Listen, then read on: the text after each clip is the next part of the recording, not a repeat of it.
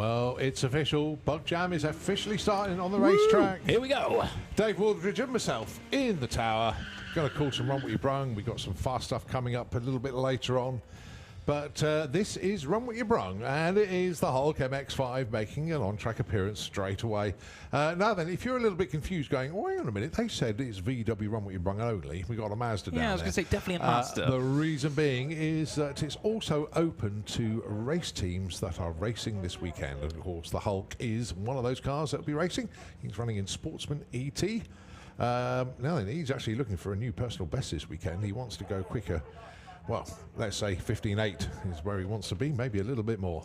And our first celebrity of the weekend, the Hulk himself, at trackside as well. It's only Friday.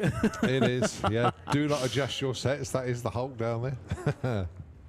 But I tell you what, Steve loves it. Loves coming up here. He has a fair old drive each time.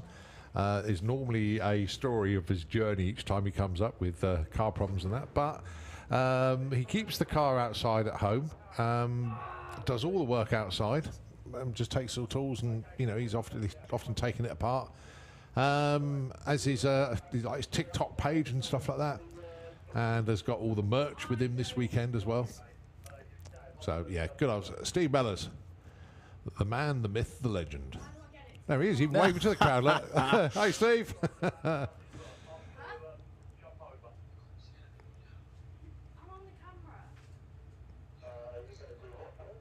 And how about that lovely little Polo from, what, 1980? That's a proper retro, isn't it? Love that.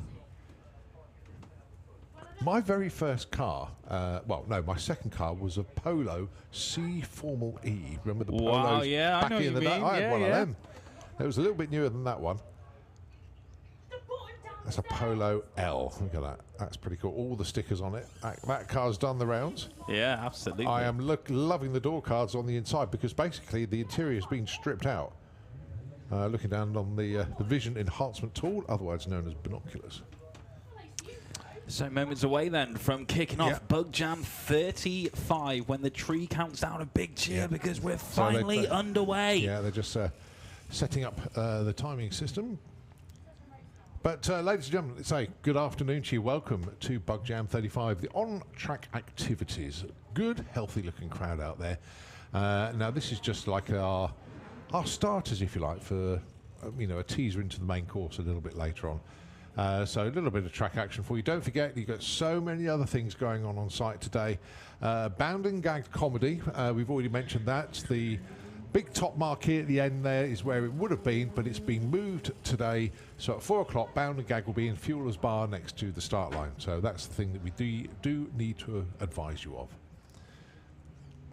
So Steve's going to get there first. What's he going to run for us? 15.81 right off the bat. Nicely done, Steve. Now he can start tuning it to see if he can go quicker. But I said 15.8. And he went 15.81. That's not bad. Well done, Steve. And he had a bit of a splutter start there as well. But actually, he needed we measured his reaction time on a calendar. but yeah, it was the ET that we was after, and he'll actually be quite pleased. That's the shape of Polo I had.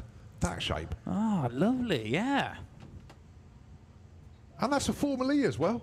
That's exactly the same car I had. It was great. Look at the size of the cars now. That was considered like a small stroke medium car. Going alongside the Seat, look at the size difference. But it's like when you go into those multi-story car parks that were built back in the 50s and they haven't changed the size of the bays. Look at the skinny wheels. Yeah, it's great. I had one of those as well. I had a Golf like that. I have a GTI 16 valve. Whoa! I thought I was king of the block. I was. But those donuts around your estate. That's right. then I realised that he needed to be a half decent looking bloke to actually have one, and that's where it all went wrong. There we go. But then I can proudly say I still drive a VW now. So Bug Jam through and through. Yeah. It is a T6 transporter, but yeah, it's still a VW. Still counts. Still counts. 15.53 and 16.50 from those two. Oh, somebody's bought some power. Here we go. What have we got here? That is what's called the Oreo Speedwagon. Here we go. Oh, no, cheating. Leaning in the back window because he's got a bottle of nitrous oxide in the back there. You can see the bottle. Wind the window up. This is Tom Atkinson, and he said, I've got a little bit of gas left. I'm going to use it today. He's not using it tomorrow. Now, if it hooks and goes, you could see 10.6, 10.7 from this, 126 mile an hour. So, yeah, Tom just basically just using up the gas that he's got left. Here we Going go. alongside the Jetta, Tom disappears into the distance, got an LS motor in there, V8. That's not bad, you know. That's not bad at all. He's not going to get that 10.6. It's an 11.5 at 123. Yeah. Now, when he runs in Sportsman ET tomorrow, he's not allowed to go quicker than 12. So that's why he's using the gas today. Makes sense. Right, this is Jane McCready in the van. This is called Ben's van. Going alongside... is this Andy Dibley? Is it? It is Andy, yeah. I had to make sure then because we didn't know which car he was going to run. Andy Dibley in the Camaro. He'll be running this in Sportsman ET. And they already leave little messages on their back windows for us. Sportsman tree, please. So in other words, it goes bing, bing, bing. So that's right, both of these running in Sportsman ET. You can see the number plate, SPET. And again, it's just a practice run in some ways, ready for tomorrow, you know? That's not bad. That's a lovely start from the Camaro. Jane will be happy with the 0.7 reaction time. I know it's only practice. Dibbs goes 12.25.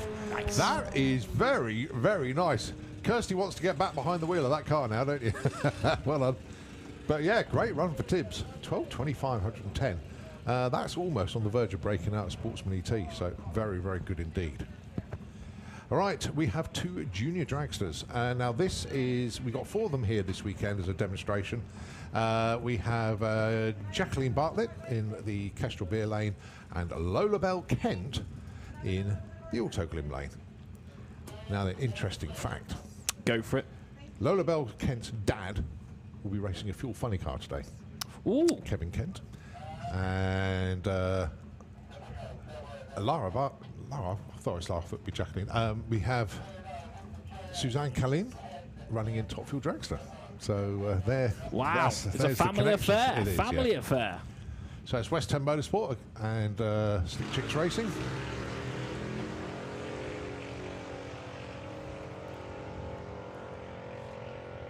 Now the ET there, 795, beautiful. The class index is 7.90. And Lola Bell goes with 1185. And a 0.3 light, so nicely done, Lola. It's all they all get their timing slicked back, and they'll be going, "Oh, yeah, I've got an 0.3 light." Or yeah, they love it. They absolutely love it. Now, it's, as I say, it's a VW Run What You Brung, obviously opened up to hot race classes. So, Dave, when are we going to see you on the quarter mile? On the quarter mile. Apart from the human-powered race tomorrow, obviously, which obviously, I know you've entered. of course, you know. But no, I think I'll be the one that's dressed up that you won't be able to see me. That's who I'm going to be. Oh, you're just going to mingle in with everybody yeah, else? I'll be there. I'll be there. But no, you just got to do it once and just come up to the start line and light those pre-stage when they beams. let me. Yeah. When they let me. Yeah, I'll be there. Come to Run What You Brung. It is good fun. It is addictive. And as you know, it's only 20 quid to have a go tomorrow. You know what? I would have entered, but unfortunately I drive a Renault, so it's not allowed. Yeah. But this is the great thing. You sort of think, oh, it's only 30 quid. This is it. What can you get for 30 quid these days? Not a lot. Into debt. Yeah. Because once you've had a go, that's it. You're hooked. And then you end up spending a whole load of money getting a race car. See, this is it. I know what I'll be like. I'll do it once, then I'll end up buying a Mustang like that for the next time round. That's Rob Carter, sorry. In the Golf. That's a bit weird because he's down as a Passat this weekend. And Debbie Taylor with the Mustang. 13:39 and 13:62. Nice.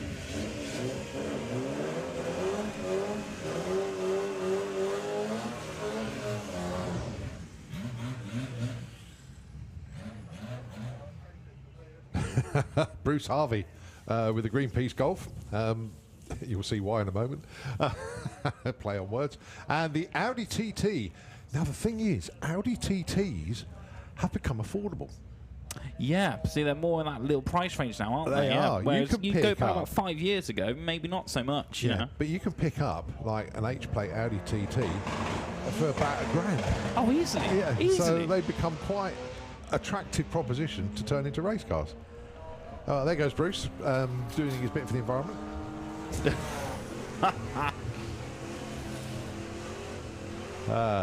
All good fun. 11:55 and 14:61.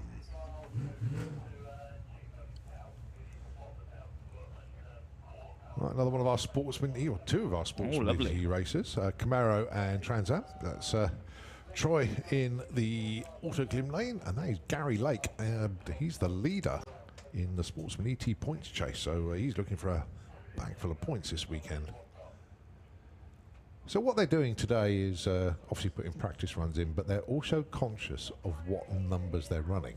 So when they come to dial in, when they go into qualifying proper tomorrow, they need to know what their cars are running, and whoever qualifies closest to their dial-in without going under is your number one qualifier. So these practices, to get them right, is pretty important. It's not just to see how much the car can do, it's to see how much you can do. That's right. As a racer driver as well. So Gary's just gone through their 1398, so he'll go back, he'll log that, and then when he comes round and he does a few more, he'll probably go, right, okay, I'll dial in 1396 for my first round.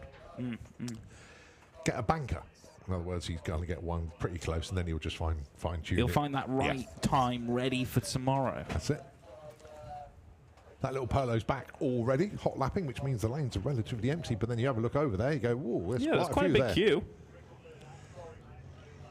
And interestingly, you see the Touareg towing, well, I think that's Luke Stevenson that's come down for a run. If you'll see a dragster up here. Yep, there it is. So Luke's come down for a run.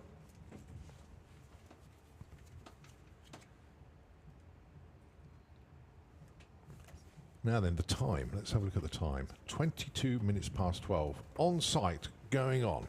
1 o'clock. The main stage opens with SBX. The Cool Flow BMX show is taking place in the Cool Flow Arena. That is behind the main grandstand. You can see that big area over there. And then, of course, 3 o'clock this afternoon on the main stage, Little Bugger's Got Talent. Yeah. Now, what sort of what do we expect? The unexpected, I know. Well, there we go. That's it, right? This is Bug Jam. Anything can happen. This is a world of wonder at Santa Pod. But no, I mean, singers, your magicians, your acrobats. For me, I want to see something different. Yeah. I want to see someone really go to town. I want to see impressionists. Yeah. I want to see something I've never seen before. You know, we've had X Factor Pop Idol. We don't need any more singers. Let's have a talent that's never been seen before. But then if you get an outstanding singer, you won't mind, do you? Well, yeah, that's the thing. Yeah. Well, as I say, you know, the talent show will be good. You're going to have to take some photographs and then come back and show me. Totally. Stuff like that. So, yeah, it's obviously been in the town. We don't get to see everything that goes on site, and you miss a load of stuff. Oh, this is it. There's just so much going on. Yeah.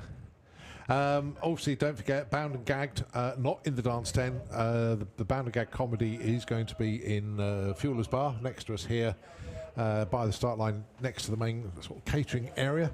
And those of you that know the Santa Pod layout very well will know exactly where Fueler's Bar is. It's one of the main focal points of the venue. Obviously, there is a live action arena. You have the race pits as well. You can go and have a look at the cars and the teams. And the drivers will be more than happy to come and have a word with you, tell you about their race operation and everything like that. So, yeah, please feel free. The facility is U-shaped. Obviously, you know you can walk around the back of the start line and sort of go into the main pits. But obviously, that's where the main entertainment is. So, if you've done Bug Jam before, you know how it works. You know the site layout.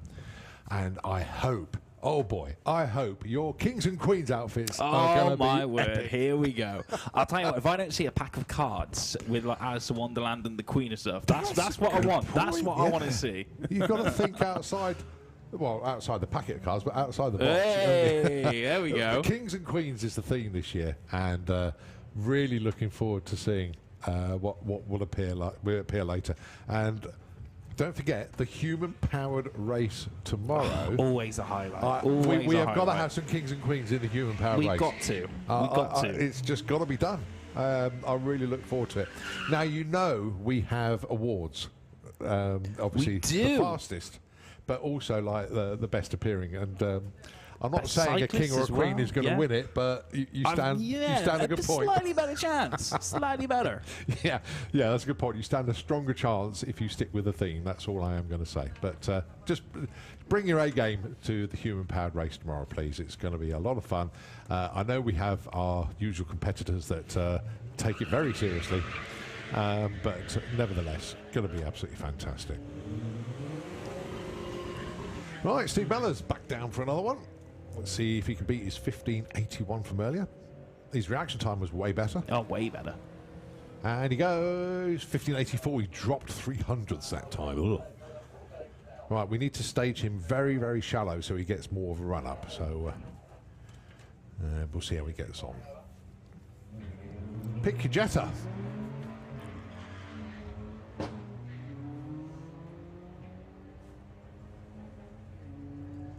So this is Run What You Brung here at Bug Jam 35. And 14.30. Wow, that's quick. That was a lot. Yeah, I wasn't expecting that time. That's really nice. Good afternoon, Roy. How you doing, buddy? Good to see you. Celebrated his 60th birthday last weekend. Bit of a bash. Happy Hope it was birthday, good. boy. Hope you Happy remember birthday. it. That's Michelle Walker driving the family Cortina. That's beautiful, that is, isn't it? My daughter went to her prom in that car. Really? Yeah, it was, oh dear, 10, 11 years ago. But yeah, Roy was the chauffeur. Did a big burnout at Whittlebury Hall. That was good fun, that. But no, the engine not as mad as it used to be. But nevertheless, good to see Roy and Michelle at the racetrack.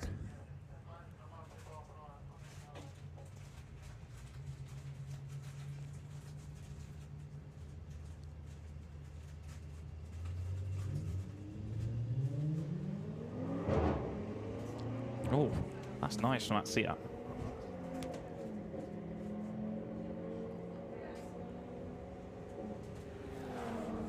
Set goes through with a 12.93. Yeah. That is moving. 16.10 from Michelle. But to give you some indication, 12.93, I had, when I my very first pass was a 16 in an Audi 2-litre diesel. And, you know, we chipped away at it and we got low 16s in the end. That says it's just gone through 12.93 at 130 meters. That's seriously quick. But it was quite smooth on that run up as well, wasn't it? Yeah. We didn't get a 60 foot, unfortunately. But the 8th mile, he reached 91 mile an hour in just over 8.5 seconds. So that's moving. Very impressive indeed. 12.93, 113. So he's obviously done some work on that. Yeah. Had a bit of a tune. Let's see if he can get any more out of it as well, which would be even more impressive. Right, the Polo C Formal E is back for another one. One I had was blue. Remember it well. But that was more the common colour, wasn't it, back in the day? Yeah. That kind of readiness of the classic Polo. God, that brings back memories. Going alongside Audi TT, one of our regular racers.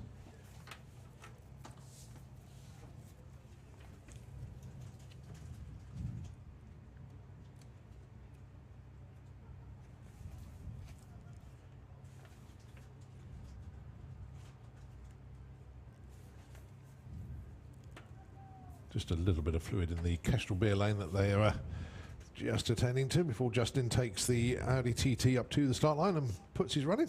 But now given the symbol to go. And that's right, I know it's Run What You Brung for General VW, but it's a lot of our racers that are booked into race this weekend at the moment And looking at the head of the lanes, obviously we've got Phil Block with the caddy pickup below us. That car is moving very nicely indeed at the moment. The Sirocco about to come around with new wheels. Told me about them last night. Looking really good, actually.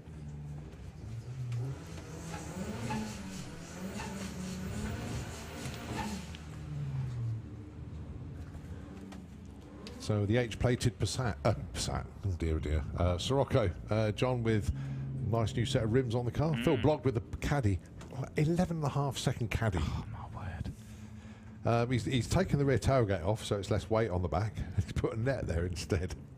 But you can see he's got the roll cage and everything, because he takes part in competition. If you go quicker than 12, you know, you do need what's called a half cage.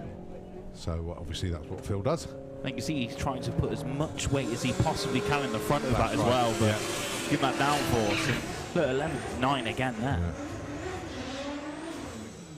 Right, Luke Stevenson going alongside his good buddy Jacob Bailey. I'm assuming we're live on the internet. A big shout out to Carl Goldsmith. Carl, I hope you not missing this too much. It's the first Bug Jam he's missed since he started racing, and that's a while ago. Wow. Unfortunately, he tested positive, so he's a bit frustrated. But Carl, get well soon, buddy. I know you'll probably be very frustrated that you're not here, but just want to say that VW Pro, VW Sportsman, they don't care. They're still going to have fun without you. But no, they do really. They do, Carl. Ah, look, the bump box is working nicely. That's really good. He thought he might bump through stage, but no, the car's hooked and gone. Yeah, stayed nice. 869, 153. Lovely. Now the fun begins. Now the fun begins. They want to tune that. He's got a PB in the 8.2s. He wants to get into the 7s this weekend. That's a great start, though, an 8.6 straight out of the gate. Listen to the engine.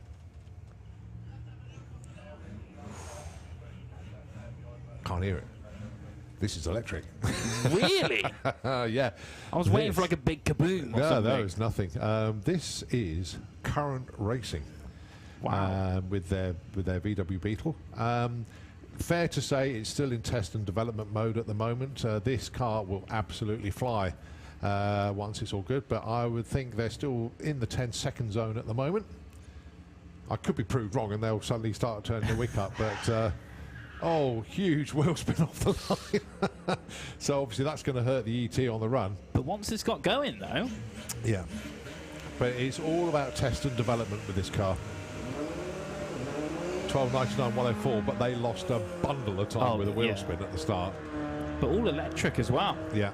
It's got the original car, or the car before this one, had twin forklift truck motors in it. But this one now has 4 motors, and I can't remember where they came from. They did tell me, but it has 4 motors in it, and it used to be on like a load of model batteries, but it now runs 3-phase electrics in there. Wow. Because of the voltages and the current. Yeah, I was going to say. There's a huge amount of oomph in that car. But it's one of those you really need to go in the pits and have a look at, because you know where the VW badge is on the bonnet, you just twist that up and you just plug it in. It's brilliantly done. Absolutely brilliant done. It is an engineering masterpiece from Current Racing. Sam and Ollie Young, 2 young guys, but very switched on, very intelligent, and what they built there is just quite staggering. Quite staggering. And that's what some of these teams are all about, aren't they? It's not even about getting those personal times. It's just seeing what they can do from an engineering perspective, what they can create. Well, it is. I mean, drag racing, I know today is run what you brung, but the whole sport of drag racing, in effect, is run what you brung. What have you built? What class can you race it in? Go from there. Amazing. Right, that sounds like Nigel Hale. It is. Oh no, it's Ricky, but it's Nigel's truck. Go alongside Debbie Taylor. Now this postcode on wheels has got a 1,600 horsepower V8 in the front. It'll propel this truck that weighs north of 4 tons into the 10-second zone. Very quick. Takes part in Street Eliminator. That's still going to do 10 seconds. Yep. Not on this one. There's a bit of a cough and splutter. Could still be in the 11s though. I was going to say, you can barely park it into the lane. And you're telling me that's going to do 10 seconds. Yeah, 11:56, 123. I mean, for someone with that weight, that's not bad though, is it, eh? But yeah, if you give it that much power, you can push anything. But no, Ricky had a brilliant meeting last time out, went straight into the 10s, but say a little cough and splutter, just dropped it into the 11s.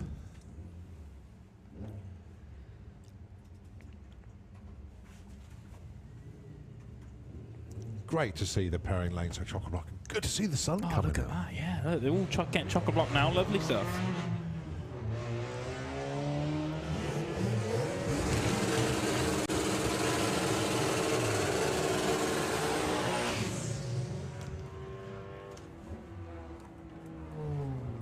Well, hopefully, Bruce, it's okay, mate. I see you being pushed back, but get back to the pits and see what the issue is.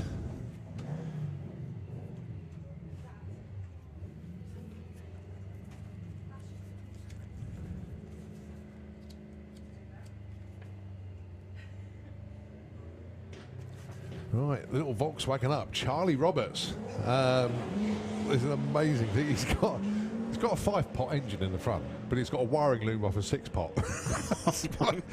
It's been adapted. And it doesn't hang about. Look at this. 1187. And that was with that little bump as well. Yeah. Nicely done, Charlie. And 1550, 87. But yeah, 1187, 122. But when you go and have a look at that car, I mean, obviously, VW up is petite, to say the least. But to have a 5-banger in the front with the intercooler, not a lot of room for anything else. No, he's let's just say the front's been severely modified. Yeah, I was going to say. It's a cracking little car, that one.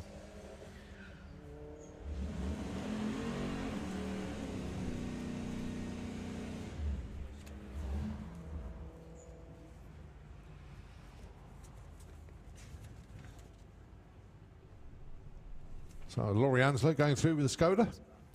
Back to some more of our VW sportsman races.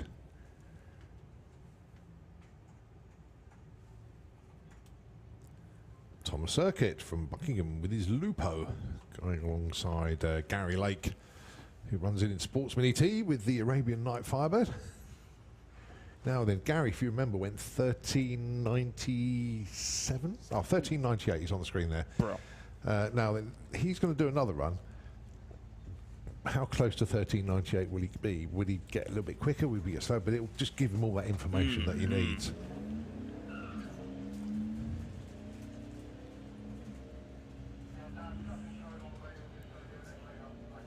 Same applies to Thomas. He'll want to tune the car as well to see where it is.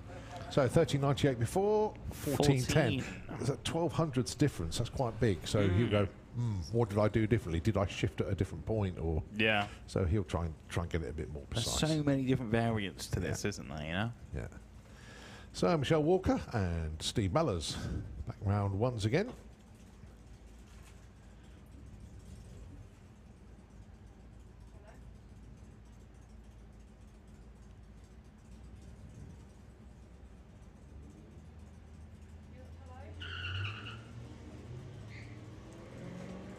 So Steve has already gone 1581, 1584. He would love to get into the 15.7s. He did stage shallow that time, which is good. 1611, lost some ET there. Don't quite know where that disappeared to. Mind you, 236, 64, maybe lost a little bit in wheel spin. But then that is a manual car, so he's all on the clutch and everything, so...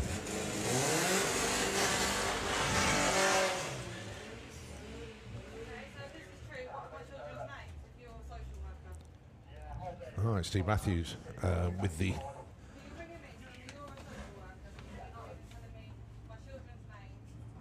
Sorry, Steve Matthews, that's Supergas, right? Yeah. Steve Metcalf, wrong Steve.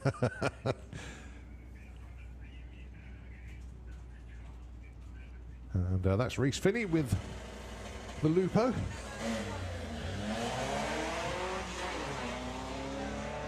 Both looking good, actually, there.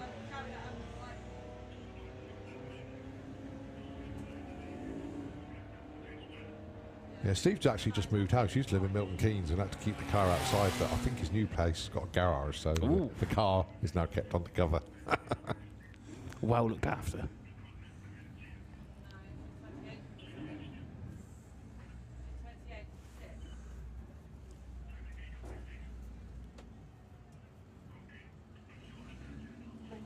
Right, Jack Marriage. It's the first one of our Outlaw Flat 4s that we've seen running in today.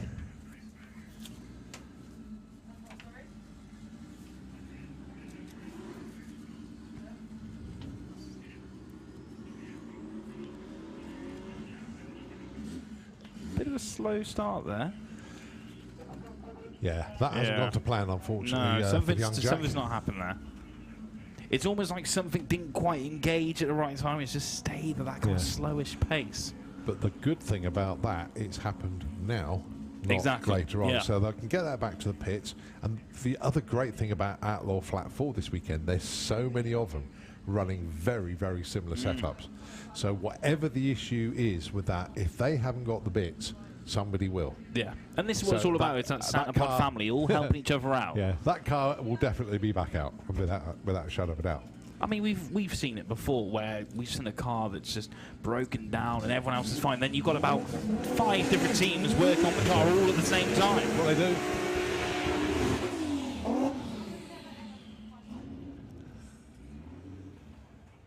Andre Walklake. Now then, Andre used to run a VW Transporter, but he's switched his preference to this, and he's built this to go seriously quick. It's getting there. He runs in VW Pro. Really looking forward to seeing how he gets on with this.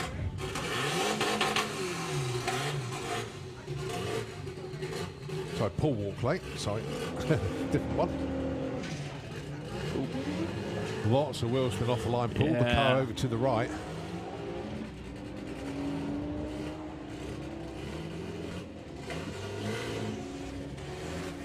Paul takes it through the stride. 1372 at 103. Okay.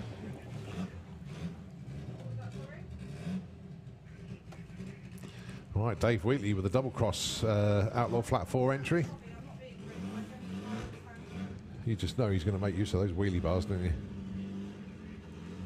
They're there for a reason. Oh, yeah.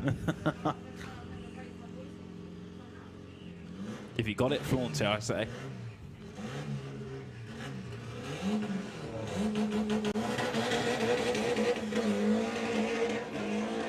That's them set very low, so the front's not going to come up too high.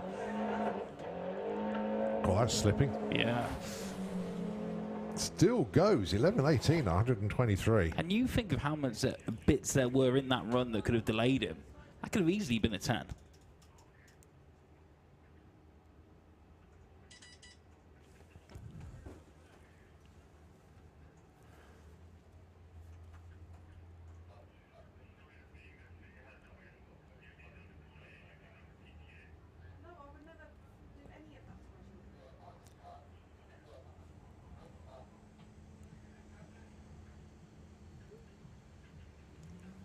Don't forget registration for Little Buggers Got Talent. You need to head over and get yourself sorted out. Little Buggers Got Talent. Big part of Bug Jam today. And of course we've got the children's day, but then the adults tomorrow. Oh, yeah. That's it. It's the kids today. 2:30 is registration. 3 o'clock on stage. So don't forget Little Buggers Got Talent. So the kids can rope the parents into it if they want to, or they could do a deal if you're a pushy parent, then I'll go and do it if you do it too, Mum and Dad. Mum, I did it, it's your turn. Exactly, exactly. We take all types of talent, all types. Even if you haven't got any. Or even those ones you save for the party trick. Even if you thought you've had talent, we'll find out you haven't. Or vice versa, if you thought you didn't have any and you have. We'll tell you if you got it or if you never had it. That's it. You're amongst friends. Okay, the Toyota Supra running in Sportsman ET tomorrow. That's Georgina Smith. So smooth, isn't it? It's the run of that. Beautiful. Jonathan Newell with the Lagster, the Seat Leon going through. 1280, 119, plays a 1578. Ooh, nice quick run there for Georgina. Sometimes that car goes in the low 16s, but 1578.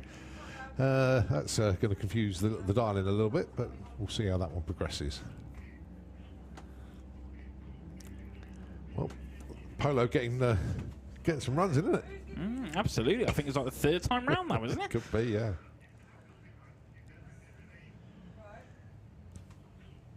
Oh, little overshooting of the starting of the tree there.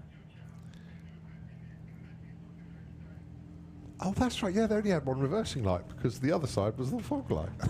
Yeah, yes. Remember that? I was just about to say, I was like, oh, you didn't get your reversing lights fixed, but no. God, remember that. That is a proper retro car, that is, isn't it? It's one of those ones, iconic. That was back in the day. I don't know if you ever did this yourself, but one of my first cars, you obviously had your brake lights, and you went and bought those additional brake lights you put in the back window, and you had little suction pads, and you stuck them on. You thought you were cool because you had high-level brake lights. Now they're factory standard on all cars.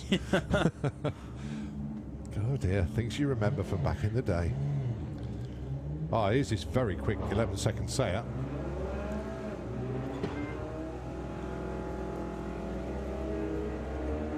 Alongside the Corrado, I think that was. It went through very quickly before I had a chance to have a proper look at it. Not quite the one we were used to seeing from the Seat on that one.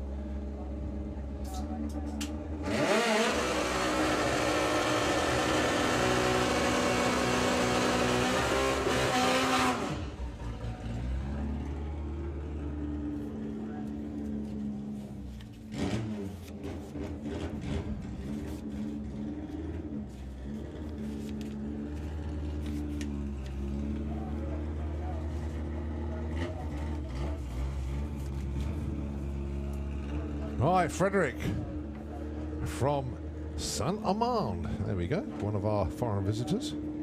Has a best ET of 1188. Ooh, and nice. just to really confuse us, 183 kilometres an hour.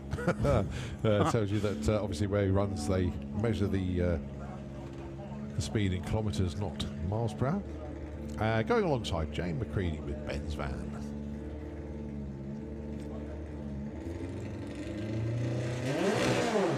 Whoa. That's sounding good. It looked good as well. Oh, just the lifts before the stripe, unfortunately. But 1268 at 79 mile an hour. That was going really well. PB of 1188. That would have been close. That would have been close. That wasn't far off. Mind you, I like the thing he's put on here. Target ET that he wants is a 1075. Well, never know. Could happen this weekend. All right, Laurie Anslow once again with the...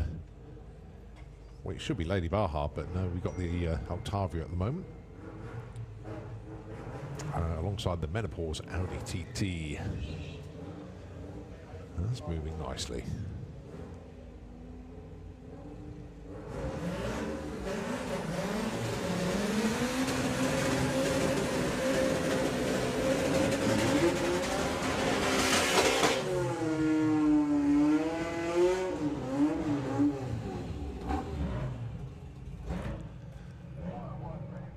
Just to remind you that the Cool Flow BMX show, 1 o'clock in the Cool Flow Arena, not that far away. Also, the main stage will open with SBX at 1 o'clock. All right, Dave Crowhurst with this outrageous Beetle. Subaru Flat 4 powered.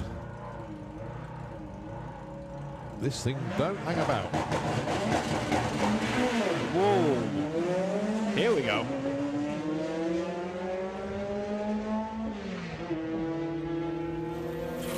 Certainly didn't hang about at all. Wow, 966, 144. Lovely, lovely. Lovely opener for Dave. That was stout. Yeah, that was beautiful. Yeah, you'll take that. 966. And that's what, his first run of the day? That's amazing. Yeah, that's what they call off the trailer. And to get a great run like that, it's like, oh yeah, all the tinkering we've done at the workshop has paid off. And yeah, they've hit the ground running, most definitely.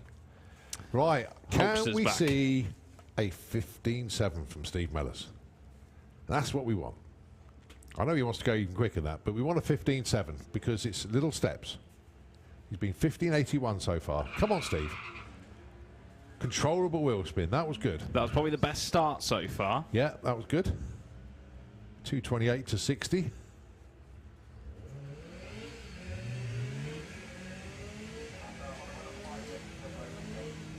Oh, 15.87. It's just these little nitpicking margins, isn't it? Oh, well, he's back in the 15.8s again. He'll be pleased with that. But now he'll be frustrated because his first run of the day was his quickest. But it's the way it goes. It's drag racing. It's all sent to try us. It really is.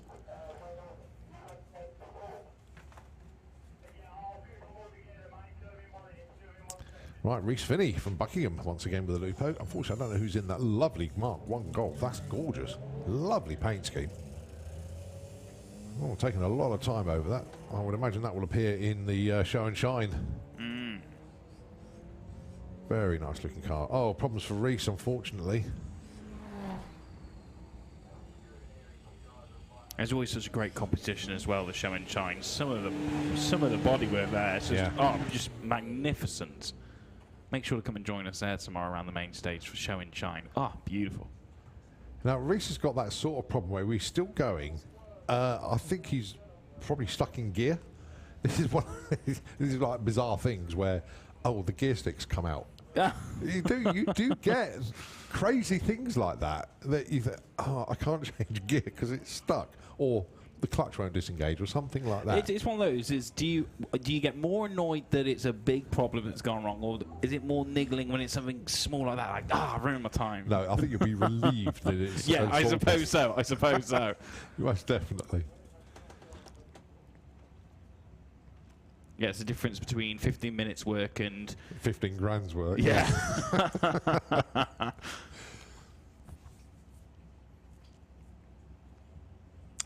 Right, a little Tiguan down there. I do like Tiguans. Yeah. They're lovely cars. For that kind of bulky model as well, you know? And white works on that.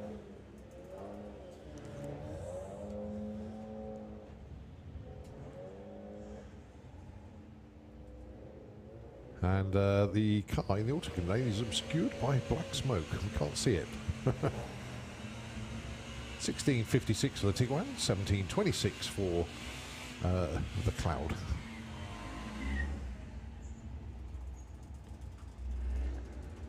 Oh, Mark 1 Golf GTI, lovely.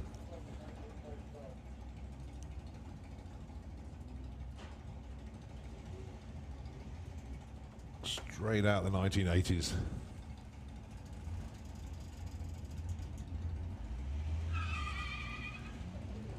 It's almost an 80s versus 90s here in a way.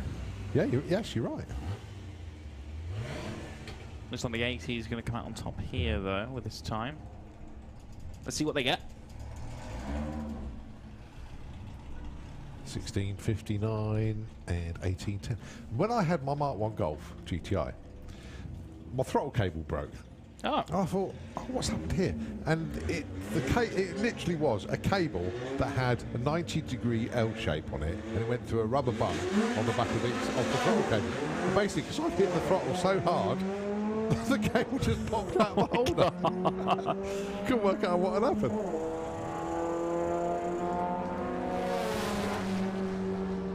Oh, 11.61. 118 mile an hour. Outlaw flat 4.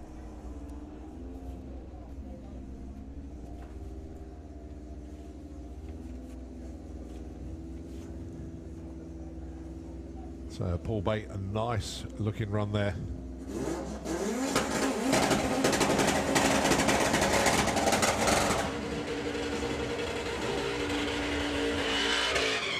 I like it when you're given a crib sheet about these people. Number of years racing, lots.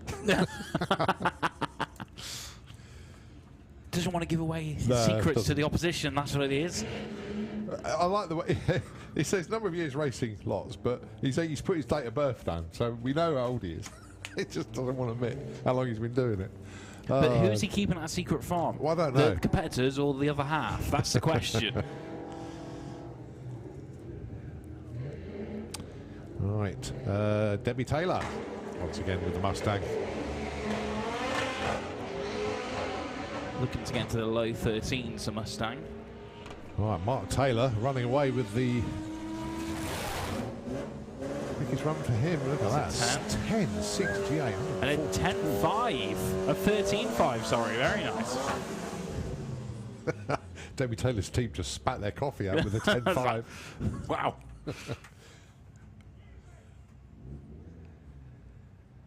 Well, we've seen Phil Blogg already in the 11s. Yeah, it was a great first run for him. Yeah, 11.92. Actually, both these cars had really impressive first runs. So, building from that, let's see if they can make it a little bit better this time around.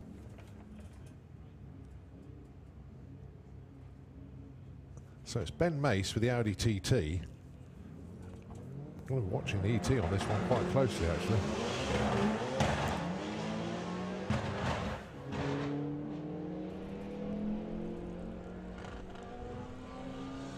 Phil's going to get there first. 11.83. Nice.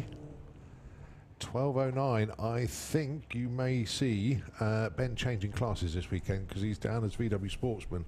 I think you might see him step up to VW Pro this weekend as the car's really stepped up. So we shall watch out for that one. Yeah, because you have to run. There's certain time limits, yeah, 13, isn't it? Yes, I believe so. Mm. So he's running quicker than that. We're going to whack him in the pros. Yeah. Or he's got to slow down, one or the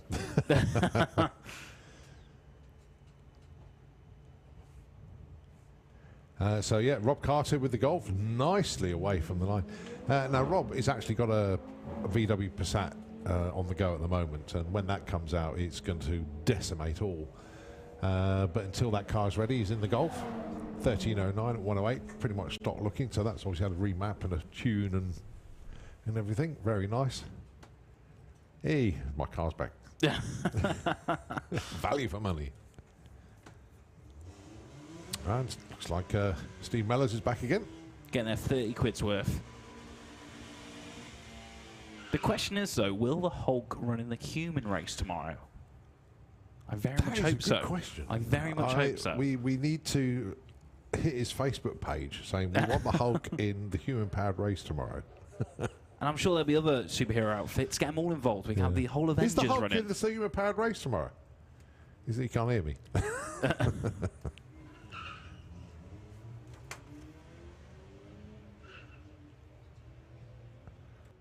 say that. You blanked me. It might. Right, come on, Steve. Come on, what you got for us? What you got for us? Come on, come on, come on. 16.09. Oh, speed's consistent. 86 mile an hour.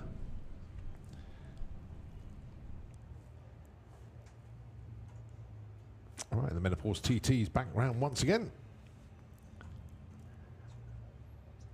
Do that tomorrow morning.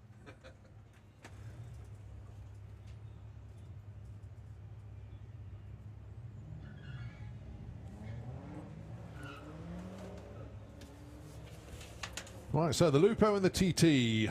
Let's have a look in the lanes behind us. Still chock-a-block. That's what you want to see, though, isn't it?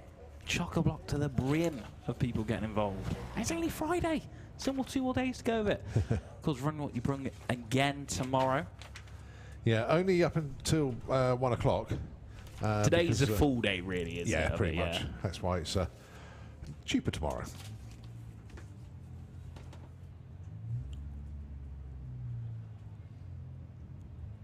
That is a beautiful paint job, isn't it, on that? Ah, it looks brilliant. It's all metallic lime. Best way I can describe that. 1980 registered Golf.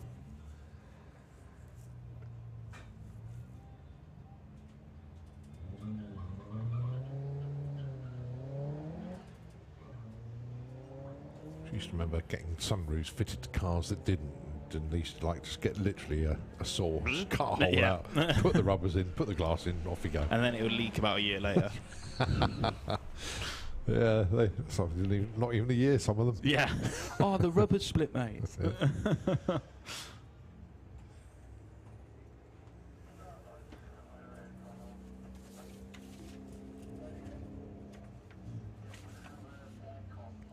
All right, Tom Circuit from Buckingham once again with the Lupo. And the Tiguan, just here for Run What You Brung, not in competition this weekend. Hey, you're here, why not, eh?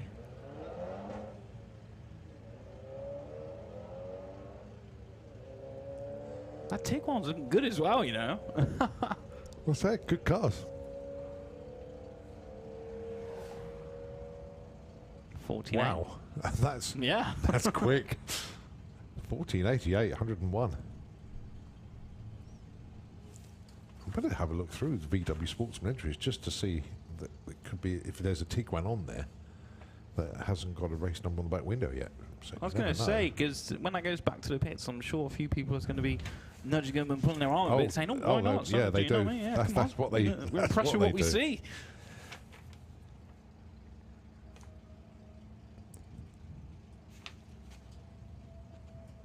I can't see one, but I've spotted something else, and you'll like this. Go on.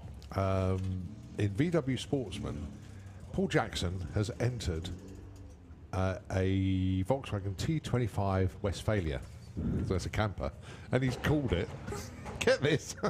I'll pop the kettle on. Paul Jackson, you legend. That is awesome. I love it. Mate. Best name for a race vehicle ever. I'll pop the kettle on. Will there be a boiling kettle in the back? Because that's an accident waiting to happen. That's the question. I'll have a tea when he finishes at the end. Yeah. Just it'll be splattered all over the interior.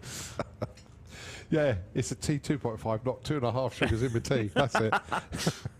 Oh, that reminds me of a Run What You Brung, and I think it was Bug Jam years ago. Somebody bought a camper out and did a Run What You Brung pass. And literally, as the bus left the line, the back door flew open, and his bedding fell out the back. A couple of saucepans and a wall-mounted Swatch clock. You remember those wristwatches? Yeah. Well, a full-size one of them fell out the back. What he's doing with that in the back of the camper, I do not know. But that was so funny. Did he camp out on the track then? I don't know if it was that, if it was a protest or what. Oh no!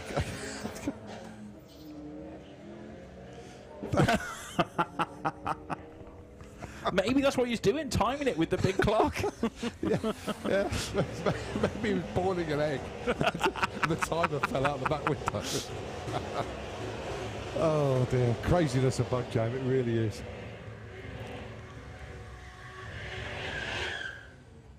Every pass has a story to tell in this sport, it really does. I mean, Oz, I know you've seen plenty over the years, but oh dear, some of them are so funny. Right. Ash with the Skyline and Georgina with the Supra. Both of these two running in the Sportsman ET this weekend. And that's why you see two non-VW cars out there. As I say, the Run What You Brung is open to everything VW and also teams that are entered into the racing this weekend. That's why they're having some track time today. Having a look in the lanes. A few of the Outlaw flat fours have made their way down.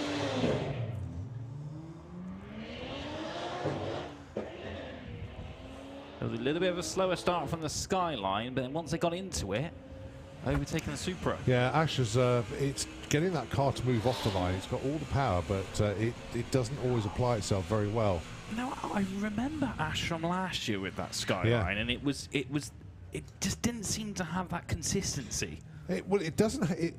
It's inconsistent with its consistency, if you know what I mean. It always does the same thing when it leaves the line, as in it builds up the boost and then it just sort of bogs, but then it picks up speed. But because it does it on every run, it's quite a good combination because he knows what it's going to do. So I see what you mean. He dials the car into what it does. Yeah. Reads the car in a way. So he's actually a very good racer, despite the way the car launches.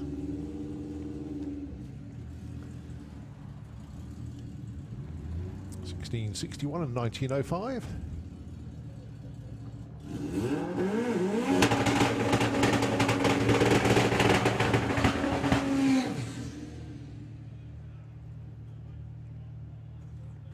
So we got the full-bodied Sirocco in the Kestrel beer lane.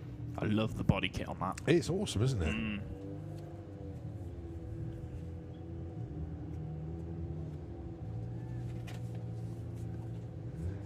And from 515, sorry, from VW Pro, it is the blue Leon Racing of Mark Taylor. Plenty of wheels been off the line, but a 179 to 60, that's actually hooked up quite well. Manages a 10.6 as well. Yep, a little bit quicker than he went earlier. He's the third quickest down the track today. If he can just get that start right, could be very lethal. I think it's power application. Front wheel drive, they will always wander because of his torque steer. It's always going to be difficult when a car moves forward, the weight transfer is to the back, but you want it over the front. So you're sort of going against the laws of physics, really. The Tangoed Golf of Ed Keach. Started his days in VW Sportsman, and guess what? He's made the car quicker. VW Pro now.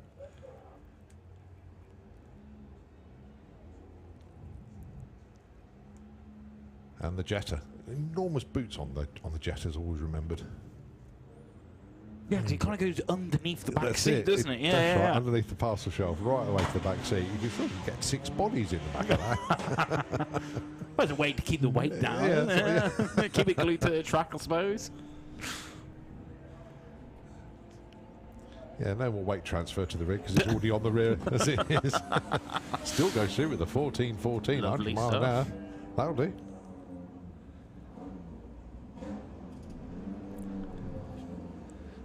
Right, that definitely sounds like a flat 4. It's a pair of them. Look at this. Darren Shepherd with the Social Outcast Outlaw flat 4. Going alongside Vito with a 54 oval.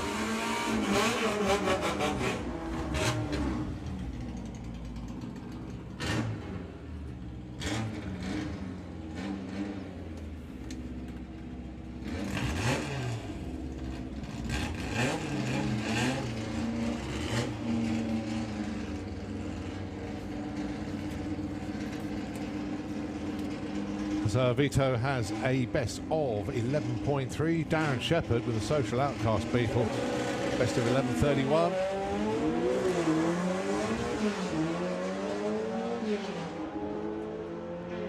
Such a strong entry from Outlaw Flat 4 this weekend. 11.68, great opener there.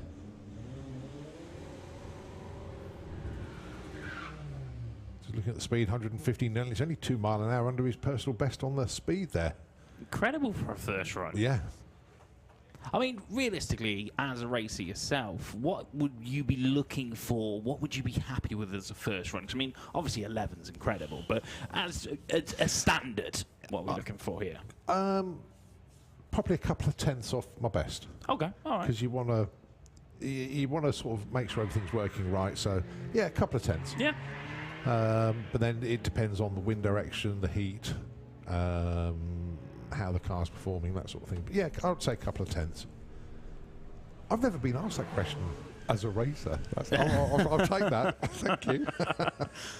I just went around this Tesco car park. Racing around. I've had that more almost. Build you up, shoot you down. Yeah, thanks, mate. Right, time now, well, just gone past 1 o'clock. Don't forget, Little Bugger's Got Talent. Registration, you need to be over there for 2:30 to register, and that is by the main stage. And then, of course, Little Bugger's Got Talent, 3 o'clock is when it actually takes place. Cool Flow BMX, I know they've got a show that's just started, but they have another one at 3 o'clock this afternoon. 4 o'clock, Bound and Gagged Comedy will be taking place in Fueller's Bar, next to the start line here, not in the big party marquee at the end there. So don't forget, the Bound and Gagged Comedy will be next to us here, Fuelers Bar at 4 o'clock. And that's just for today, isn't it? That's Just not today. Not for the weekend, Yeah. just for today, because Definitely today. they're setting up all the amazing stuff that you'll see tonight with Soul to Soul. Amazing. Oh, main stage, Soul to Soul. Awesome. Steve Mellors is back. I'll tell you what, he's getting his money's worth out of that Hulk Right, outfit. now isn't then, he? Steve, really shallow stage. Not as much wheel spin, I'll tell you what, but it did. for me, that's my favourite start of his ones he's done, though. Just purely because there wasn't as much wheel spin that time round.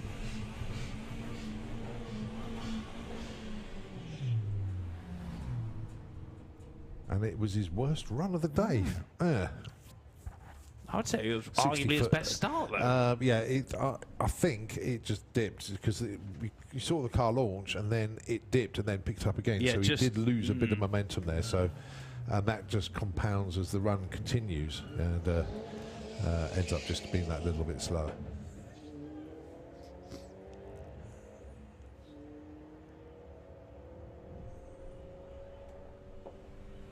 Well, fair to say, there's a huge number of you on the back spectator banking. A very good afternoon to you. Welcome to Bug Jam 35. I hope you all got your tents and all your sleeping arrangements all sorted out, because once they've chilled out on the banking for the afternoon, they'll be going back, getting changed for this evening. And Kings and then queens. tonight they'll be going, where did I put my tent? Where was it? It was here somewhere.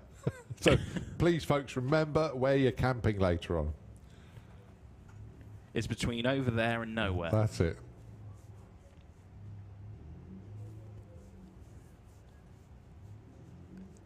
I tell you what, it's a good crowd for a Friday. It's excellent. Well done, everybody. They are a good-looking crowd. Well, I believe today is the final day of term for a lot of kids as well, so you might have some families turning up today. Good point. Yeah, Good a lot point. of teachers that have been allowed out, maybe, after the term.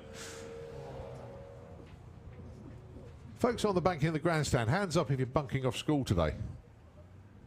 Ooh, There's a couple. was There's a one? couple. I saw a couple there. It was a bit of a shy hands up there. Yeah, it's just yeah, but we can't say that because he's a teacher. You shall remain nameless. Yeah, yeah. John Crawford will remain nameless.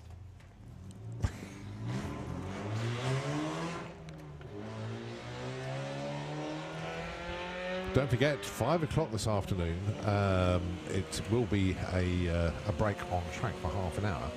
But that's when the VWDRC will be lining up their VW Pro versus VW Sportsman shootout.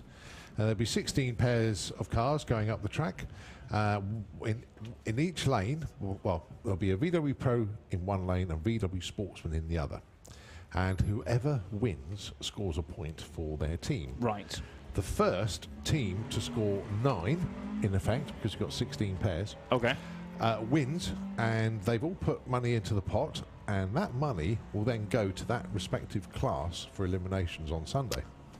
So whoever wins out of VW Pro and Sportsman in the shootout, when it comes to eliminations on Sunday, I believe it's like 200 quid for the overall winner, £100 Amazing. for a runner-up. So yeah, it's some good, Oh, good right. money, and a good little thing they do. They always do it at Bug Jam, because it's a very strong entry in VW Pro and VW Sportsman. Well, we've seen some of the sportsmen running pro times. Yeah. Well, they've got to dial the cars in. That's the important thing for them. They don't want to go too quick, because it's obviously, because it's a dial-in, the VW Sportsman car will always leave first, and then the Pro will be chasing it down. But they want to overtake the Sportsman and get to the finish line first. But if they go under their dial-in, it's called a breakout, so it will give the win to the other car. So There we whoever go. does the best job on the start line It's all has the down to the advantage at start, the yeah. stripe. All will become clear, as it's clear as mustard at the moment. So they're competing for the chance to win money Yeah. on the Sunday. $1. Oh, we've got a grown-up Tiguan. Look, it's a Touareg. Whoa. Ugh. Big time.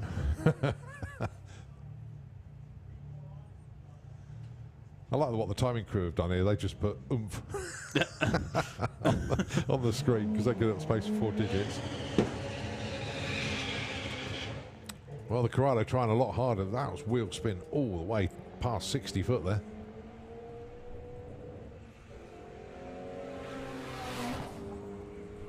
Goes 14.06. That was its quickest run of the day so far. Well done to them. And the Tuareg goes 16:03.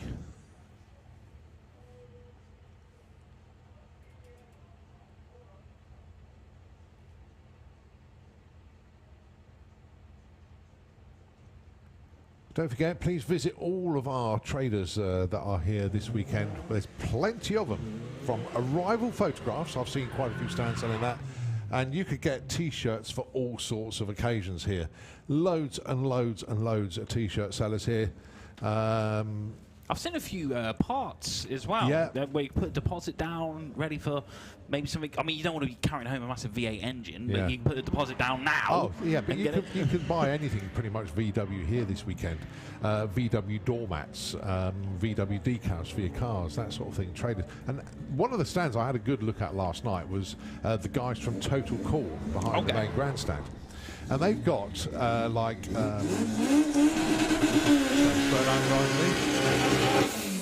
they got inverters. They've got these battery-powered freezers, mobile freezers, like cool boxes, but they can freeze as well.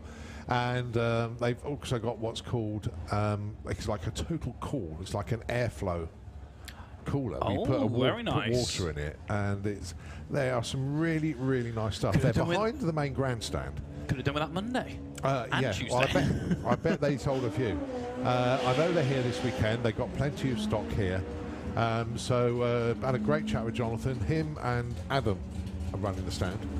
Go and have a word with them. Say I sent you. But yeah, they got some really, really nice stuff there for like portable freezers, and they're all battery powered.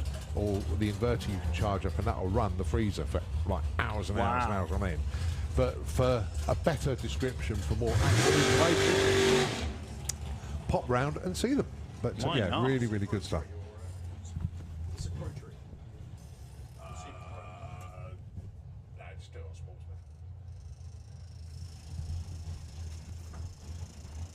Right, so this is Billy Everett going for a run in the Slick Tricks Super Pro Dragster. Could run in comp as well, but no, we'll class it as Super Pro.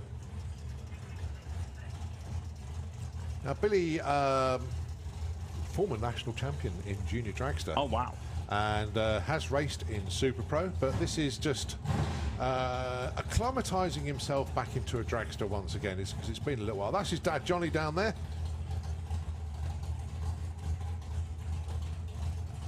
So, Billy Everett in the Slick Tricks Racing Falling Dragster. Car capable of running low 8s to high 7s, I would have thought, but Billy, I think he's just going to go through the motions. Although he's licensed, this is like a refresher for him, so getting back into the swing of things. And that's exactly what he's done. He's just done burnout and launch. So basically, that's given me a perfect way of describing what's happening now with Billy. So the thing with a dragster, to be a licensed racer, you have to go through the process. The first time you do a run, you do your burnout, and then launch the car. And that's exactly what he did. He launched the car to 60 foot off the throttle. Perfect. The next time you see him, he'll do the same again, but then he'll go to half track. Okay. To show he's got control of the car. Then his next run will be a full pass. Right. And he's showing the race director and everybody that he is capable of controlling that car. So that was the first one out of the way, plus the fact he's never driven that car before. So although he is an experienced racer and has been down this track in 7 seconds, it's a different car. Yeah, different. So he's got to get to know where all the controls is. He'll probably go back to the days when he was driving the Alton and going, yeah, the parachute's there, and this new car could be here. Yeah, there's so many different variants as well. You know, right. Different conditions, everything. So it makes sense that we're not just chucking him in at the deep end. Yeah. You know. A lot of people would love to chuck Billy in at the deep end. I've known Billy for years, and Johnny, they're a great family. Do a lot for the sport. So, yeah, tongue-in-cheek comment. Hope you take it that way. But, no, Billy is always good for a quote, and especially Johnny, because he'll come up over the weekend and have a chat with us. So, yeah, good team. Very, very good team indeed.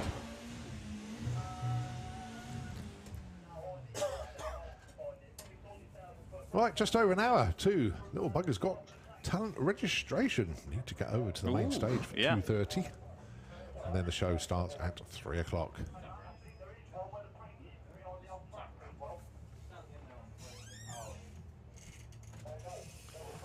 Right, this golf's getting quite a few runs in. Yeah, God, it's fourth time we've maybe seen it. It always looks so slick as well. Nice acceleration there. Ooh, what's that? Looking in the lanes. Nobody can see. Is that a Phaeton? Or is that a Passat CC? I don't know what that is, but we'll have a look when it comes around the corner. I like it. Let's see what it can do. It's what your brung is all about.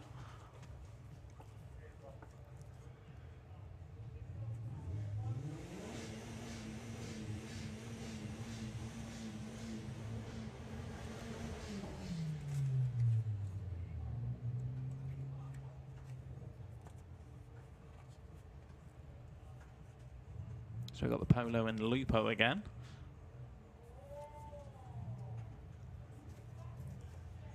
Just looking at this total cool thing once again. The 3000 cooling system, it takes 1.5 litres of standard tap water. And you put it through this thing and it will give 45% cool air for 10 to 30 hours. Wow. Depending on the fan speed. It's a cracking little thing. Brilliant. Ideal for caravans and tents and stuff. That's why I was looking at it. Probably get one later on. Bring it up here. Right, it's a VW Arteon. That is beautiful, isn't it? Look at that, the gold. Whew. I like the colour.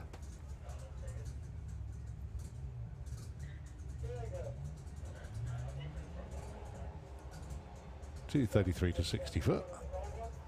Okay, it's got a bit of power behind it as well. Nice. 85 mile an hour at the 8th. And 1332 at 108. Not bad. Yeah. And where will these racers be looking to get our top speed? At the 8th bit or literally on the quarter mile, would you say? Well, this car in question here, definitely quarter mile, but we don't know what Andy's got for us. A rather rough-looking Chevy.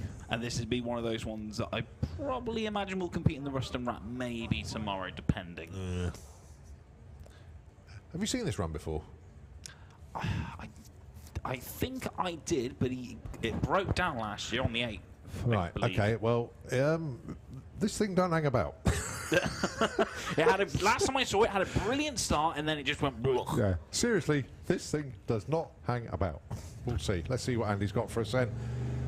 Building up the boost from the twin turbos. Here we go.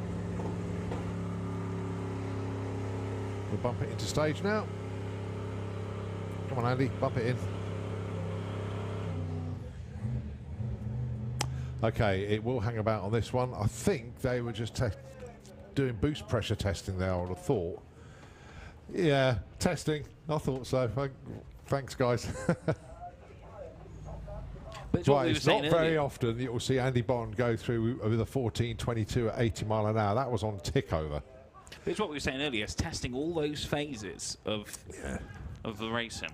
If Andy Bond, over the course of the weekend, doesn't run a 6 over 200 mile an hour, then he'll be disappointed. That's how quick that car is. And that is street legal. Yeah. Oh, my word. That is... yeah, that, ladies and gentlemen, is the class record holding car for Top Speed Automotive I feel Street sorry for his next door neighbour. He's been... well, you need to feel sorry for him on a regular basis because he drives that car on the street all the time. Wow. He's incredible. The streets of Wiltshire have never been the same since Andy Bond had that car. But he filled up in Toaster last week. So he's driven it from Wiltshire to Northamptonshire. But Andy uses that car all the time to prove its street worthiness. I mean, you have got somewhere in the region, 2,500, 3,000 horsepower in that car with full boost in the turbos. It's a serious bit of kit. 6.80 that car has been down the quarter mile. And I mean, he must want to cane it down the A40 on the way to Oxford sometimes. He doesn't want to lose his license, put it that way. But yeah, the ugly team. Yeah, it's a phenomenal car. It really is. But it's really good to you know, people look at that car and go, oh yeah, it's this, it's that, and then when he runs it, you think, whoa.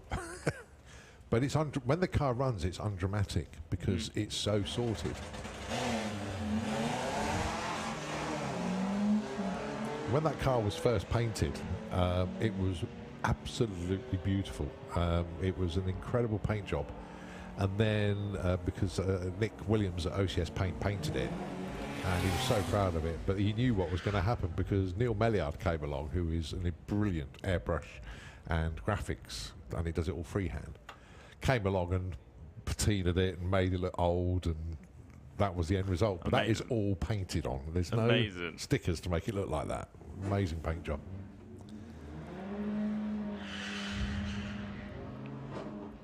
I'm intrigued about this little Jetta, you know, because that is running numbers that, well, obviously it was never designed to run when it came out of the factory. And the tyres are still pretty small as well. The wheel, you know what I mean? Yeah, I mean, what's that just on? 1483 at 98 mile an hour. Remember my 2-litre diesel Audi A4 was struggling to run low 16s, and he's just gone 14.8 at 98 mile an hour. For something of that size, you at least at minimum see it lowered. It's not even been lowered that much by the looks of things. Well, that car out of the box, if you could find one back in the day, would probably run high 17s. So it's found 3 seconds on the quarter over its lifespan. Right, Jacob Bailey with the Jet R. I remember when Jacob ran his first 10 in this car. It was happy days. He's now got it into the 9s. Best today, he's only done one run so far, 10.74.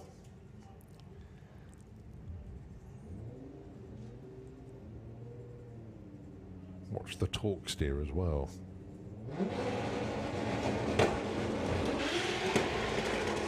Actually, not too much. Not now. 113 and 688 at the 8th. And that's a 10.39, 141. But puff of smoke, an even bigger puff of smoke in the shutdown area. Oh dear, I hope he hasn't wounded it. It's still billowing.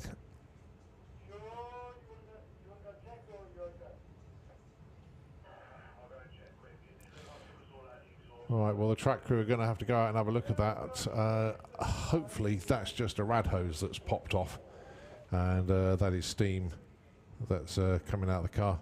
But as you can see, our spotters straight out to have a look, see the condition of the track.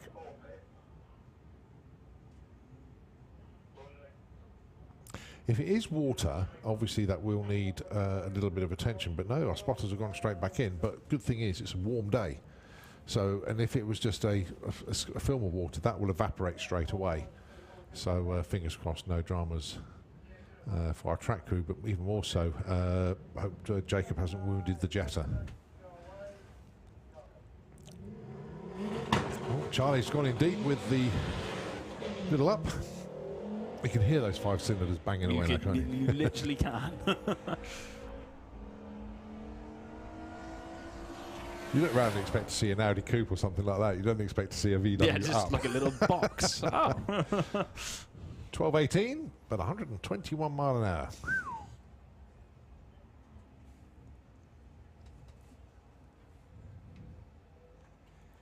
Right, now to me, that looks like a box standard Golf GTI. Prove me wrong. Let's see. I do like Golf GTIs, I must admit. I can't deny it. I do have a soft spot for them.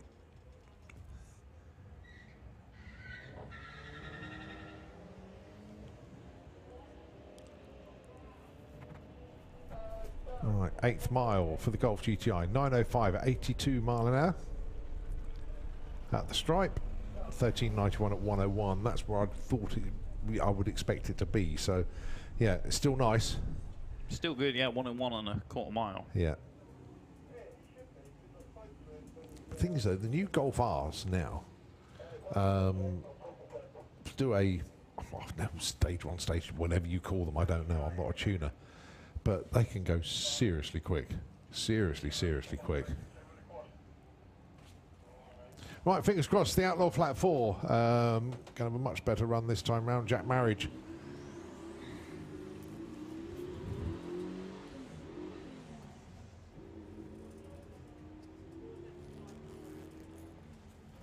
Going through the motions there, and yeah, although he's getting up the track, still in sort of test mode, still trying to iron out the. It looks slightly better. Yeah, excuse the word, ironing out the bugs. Yeah, it looks slightly better, but nothing really to write home about. But again, it's all about that testing, isn't it? Yeah. But the only way you can test these cars is at a racetrack, and you can do so much in the pits and that. But the only way you're going to find out for sure is on the track. And that's the whole thing about today: is run what you brung. And so the brains trust with all the Outlaw Flat 4 gang will be on that, and the Marriage team know what they're doing, so it'd be good to see that car lower its ETs and increase its terminal speeds as the day and the weekend progresses, and I know it will. They'll have that sorted. Oh, I look into the lanes and I can see a Nitro funny car. Hey. Which means if there's one that's made its way down, hopefully the other two are there as well. Now, they were scheduled to sort of open the track proceedings up today, but it does take them a little bit of a time to get them warmed up and ready. But this is just checkout passes for them when they come round. So if you're in a viewing area and want to get a good one, or if you're not there quite yet, not far away from Nitro Funny Car.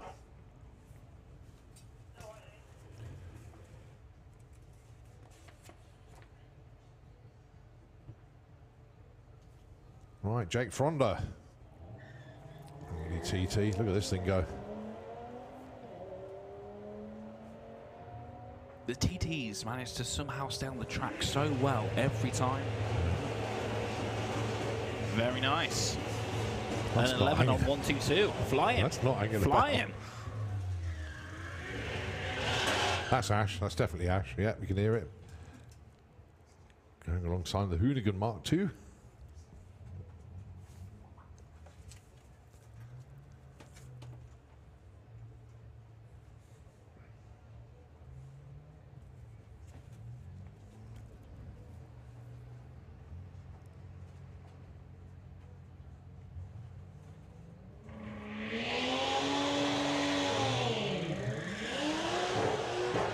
Kept on boost quite well that time, actually. It's struggling for grip.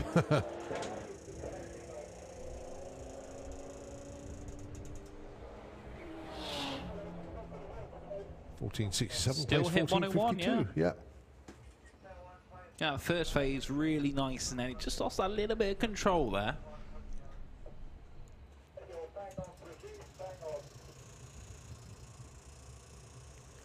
Well, I can see the second Nitro funny car. I can see the Gladiator machine of Jason Phelps has made its way down.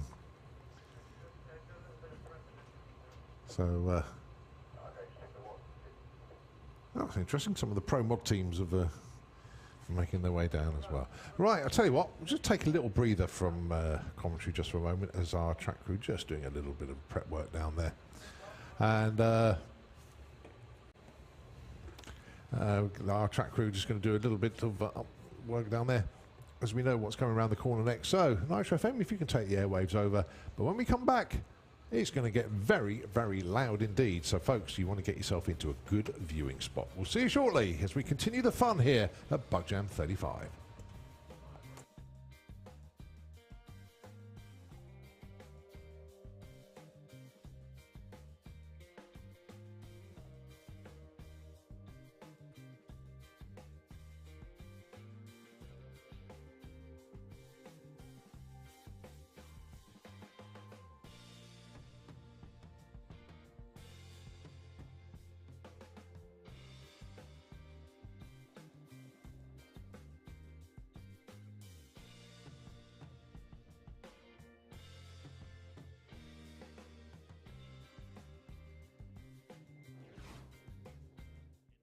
It's ready for tomorrow, you know. That's not bad. That's a lovely start from the Camaro. Jane will be happy with a 0.7 reaction time. I know it's only practice. Dibs goes 12.25. Nice. That is very, very nice. Kirsty wants... See, this is, I know what I'll be like. I'll do it once, then I'll end up buying a Mustang like that for the next time round. That's Rob Carter, sorry. In the Golf. That's a bit weird because he's down as a Passat this weekend. And Debbie Taylor with the Mustang. 13.39 and 13.62. Nice. Qualifying proper tomorrow. They need to know what their cars are running, and whoever qualifies closest to their darling without going under is your number one qualifier. So these practices, to get them right, is pretty important. It's not just to see how much the car can do, it's to see how much you can do. That's right. As a racer driver as well. So Gary's just gone through their 13 cards with like Alice in Wonderland and the Queen and stuff. That's what I want. That's what I want to see. You've got to think outside. Well, outside the packet of cars, but outside the box. Hey, there we go. Kings and Queens is the theme this year, and really looking forward to seeing what will appear later. And don't forget the human-powered race tomorrow. Always a highlight. We have got to have some Kings and Queens in the human-powered race. We've got to. We've got to. I know we have our usual competitors that take it very seriously, but nevertheless, going to be absolutely fantastic. Right, Steve Mellors back down for another one. Let's see if he can beat his 15.81 from earlier. His reaction time was way better. Oh, way better. And he goes 15.84. He dropped 300ths that time. Ugh. Right, we need to stage him very, very shallow.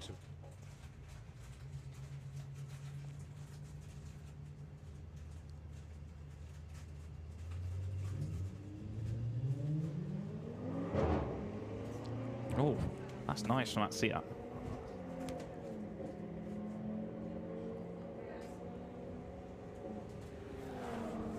Set goes through with a 12.93. Yeah. That pickup blurs. That car is moving very nicely indeed at the moment. And the Sirocco about to come around with new wheels. Well, told me about them last night. Looking really good actually.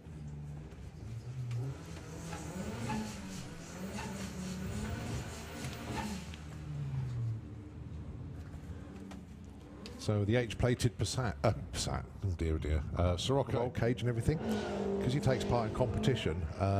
If you go quicker than 12, you know, you do need what's called a half cage. So obviously that's what Phil does. I can see he's trying to put as much weight as he possibly can in the front of that as well, but give him that downforce. Look, 11.9 again there. But no, they do really, they do, Carl. Ah, look, the bump box is working nicely. That's really good. He thought he might bump through stage, but no, the car's hooked and gone. Yeah, stayed nice. 869, 153. Lovely. Now the fun begins. Now the fun begins. They want to tune that. I could be proved wrong, and they'll suddenly start turning the wick up. But oh, huge wheel spin off the line. So obviously that's going to hurt the ET on the run. But once it's got going, though. Yeah. But it's all about test and development with this car. 12.99, 104, but they lost a bundle of time with a wheel spin at the start. It's brilliantly done. Absolutely brilliant done. It is an engineering masterpiece from Current Racing. Sam and Ollie Young, two young guys, but very, very switched on, very intelligent. And what they built there is just quite staggering. Quite staggering. Very quick. Takes part in Street Eliminator. That's going to do 10 seconds. Yep. Not on this one. There's a bit of a cough and splutter. Could still be in the 11s though. I was going to say, you can barely park it into the lane, and you're telling me that's going to do 10 seconds. Yeah, 11.56, 123. I mean, for someone of that weight, that's not bad though, is it, eh? But yeah, if you give it that much. Getting chock-a-block now, lovely stuff.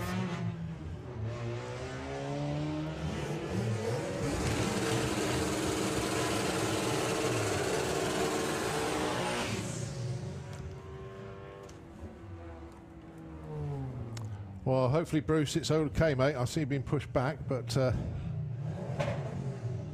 get back to the pits at the front with the intercooler. Not a lot of pipe room for anything else. No, he's, let's just say the front's been severely modified. I was going to say. It's a cracking little car, that one.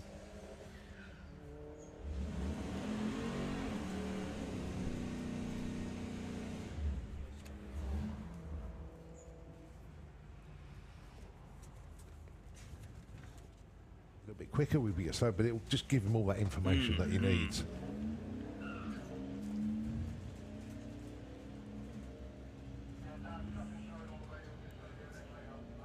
Same applies to Thomas. He'll want to tune the car as well to see where it is. So 1398 before, 1410. There's a 1200ths difference. That's quite big. So he'll go, what did I do?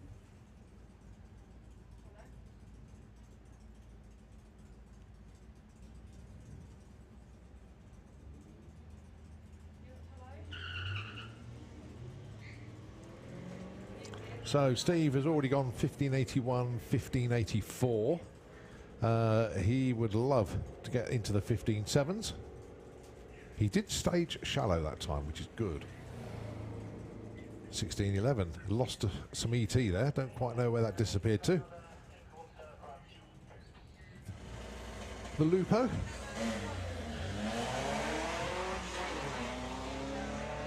Both looking good, actually, there.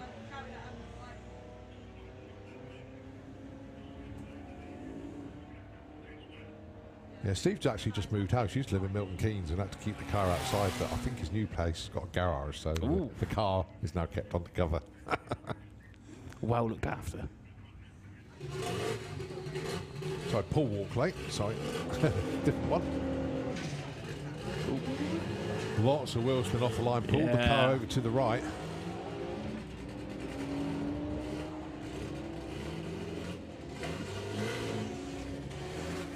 Paul takes it through the stripe. 1372 at 103. Okay.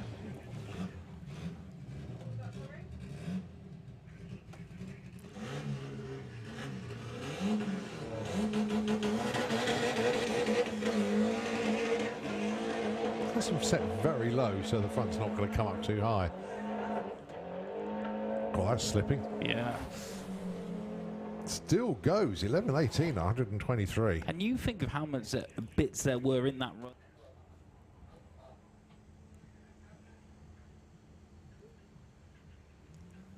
Don't forget registration for Little Buggers Got Talent.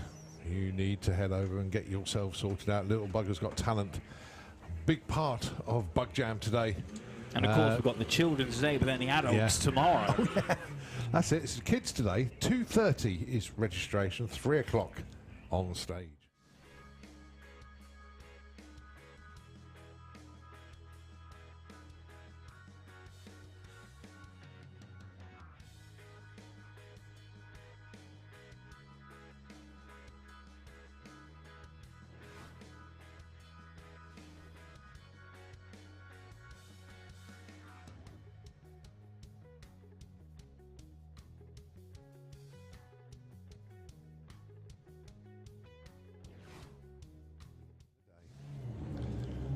Here's this very quick 11-second Seat.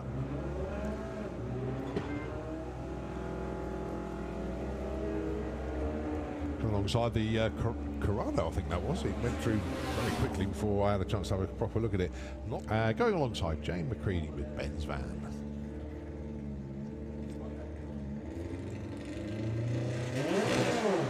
Whoa. That's sounding good. It looked good as well.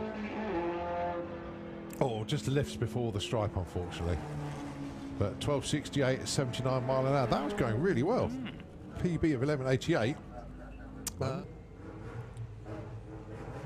Alongside the menopause Audi TT. That's moving nicely.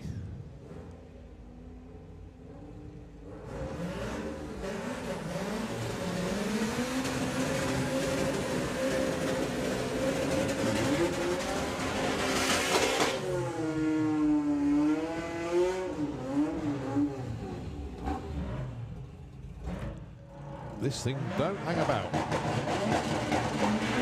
Whoa. Here we go.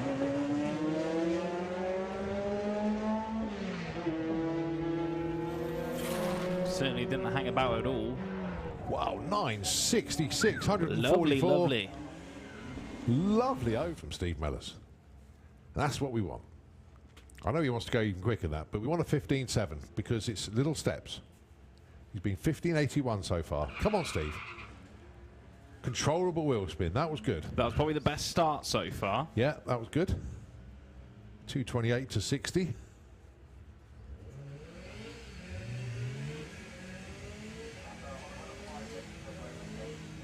Oh, 1587.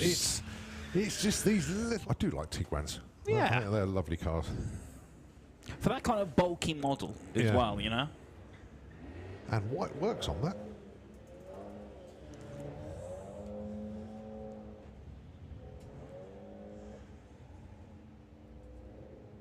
And the car in the autocam lane is obscured by black smoke. We can't see it.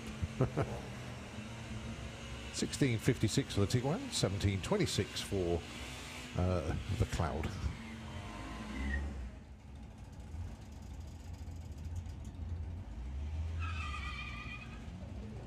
It's almost an 80s versus 90s here in a way.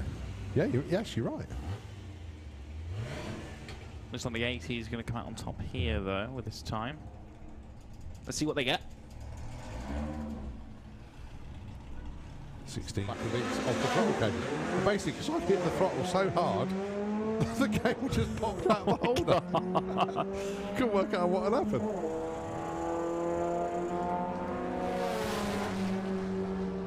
Oh, 1161. 118 mile an hour. Outlaw flat 4. Right, Debbie Taylor, once again with the Mustang. Looking to get to the low 13s, the Mustang. Right, Mark Taylor running away with the biggest run for him. Look at that. 10.68. And a 10.5. I'm watching the ET on this one quite closely, actually.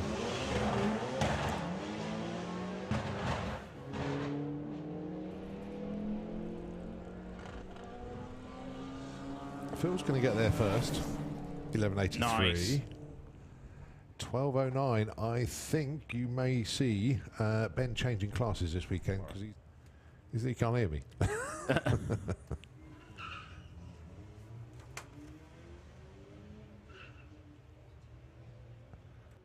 say that. You blanked me. Right, come on, Steve. Come on, what you got for us? What you got for us? Come on, come on, come on. 16.09. Oh. Speed's consistent, 86 mile an hour.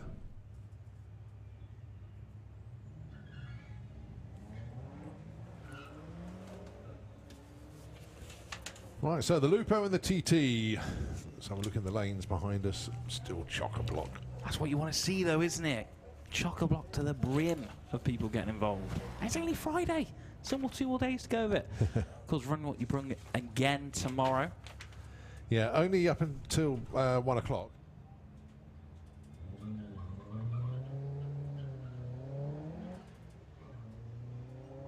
I used to remember getting sunroofs fitted to cars that didn't.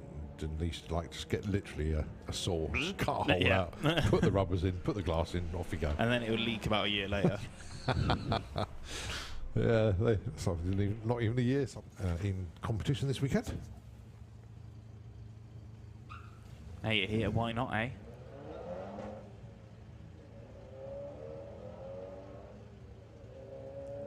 That Tiguan's looking good as well, you know. What's that? Good cars.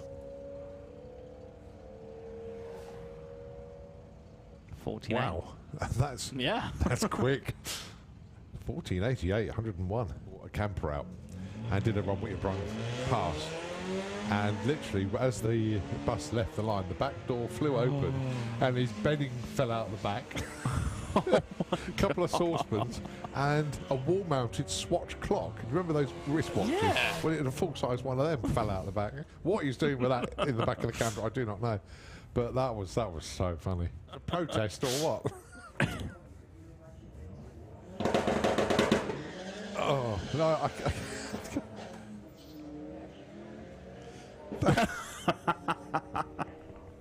Maybe that's what he's doing, timing it with the big clock. yeah. Maybe he was boiling an egg. And the timer fell out the back. With racing this weekend, that's why they're having some track time today. Having a look in the lanes. A few of the Outlaw flat 4s have made their way down.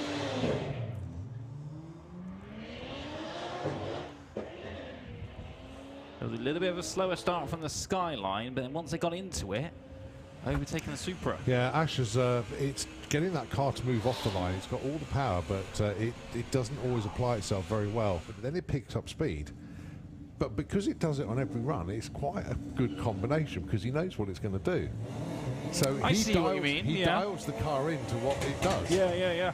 Reads the car in a way. So he's actually a very good racer, despite the way the car launches.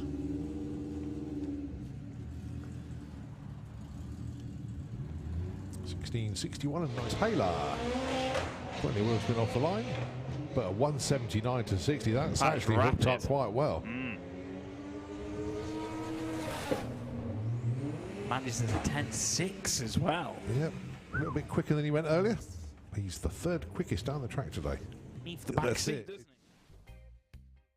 You are not on the banking. If you are not in the grandstands, now would be a good time to head on over over. Come on, come and join us. Because we have two Nitro funny cars lining up to put in their first runs of the weekend. You have Steve Ashdown with The Undertaker, and he'll be going alongside Jason Phelps with The Gladiator. Oh, that should have been The Undertaker and Brock Lesnar, shouldn't it, really? It should have been. But still, very nice indeed. And look, what I love is that you can tell when the funny cars are coming out, because suddenly the whole pit lane seems a lot busier. Yeah. Now then, these are 8 to 10,000 horsepower monsters. They are capable of going 0 to 100 miles an hour in less than a second. They are capable of reaching speeds north of 300 miles an hour at the 1,000 foot. Come on now. You're not going to see that today. The pure reason being that they are literally on checkout passes today. They will probably launch and come off the throttle after the launch. So in other words, they're just basically setting their cars up for the weekend. So it's kind of what we saw earlier then on a smaller scale, where they were just practicing the start almost more than anything else. Yeah. They will still do the burnout. They will still come back and they will still line up. But they will take it to where they are comfortable with. They've got nothing to prove today. It is purely testing. So they will, I personally think, I don't know, I haven't spoken to the teams to find out what they're up to, but there is no point in going 4.0 290 mile an hour today. Yeah. They're not going to prove anything. Why would you risk your car doing that? And these things cost a lot of money to run. Well, you can see it, serious amount of money to run. So, yeah, ladies and gentlemen, if you can get onto the grandstands, get onto the banking. Nitro Funny Car next up. We've got 3 of them here for you. First pair will be The Undertaker and The Gladiator. Then you do have Kevin Kent with the GSI Insurance Funny Car. Will be taking a solo run after that. Mark and Jackie Hawkins. Very good afternoon to you, Jackie. Love the new crew shirts. Very smart. They look snazzy. That is well sharp, because I hadn't seen the latest incarnation of those, but beautifully matched for the car. Yeah, props for that. Very smart indeed. Very good afternoon to Mark and the whole team down there. And of course to Dave Bryant and of course the Shockwave team. Steve Loader has been in touch, wishing everybody on the Undertaker team the best of luck. And here we go, they're fired up already. They start them up on normal fuel, and then you just hear the engine note change, and then you hear the cackle. That's when they switch to nitro. You don't start the engine up on nitro, you will go back. It won't go anywhere, will it? No, nitro there to enhance the run. So this should be good. This should be exciting. So block your ears, folks. These things are loud. Get your phones out ready. Whatever you need to do, your TikToks, your Snapchats. Go to that phone. There's a blink and you'll miss it moment, for sure.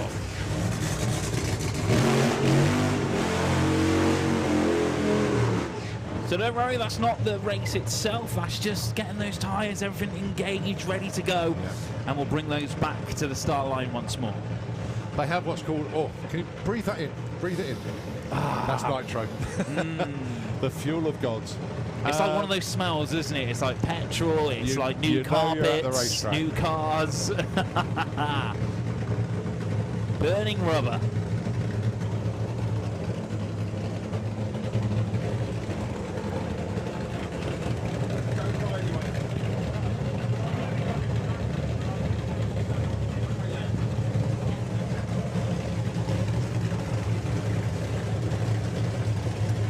the Gladiator. Jason Phelps done his burnout. He backs up behind the line in the Kestrel rear lane. And it is the Undertaker, Steve Ashdown. He's in the auto glim lane. The body comes up. They do the final adjustments. Even just the noise is so much different from anything else we see, isn't it? You know. Incredible. Dave Bryant out in front, just waiting for the Gladiator car to do their final settings adjustments.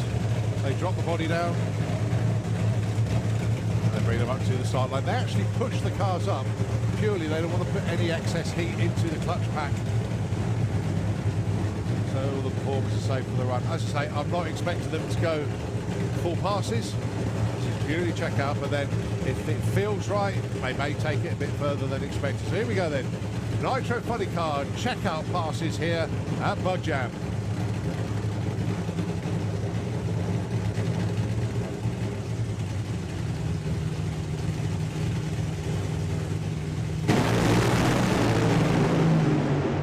And pretty much as expected, they took it to 300 foot.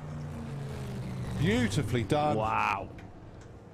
Very nice job done from both teams. Excellent stuff. Wow, just looked at the 60 foot for Jason Phelps, 0.89. Steve Ashdown was there, 0.96.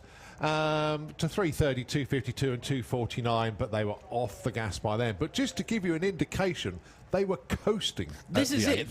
That was just testing the start. Yeah, and they got to the 8th mile, having come off the throttle at 300 foot, still went there 134 mile an hour.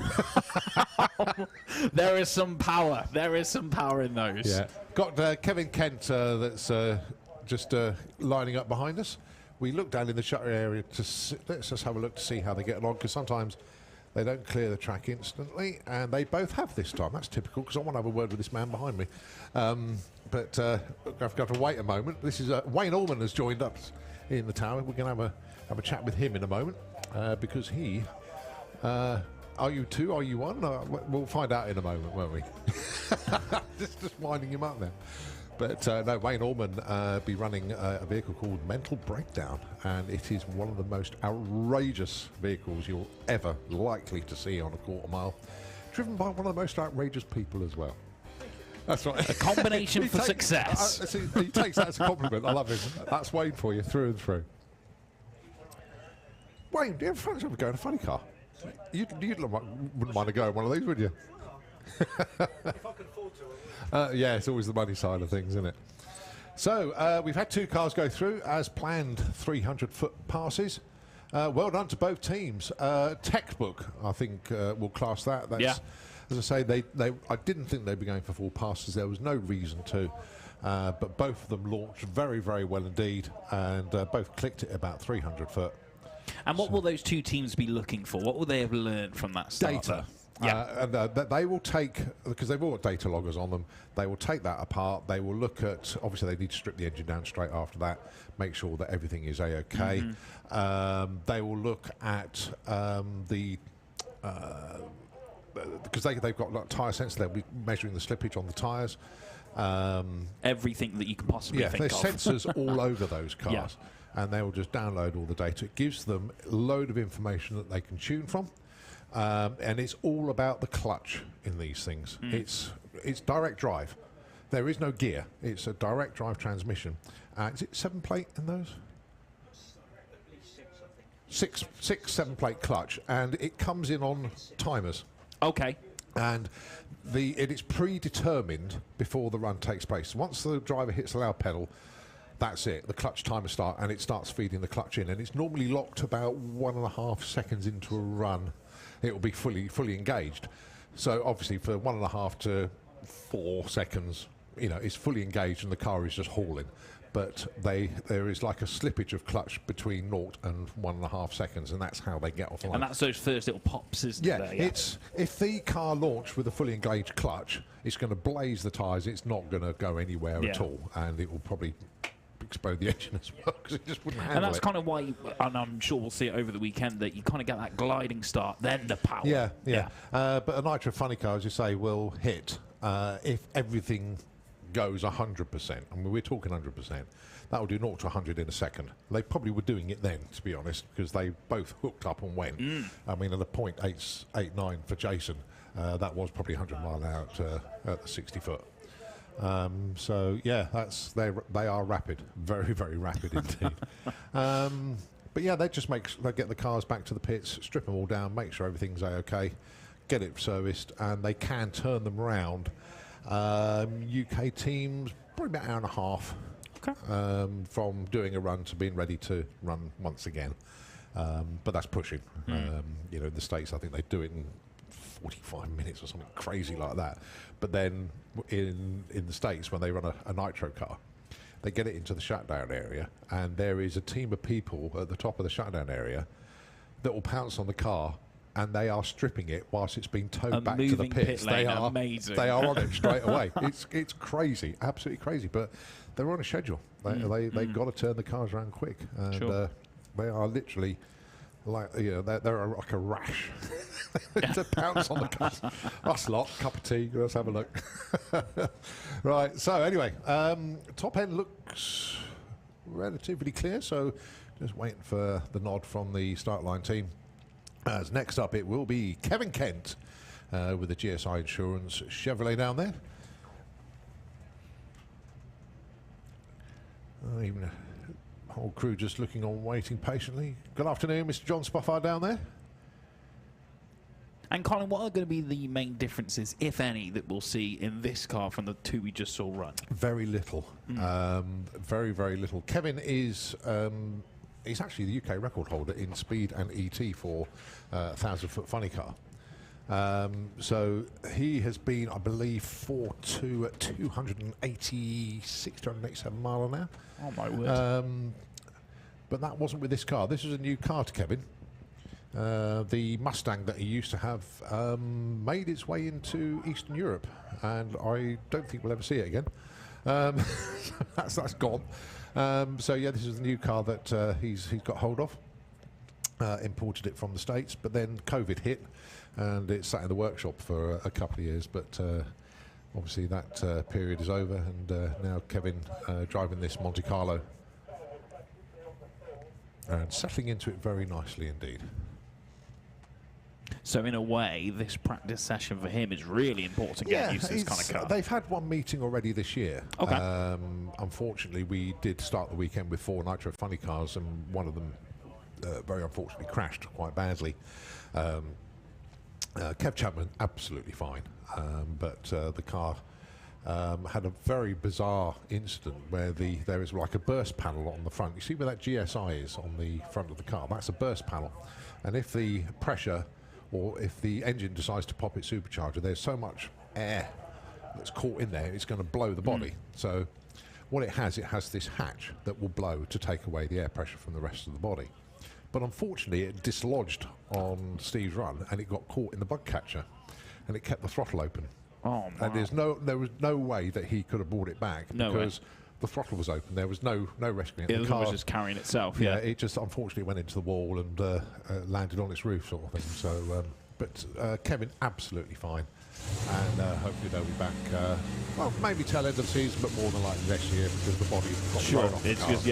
It's starting from square one again, really, isn't it? Well, let's see what this one can do then.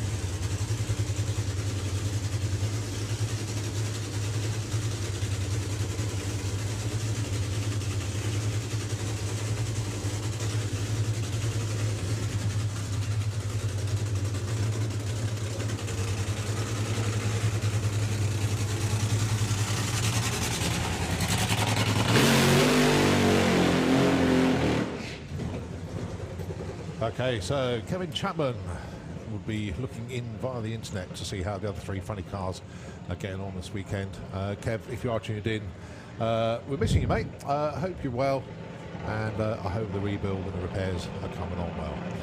This is Kevin Kent then, joined in the tower by Wayne Allman, and he fancies going one of these, don't you, Wayne? I wouldn't mind. Yeah, I know it's fun. If somebody else was paying the bills, obviously. But,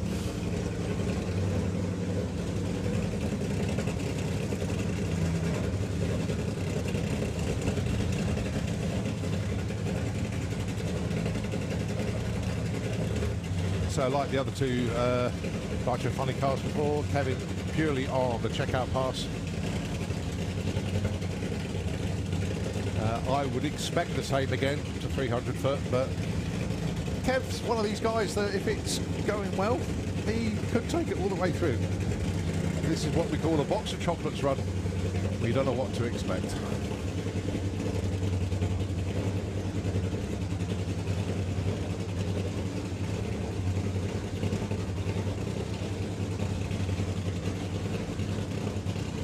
Okay, so it's over to Kev. Monte Carlo into pre-stage, rolls it a few inches further forward into stage. Here we go. Well, he got to about 60 foot and the car was deviating slightly to the right there, 0.97 to 60 foot and off the gas straight away. But that sounded hard as nails, that really did. And that was great reaction as well, to actually just take it off the gas when it was deviating slightly. Okay, so I look behind and now I know why Wayne is up in the tower. Wayne, what's the story, bud? Well, Andy is just testing on this run. He's just going to do a launch. Yeah. He's got a whole new fuel system, different supercharger. The bottom half of the engine is different compression ratio. So they're just going to do a launch to get some data, like the fuel cars just did, the big cars. And we felt it was pointless me lining up against him and putting in a full pass or whatever, when he's just doing a launch. Also, some of my crew haven't arrived yet. That could be part of it. That's always an issue. And the icing on the cake, we warmed my car up earlier, and Mark, who does the starter, dropped it on his foot. He is at the medical centre at the moment because he may have broken his foot. Good. And my wife, Helen, may be driving him to hospital as we speak. So I'm a crew of one at the moment. Is this a call out for crew or? No, not at Oh, all. Mark, the best mate. Seriously, I hope you're okay. Absolutely. Well, as I say, Nitro Bug and Mental Breakdown, hopefully tomorrow we'll be back together on the track as a new bottom end on the edge, loads of new parts on the car. We know that Carl fires this car up at the workshops and it all sounds pretty good, but this is the first on-track run with the new combination. Mind you, Wayne, you haven't run this year yet, have you? We haven't run this year so far, no. I did one run last year at the Hot Rod Drags. Yeah, which was a good one. Yeah, I mean, it was meant to be a little test pass, and I kept my foot in. I had to get off it a couple of times because it was wheeling. Yeah. But it still went 720. You see what? That is my perfect example. If it feels right, you go with it. Yeah. There we go. Yeah, why not? The mad scientist here next to me thought, yeah, that felt good. Couple of wheelies, still Well, goes 7.2 at 190 mile an hour. It took off, to be honest, like it had never taken off before because it's got a bigger Cabelco supercharger now. And it was wheeling, and I was turning a little bit, but it was drifting right, and the steering was having no input, so I clicked it into second gear early, which usually settles it down, but it didn't. And I had to take my foot off the pedal to correct it and then go again. But, now, you're saying to me that you are basically 50% heavier than Andy with regards to the race vehicles, aren't you? I'm 400 kilos heavier. His weighs in at 1,900 pounds. Mine weighs in at 2,900 pounds. Yeah. Composite body compared to a steel body. Yeah. And these, and obviously you sit in front of the engine on yours. Yeah. That's a totally different combination. If you haven't seen Mental Breakdown in the pits, you need to go and check it out. It was one of the most outrageous vehicles ever to grace a drag strip.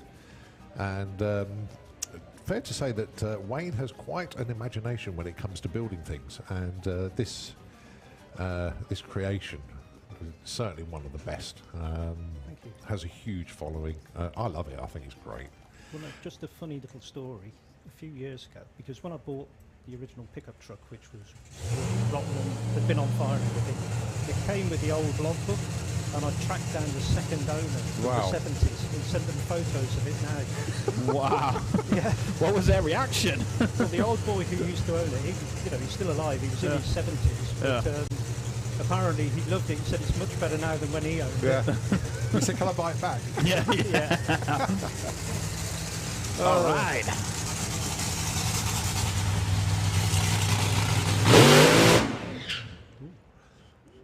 Well, he went for the loud pedal, and I don't know if Andy shut it off or what, but died very, very quickly indeed.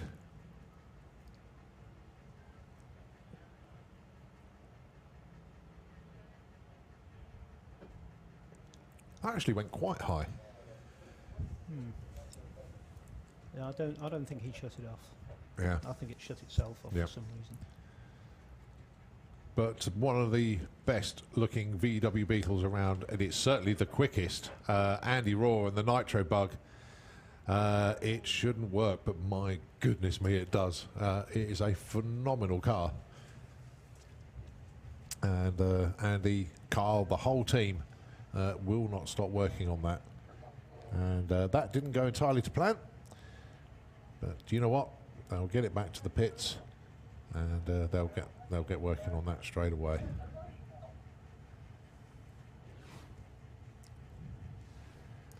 But again, it's well, Andy has one of these.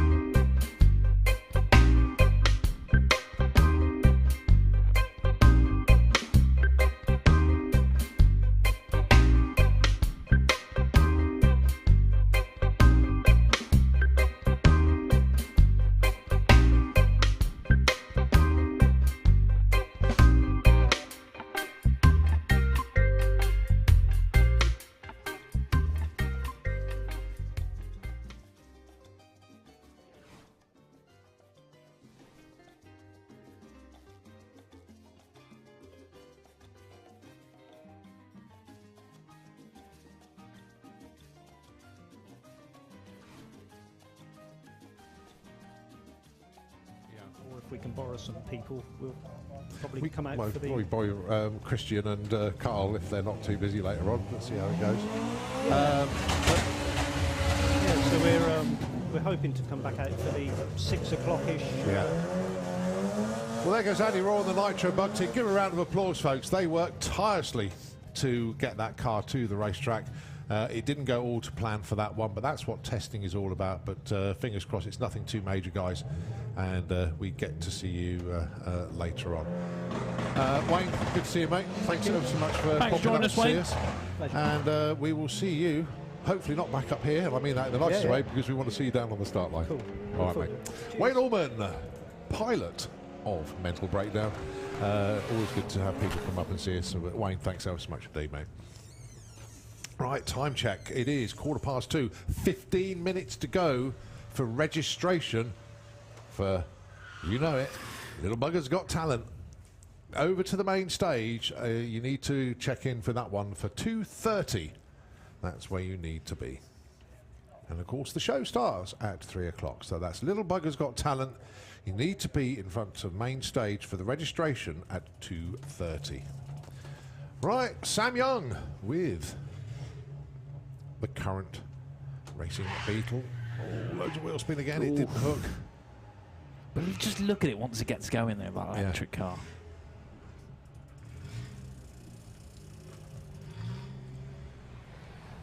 Goes through this time, 13:20.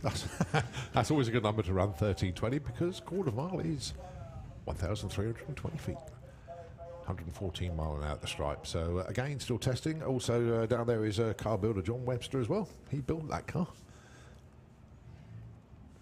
So back into Run What You Brung. Very good session for Nitro Funny Car though.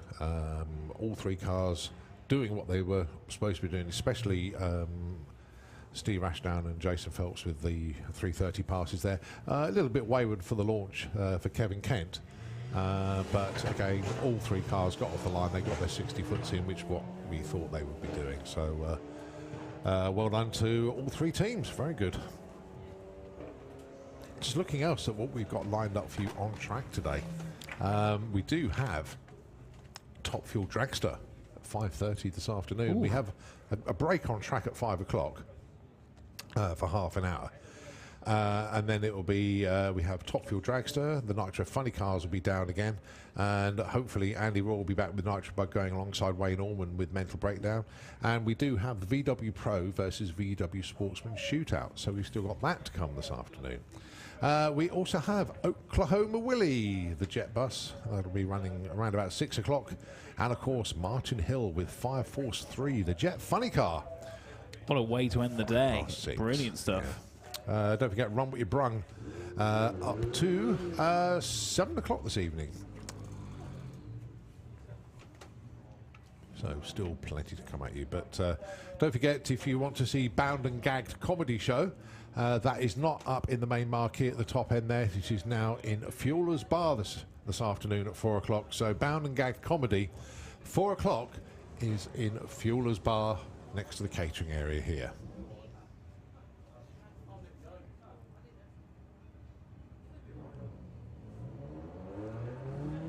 I'm loving the Herbie themed Beetle there. I don't know if that's Steve Pugh. He had a very similar car, or if it's just another Herbie replica, but loving it. 1545, 82 mile an hour. If it's not Steve, good afternoon to you, mate. Hope you're keeping well.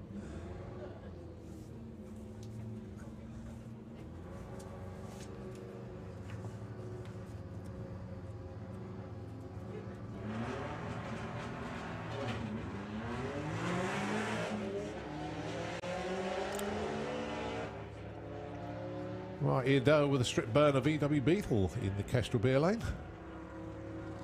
Normally runs in the 12s. And, well, 1388 on this one, but it's his first run of the day. And that's it, just went through 1452 at 99 miles an hour.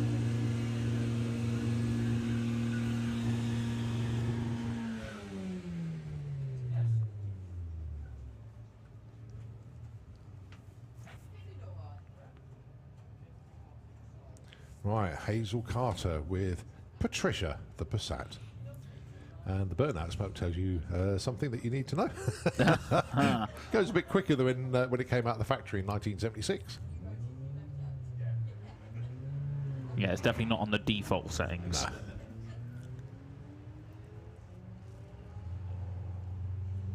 I remember my neighbour over the road used to have one of those cars all the time, but I don't think it ever left their drive. Yeah, 1557 at 95, 1342 and 108 in the Kestrel beer. Right, Troy Attree and Georgina Smith, your next pair. Joy to Supra and old school, well, middle school Chevy Camaro.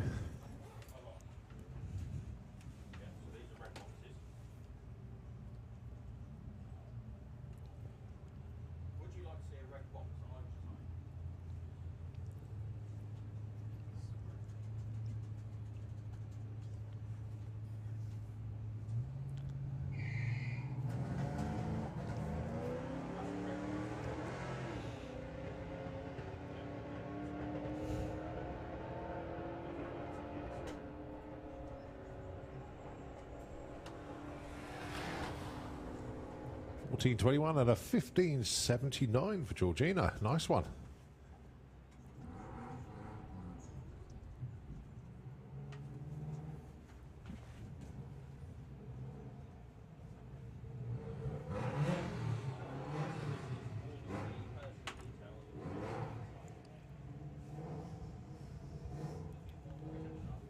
Right, Laurie Anslow with the Skoda. I don't actually know who's driving the TT. There's a lot of TTs, yeah. Isn't there? Yeah. And this menopause we've seen a few times. The race number doesn't register, so weird. We'll find out in due course.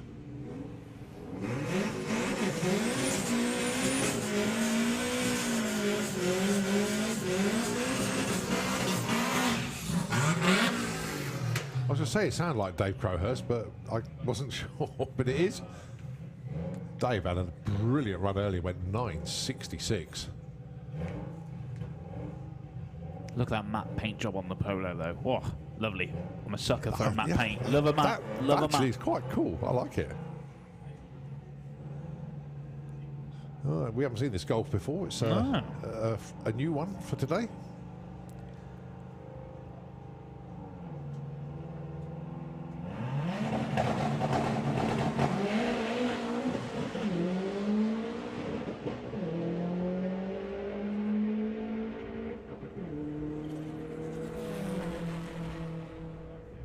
.981, 133, not quite as quick as you went earlier. The car was wandering around the lane a little bit. Yeah, deviated just at the end there, didn't it? Lost a little bit of speed at the stripe. But you can tell he's manually shifting, got no like air shift or anything like that. That was all that was all Dave's own handiwork, shall we say.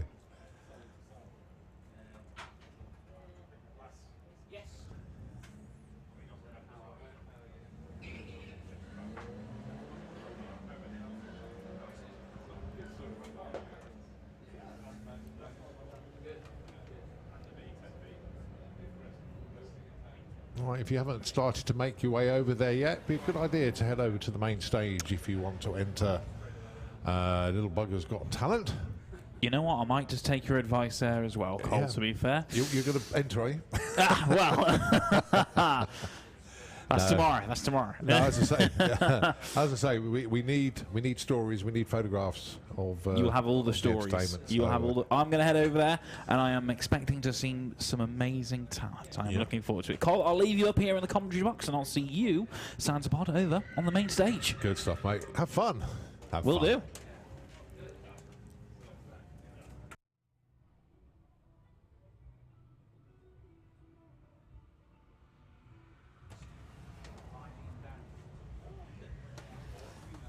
So, Ron What You Brung continues.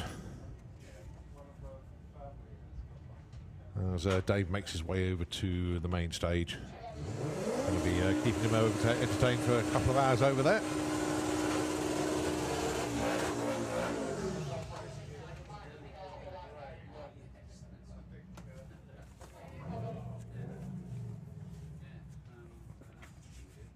Right, that Baja bug looked cool. I like that.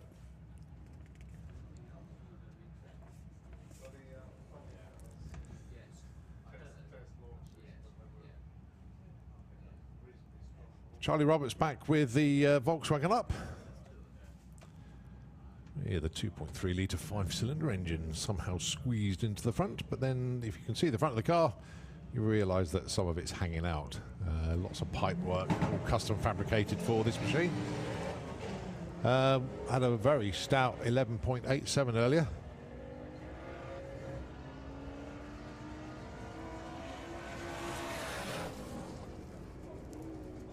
There's 11.96 on this one, 123.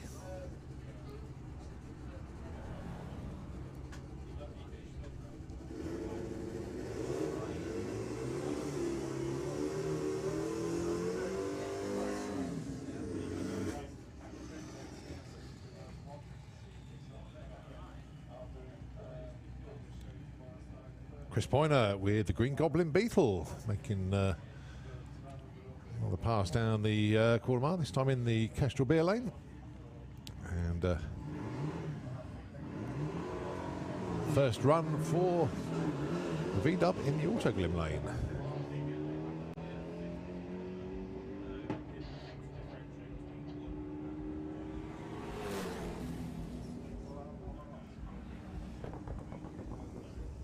$11.78 and $14.85.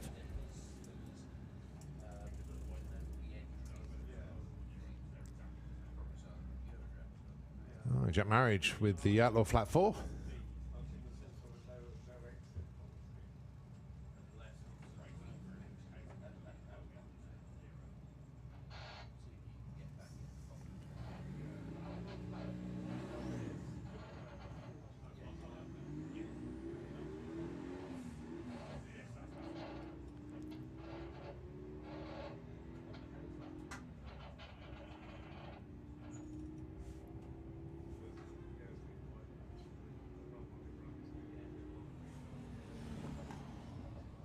20.03 at 66 is best of the day so far. The testing and the development continues. They're getting there. Well done, gang. As I say, a lot of the time you can only do your testing at the racetrack, so that's exactly what they're doing today, making the most of it.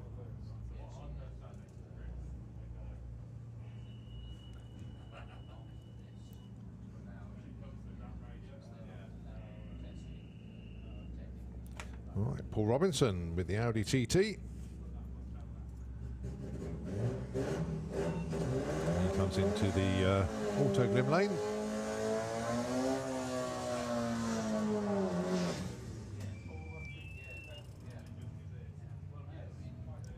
And Ben Mace with his TT is in the Kestrel beer lane. Now Ben is absolutely flying today. Has found something to make this car fly.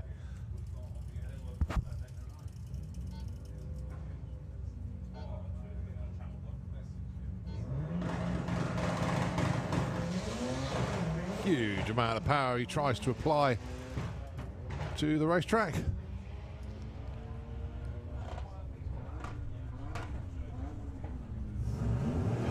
Goes through in the end with a 13.17, 82 collected very early indeed, and a 15.10 at 92. Good little match up from Best Buddies. This is Andy Dibley with the 50 Shades of Racing green Camaro. Very nice run earlier on today, went 12.25. A little bit of a surprise.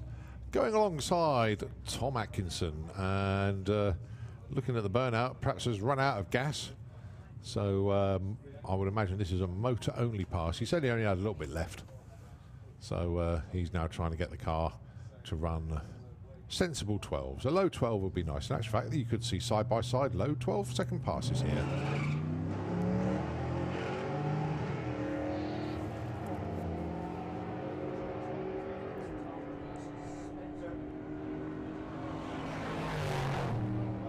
And that's pretty much what we had. 12.35 from Tom, 12.26 from Andy.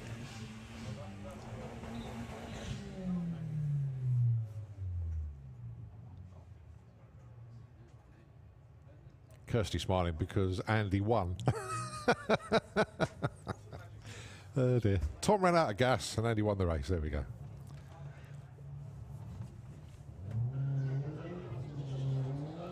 Pairing lanes, chock-a-block with cars. It's good to see. And the VW Arteon going through. It's already been in the 12s. And 12.58. Nice run, 14.25 in the auto glim lane.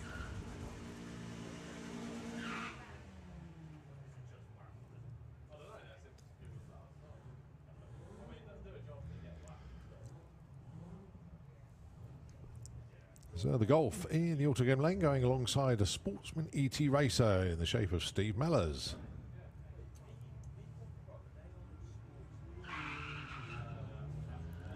Lovely reaction time for Steve. Keep repeating that, please, over the weekend.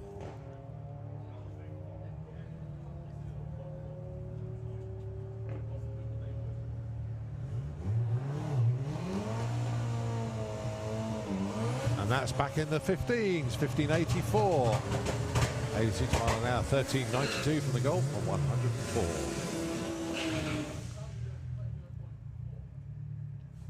Luke Stevenson then, actually still the quickest car down the quarter mile today. I say that because the Nitro Funny cars run to 1,000 foot.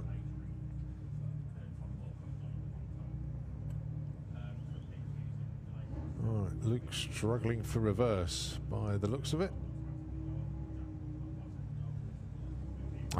Just needs a crewman to help.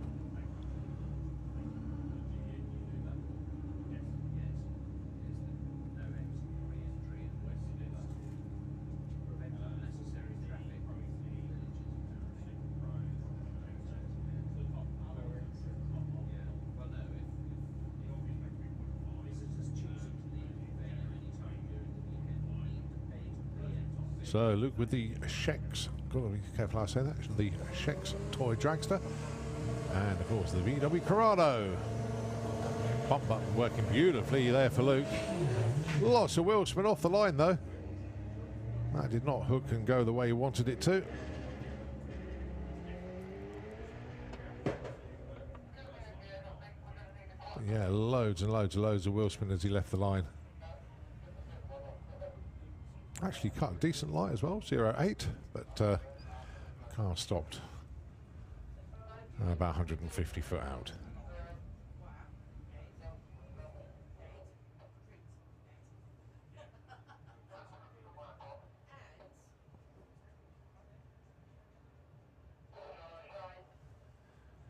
Oh, team having a good look around the car. Can't see anything untoward at the moment, but they're having a look underneath just to make sure that everything is a-okay. Can't see any fluids. It could be just a piece of drivetrain that's prevented Luke from taking the car under power all the way through.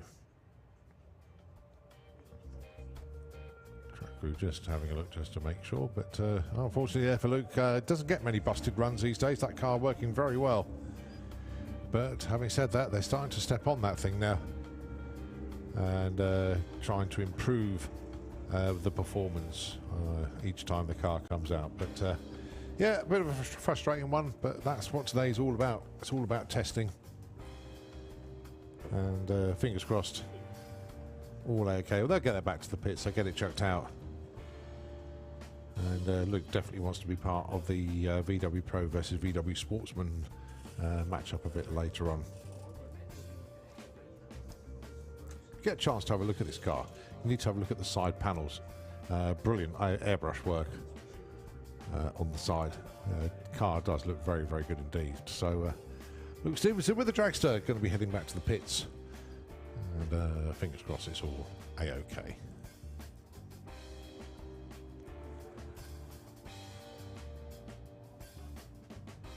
Still got cars aplenty in the lanes. Quite a lot of the cars are taking part in competition this weekend, be it in VW Pro, VW Sportsman, Outlaw Flat 4, Street Eliminator, and of course funny car as well. So we've got our race classes this weekend, and I'll tell you what, we've had representation from all of our race classes this weekend, with the exception of Pro Modified, and I wonder if any of the Pro Mods will be putting a checkout pass today. We did see a couple of the teams come down and have a good look at the start line, but I haven't seen any Pro Mods in the lanes as yet. But yeah, never know, might see one a little bit later on, but they're not scheduled to run, but you might see one or two having a little venture down to see us. Don't forget, if you want to take part in Little Buggers Got Talent, this is for the youngsters obviously, you need to head over to the main stage, as registration for that has just opened up, and the actual show will be at 3 o'clock on the main stage. Obviously that is pit side of the facility here at Santa Pod Raceway. So that show due to start at 3 o'clock. Just a reminder once again, if you want to see Bound and Gagged, the comedy show that would have been taking place in the big marquee of the party tent, the dance tent up at the top, now taking place in Fueler's Bar this afternoon, and that is at 4 o'clock this afternoon.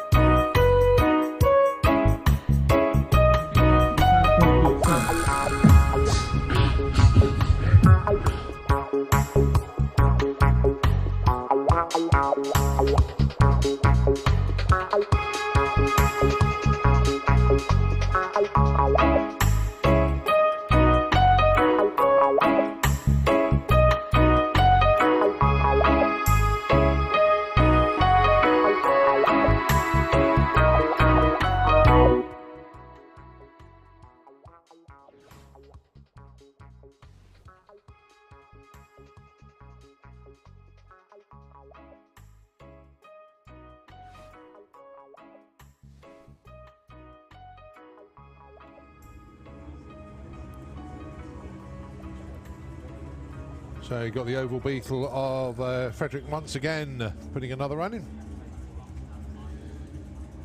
Going alongside the Herbie replica, looking very, very good indeed.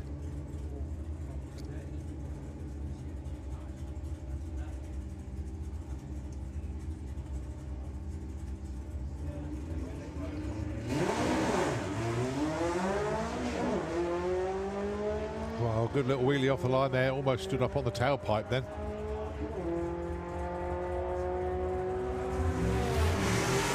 $11.90 at 111, 14.08 and 98.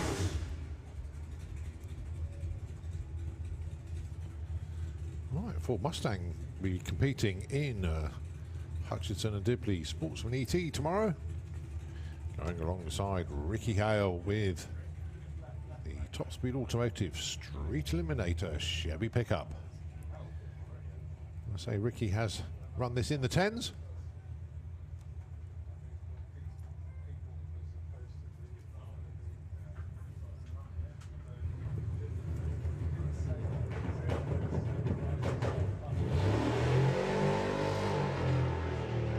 A little bit tail happy for the truck, but Ricky sticking with it, and all being well, this will be a 10-second pass. Oh, nearly 11.02 at 130, but just notice the 60-foot 191 bit of wheel spin off the line, but nevertheless 130 at the stripe, 11.02. That was moving. Holly goes 15.38 at 91 miles an hour. Good pass from her. Her first of the weekend.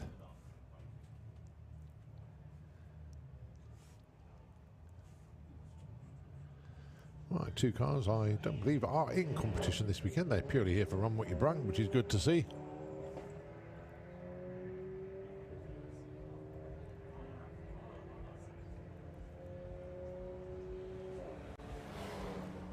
$14.40 plays $15.18.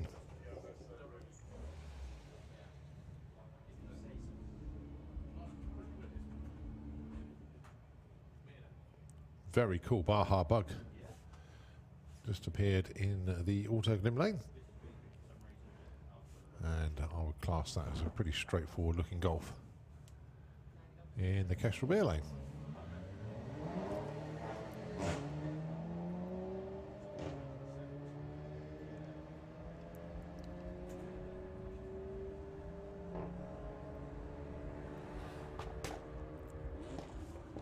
And a 14.05 plays 1902.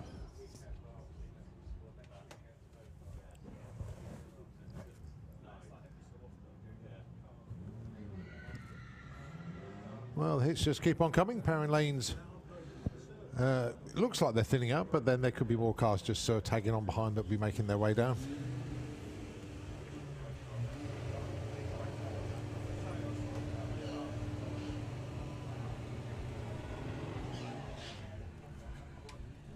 Twenty to 3 in the afternoon here at Bug Jam 35, day 1 of 3. Loads of stuff going on site, but today, say, is the first day of the show proper. A lot of people arrived yesterday. Don't blame me, beating all the traffic and using the advantage of early entry. But the fun really does begin a little bit later on. Don't forget, 3 o'clock, Little Bugger's Got Talent on the main stage. Cool Flow BMX doing their show at 3 o'clock as well. Bound and Gag Comedy, not in the dance tent as previously advised in the programme, but it is being moved to Fuelers Bar next to us here at the start line. We do have a lunch break on the track at 5 o'clock, and when we come back, we have Top Fuel Funny Car, we have Nitro Funny Car, sorry, Top Fuel Dragster, Nitro Funny Car, hopefully Nitro Bug against Mental Breakdown. We have the VW Pro versus VW Sportsman shootout.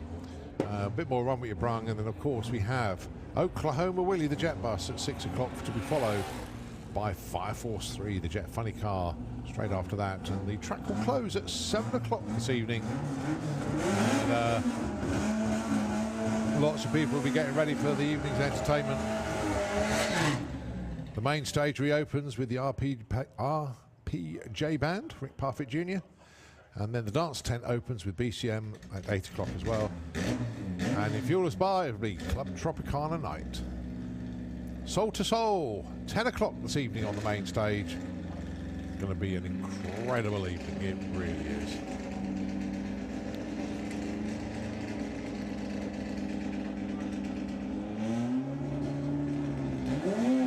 Vito Versleys from Belgium with the Beetle. What's Vito got for us this time? He's wide awake, club off the start line. 0-2 light. Let's see what the ET is. 10:58. 128 miles an hour. Very, very nice run indeed. Actually the 5th quickest run of the day. Very, very good run indeed.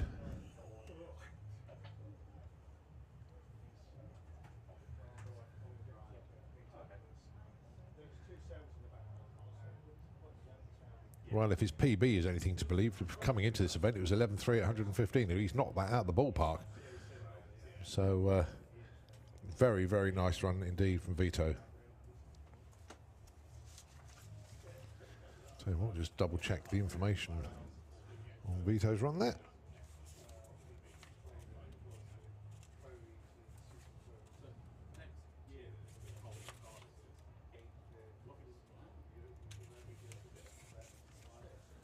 Yeah, looking good. Looking very, very good indeed. So, Perrin Lane's relatively entry. Simon Crowley has just made his way down with the Trailer Queen. In actual fact, Perrin Lanes are very empty indeed, actually, as Holly Walters has just come back down to the start line again. If you want to get a run in, now is the time to do it. Perrin Lanes are very, very empty indeed. So, if you want to get some more runs in, now is a great opportunity. You literally are going to enter the Perrin Lanes and come straight down to the start line. If not, there'll be like 2 cars in front of you. So very good opportunity to get some runs in as we speak. Come on down. As I say, I can only see 3 or 4 cars down there at the moment. So certainly worth coming round. Don't forget, it's not all about the racetrack this weekend. There are so many things elsewhere on site. All of our traders behind the main grandstand and obviously next to the pairing lanes, and also next to the fun fair as well. We've got a few people tucked around the corner as well, but the pits is the main area for that. And you can get things like, as I say, t-shirts, arrival photographs, set of number plates. I mean, you know, it's so varied what you can actually get here. And come on round and have a good look. And of course, all of our caterers will be on song all weekend long. Also, pop down to Total Cool. Jonathan and Adam are down there with some very, very nice equipment down there. Cooling systems, inverters, cool boxes. Well, they have cool boxes, they're like freezer boxes. But they've got some very nice equipment down there. Their first time at Bug Jam. But they have got some very good kit down there. So that's Total Cool behind the main grandstand. They've got this cooling system for motorhomes, caravans, campers, tents, that sort of thing. And yeah, we'll be seriously looking at one of those later on. Okay, back to the racetrack. And one of our demo classes is Weekend Junior Dragster. Got a couple of those here for you. Jacqueline with the Slick Tricks Racing entry, and Lola Bell with the West 10 entry.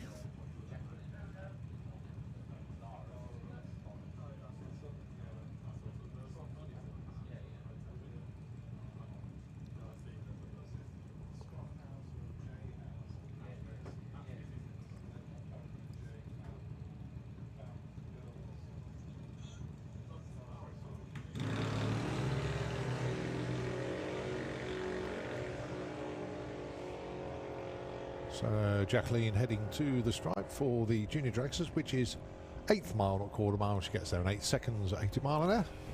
And a nice 05 light. Good stuff. How you doing, Bill? Enjoy the dragster. I'm going to go a bit quicker later on, eh? I thought we might be.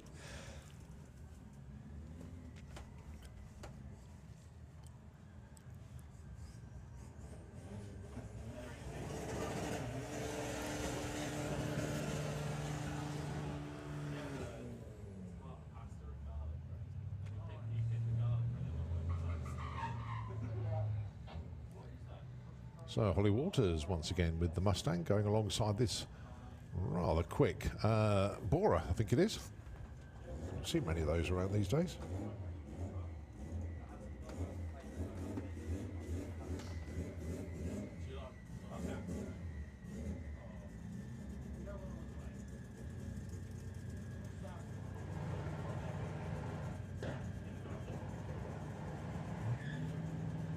Got lots of wheel spin from the Bora as it tries to apply the power.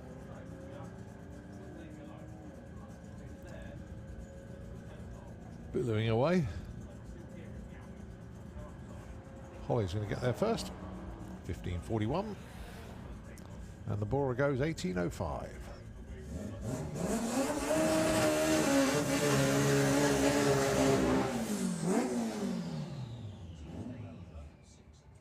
All right, Simon Crowley with the Trailer Queen. This Golf is an absolute work of art. I need to go and have a close look at this one.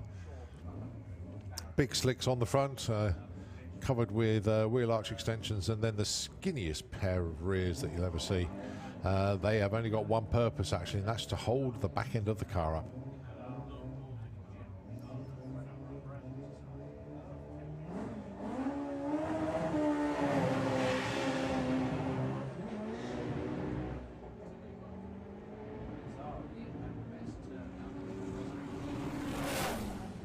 Oh, nicely done, Simon Crowley. 10:24, 136 miles an hour. Something did come off the car, but didn't seem to slow him down any. Actually, just gone the 4th quickest of the day with that one, and that basically an off-the-trailer run. Simon doesn't always have the best of luck at the racetrack, but a first pass today, 10:24, very nice indeed. Well done, Simon and the team.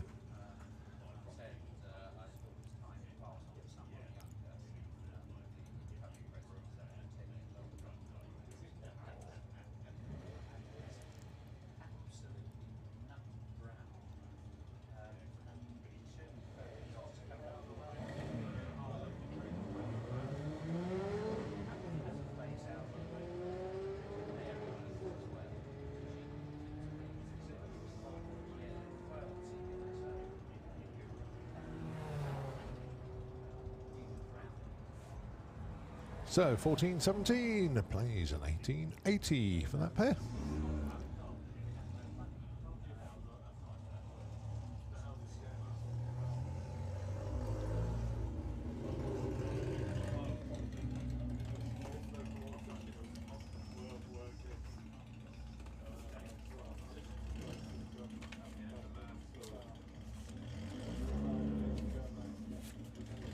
So Paul Bate then with the Beetle, one of our outlaw flat 4 runners, has a best to date of 10:79 at 120 miles an hour. Lovely little wheelie off the line there, but unfortunately a box full of neutrals when he went to find second.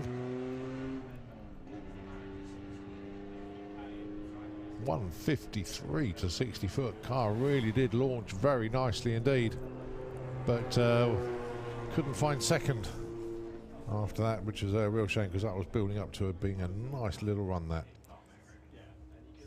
I believe that car is 50 years old this year.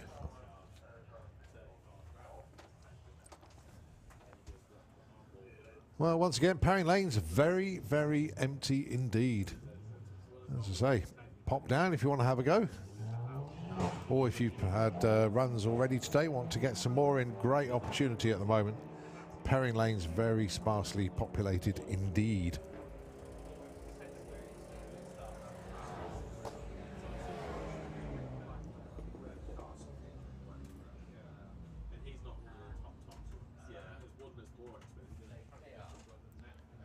we've got this little Polo about to go through, and then a pair of Golfs, and I've got one car has just appeared. That's how empty the pairing lanes are at the moment. So you will literally get in the lanes now and come straight round on track. If not, you'll be held for a few seconds. There's very, very little activity in the pairing lanes at the moment.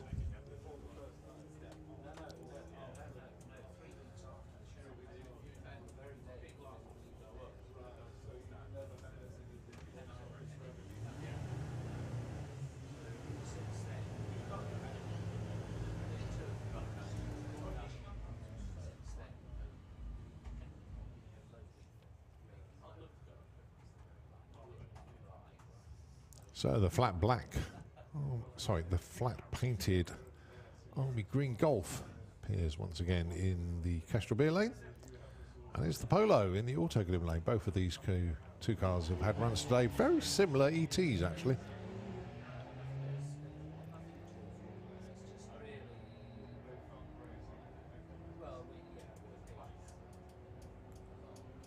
They're pretty much side by side once again.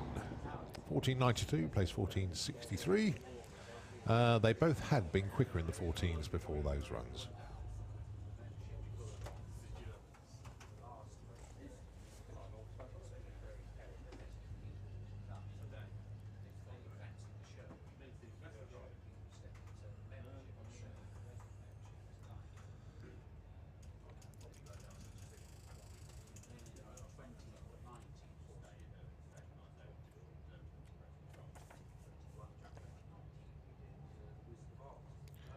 Right, so Tom Circuit from Buckingham with a little VW taking on Michelle Walker with the Mark 1 Cortina. A VW Sportsman and Sportsman ET entry for this weekend.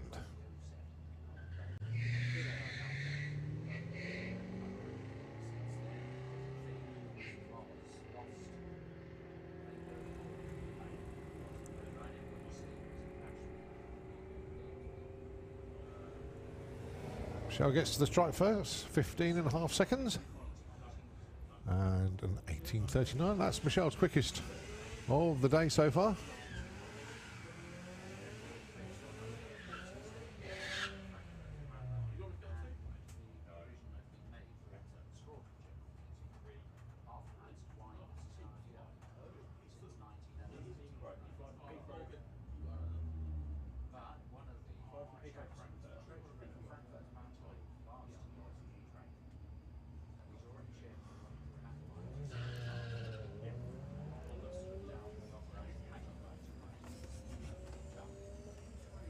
Well, you're about, 7 minutes away from Little Bugger's Got Talent on the main stage.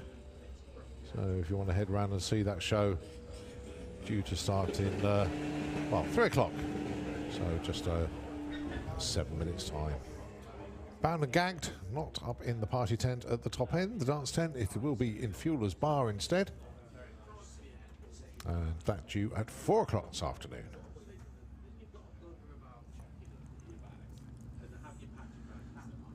Still got a few cars appearing in the lanes, which is good to see.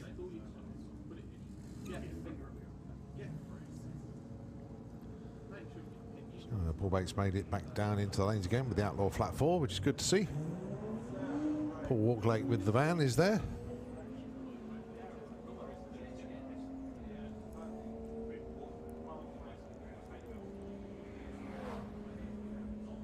$12.44 and 17.05. Those two just going through.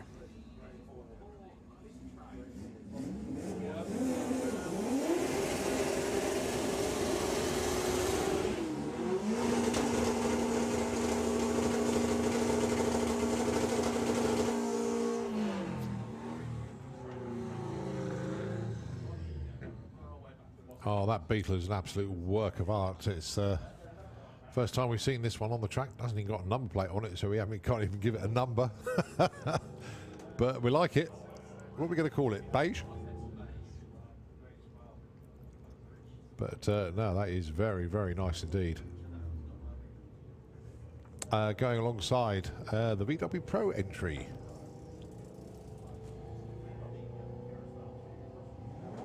Let's just Okay, Paul Walklake, let's see what he's got for us this afternoon.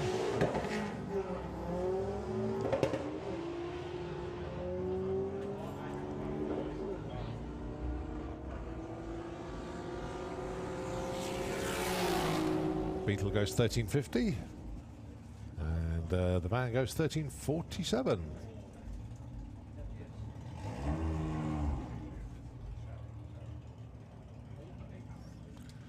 So Paul Bate with the Orange Street Beast. What's he got for us this time round? He's had a great launch and then just couldn't find second gear, so fingers crossed. Get a better launch this time round and find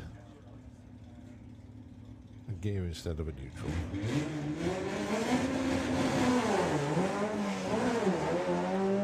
Lovely wheel stand, really did stand up on the tailpipe this time. Look at the reaction time as well, 002. This is putting all your ducks in a row and shooting them straight away. 11.12 out of 119. He'll take that one, very nice indeed. But cracking wheelie. That's where the photographers look at their lenses. Well, look at their picture feed to make sure they got that wheel stand. Gives me perfect opportunity to give a big shout out to our resident photographer here at Santa Pod Raceway, Ian Blackett, or Blackett Photography, taking all the photographs for everyone to purchase from the Blackett Photography Studio. That is just tucked around the corner to the pairing lanes here. You really do need to pop over there and have a look. They got various offers, but basically a small print is 15 quid, or if it's 2 for 24 of the same vehicle, or 3 for 30 quid. You can have large prints, £20 each, but if you buy 2, it's 32, and if you buy 3 for 40 quid. You also get digital download images, or you can have a full download. All your photos from the day, £35. All you need to know is take your time and slip over there. Obviously, they need to know when you ran, which is very helpful indeed.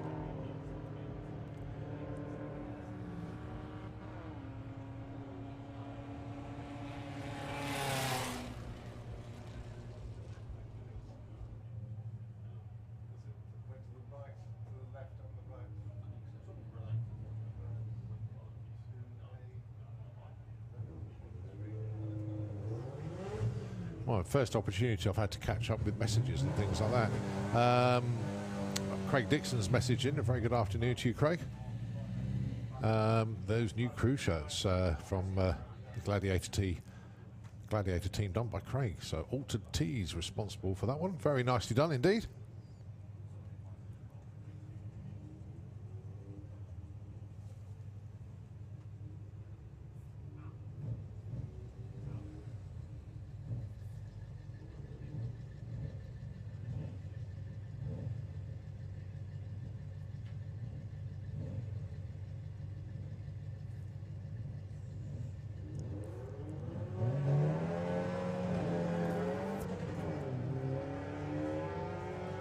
Well, first time we've seen this bus go down the track today.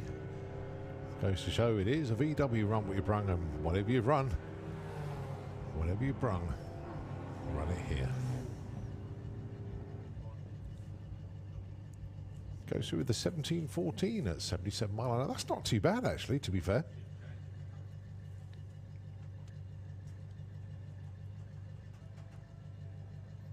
All right, Michelle Walker with My Nanny and Me.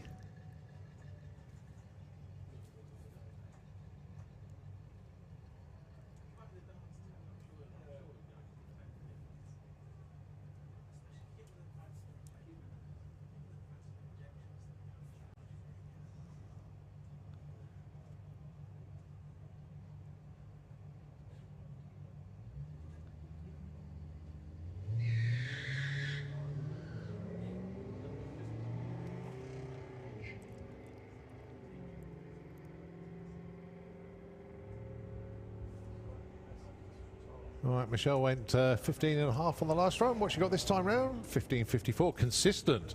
That's what you need in Sportsman ET, consistency. Good job. Good to see Daryl Bradford's tuned in. Good afternoon, Daryl. Hope you're keeping well, mate. Another member of the commentary team here at Santa Pod Raceway. We had a brilliant time at Dragstalgia a couple of weeks ago. And Daryl will be back for, I'm trying to think what the next one for Daryl is. I think it's European Finals, where we get to call 4 days of great racing once again.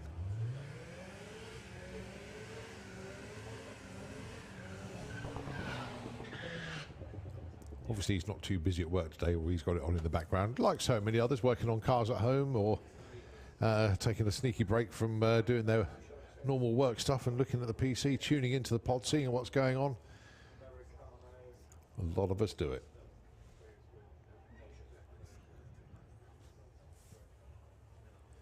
Right, it's 3 o'clock. Little Bugger's Got Talent. Just about to start, or has just started over on the main stage.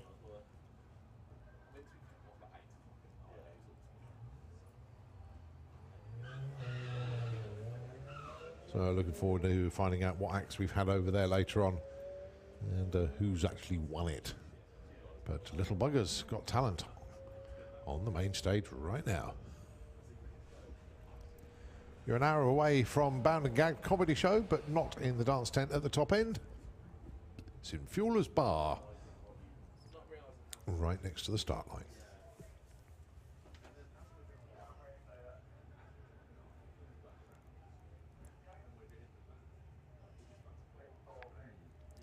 Well, fair to say weather conditions are a little bit different to what they were at the start of the week. It was a little bit toasty, wasn't it, Monday and Tuesday? But cooled down nicely now, but we'll be getting warmer once again as the weekend progresses. As does Romby Brun continues here. Daryl's been looking at the subtitles.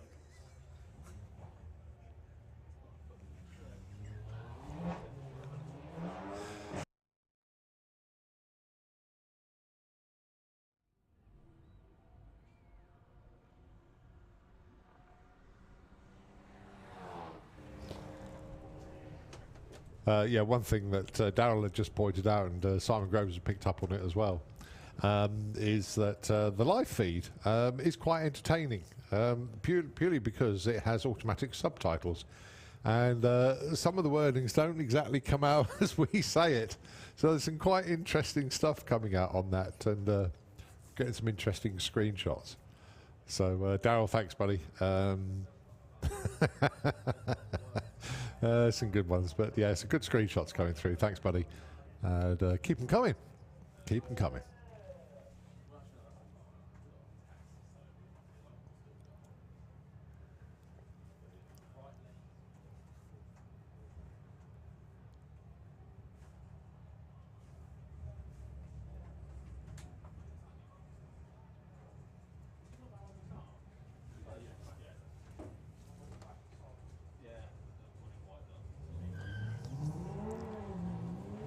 So John Gallant with the Sirocco, complete with his new rims today. Car looking very good indeed. But he's looking for consistency, that's what he's all about today. BM goes through 13.20. John goes through with a 17.58. All right, Andy Bond. Yeah, I got the message now. Andy texts me, let me know what he's doing. So yeah, Andy Bond purely out testing today. They're not doing actual passes, they're just testing their start line procedures. So making sure that everything works well when they go into competition. Very important, not only to have the quickest car and the fastest car in the class, but also one that works on the start line as well. So they are testing new systems to make sure that it all works well. And I think that did actually work well. That did I think is what they were looking for, ish. Still more adjustments to be made. Well done, gang. Nicely done.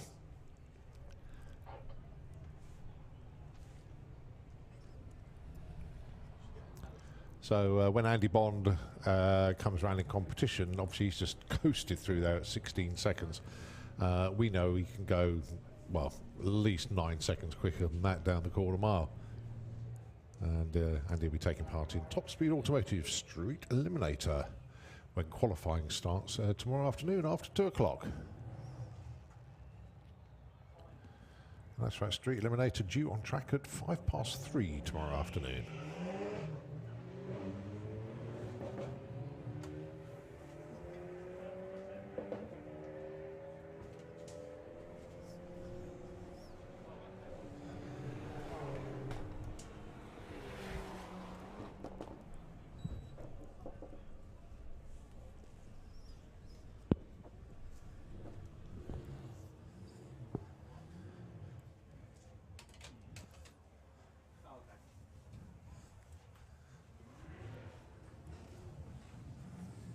Well, Perrin Lane's starting to get a few more cars in it now.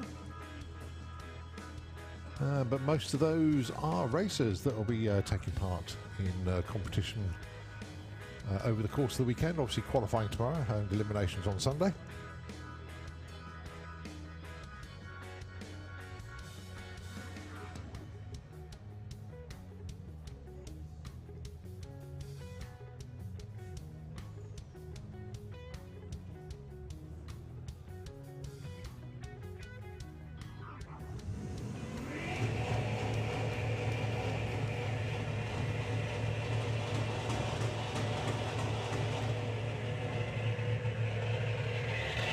That sounds like Ash Simon's below us. Indeed it is. The Skyline. And Gary Lake with the Arabian Night Firebird. Both of these running in Sportsman ET. Class sponsored by local company Hutchinson and Dibley.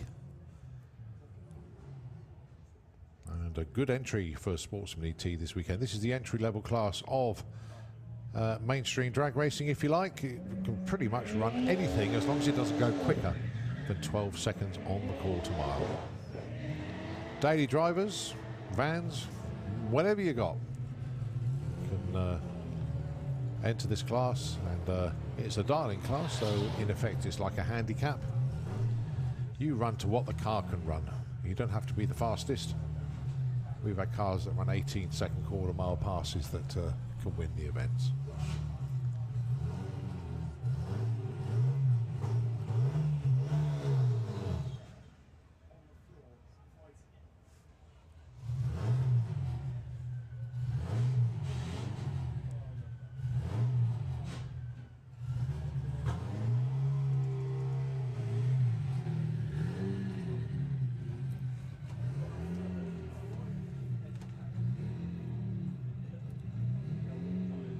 Right, John Rathbone from Stoke-on-Trent with his awesome Beetle. Fantastic bit of kit, this one.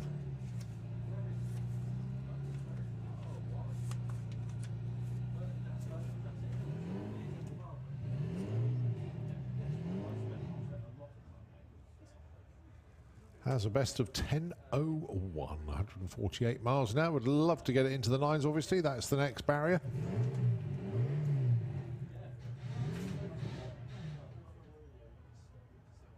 But doesn't want to play the right game at the moment. Tries to build up the revs and tried everything, but yeah, it just wasn't going to the ball straight away today. But they'll get that back to the pits, do a little adjustment and bring it back down again. Or not, maybe. Just pulled it back behind the start line, give him an opportunity to start up once again.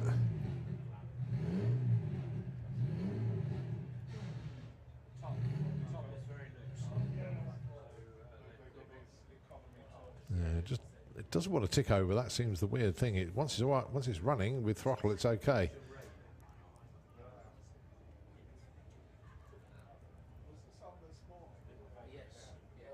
Yeah. So now we'll get it back to the pits and try and get that issue ironed out, and they'll be back a bit later on. Fingers crossed.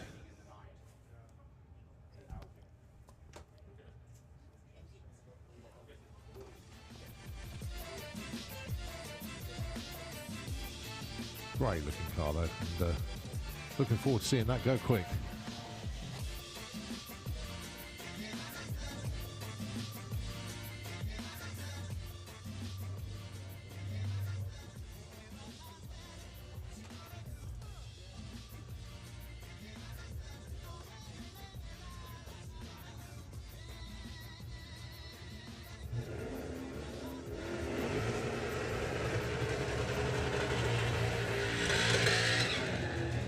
And Debbie Taylor with the Mustang. Another one of our Sportsman ET racers. And Troy Utry. Guess where he's racing? Yep, Sportsman ET.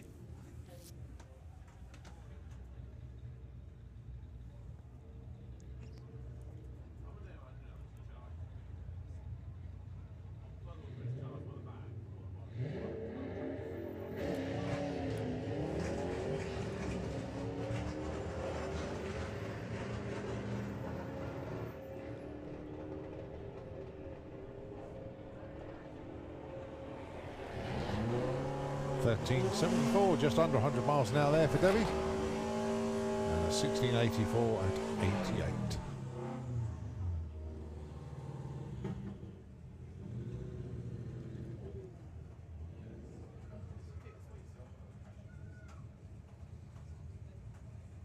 Right, this very tidy Beetle comes up to the start line in the Auto Glim Lane once again. Second run of the day. Got Georgina Smith in the Supra for company.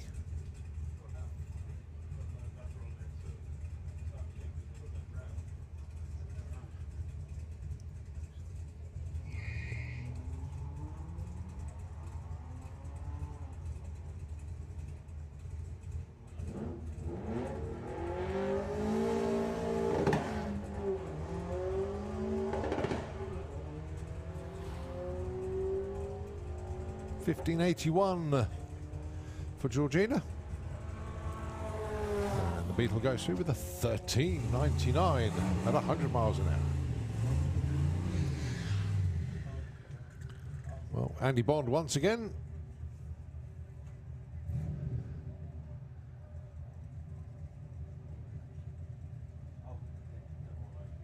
John Rathbone heading back to the pits. Fingers crossed that's a quick fix.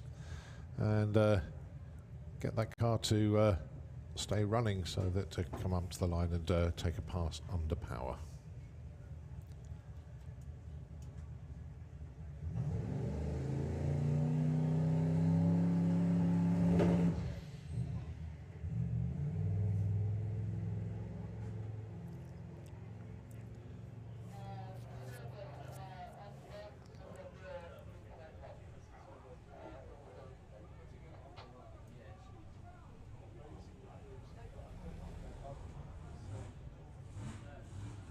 So Andy Bond continuing the test and development with his team.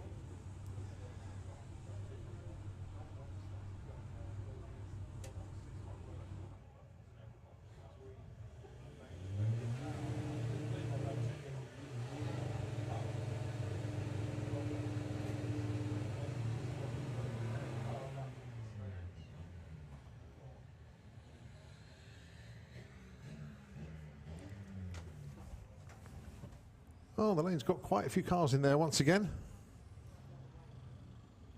It's predominantly racers that are taking part in competition this weekend.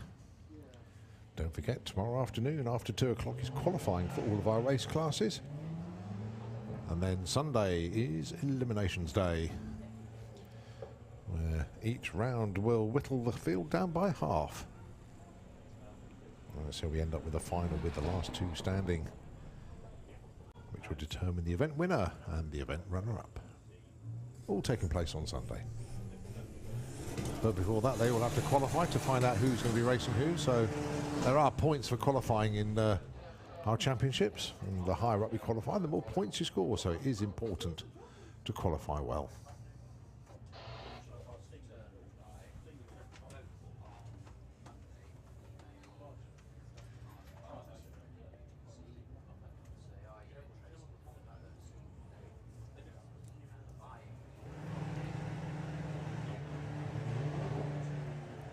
Well, loads of wheel spin from the Bora once again in the Kestrel Beer Lane.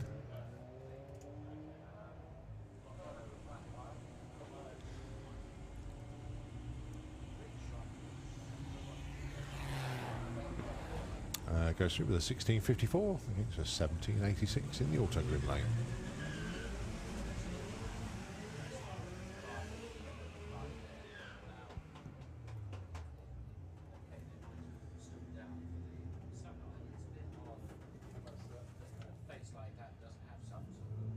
Right, Reese Finney with the Lupo in the Auto Glim Lane. Going alongside Jonathan Newell with the Seat Leon. That's called the Lagster. Let's see how he gets on.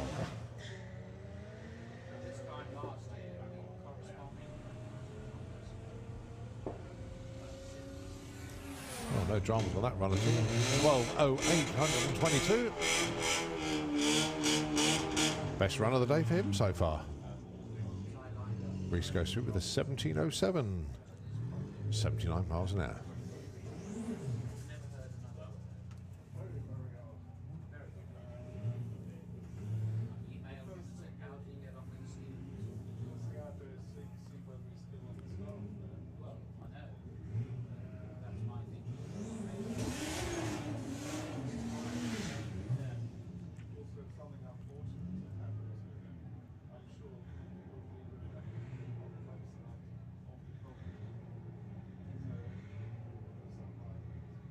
Ed Keach back round for another one. And Andrew Banbrick with his VR6. Well, that's not a VR6.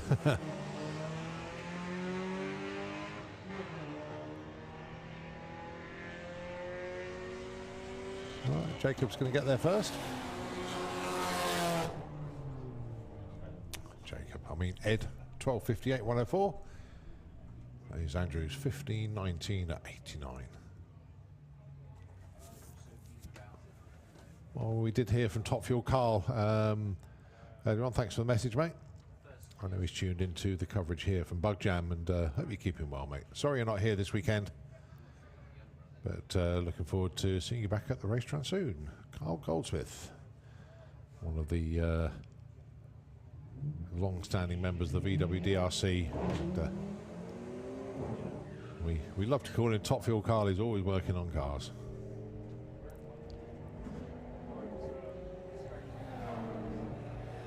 $12.92 and $14.18.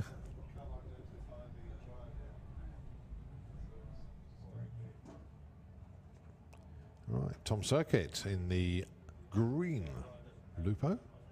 I don't know who's in the yellow one there.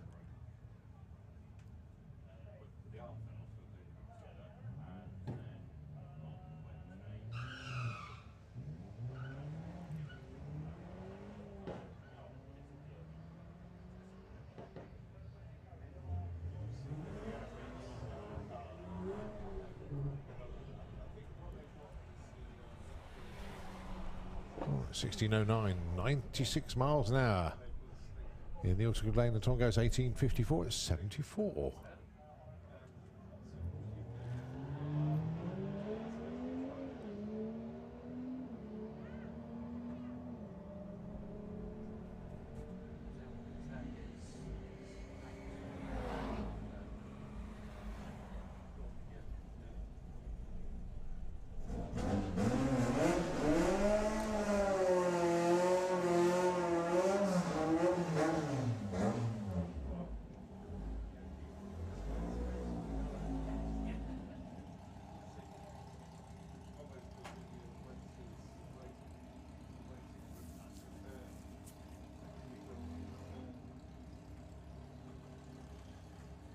Right, Ollie Whitehouse. Don't see Ollie enough these days, but it's good to have him back with us with the Beetle.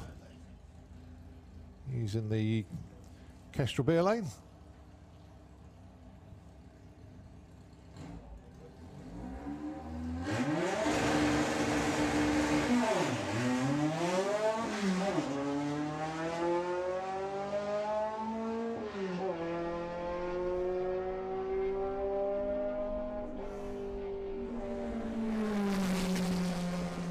.20 at 84 mile an hour at the stripe.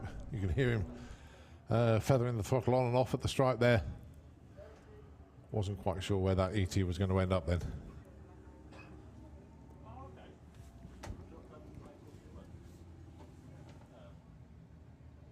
Right, Jack Marriage continuing his testing with this Beetle in Outlaw Flat 4.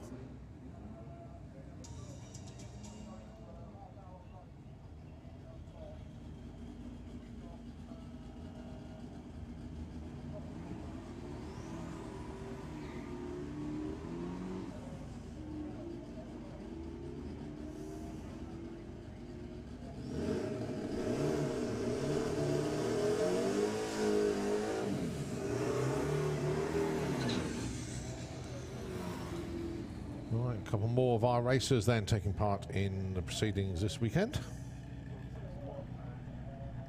Chris Poyner with the Green Goblin Beetle. He is in the Auto Glim lane. Going alongside John Gallant with the Sirocco.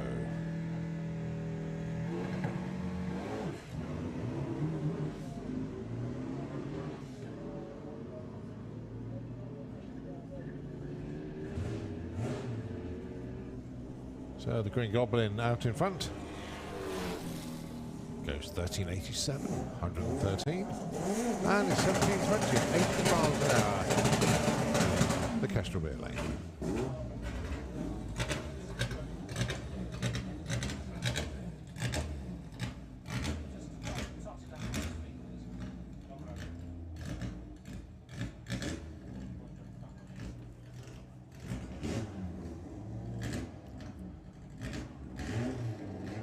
Mark Taylor once again with the Blue Leon.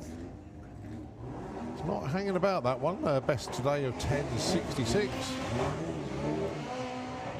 And that's Harvard Daliber with the Beetle. 10.63. Yeah, that's slightly quicker than that was run earlier.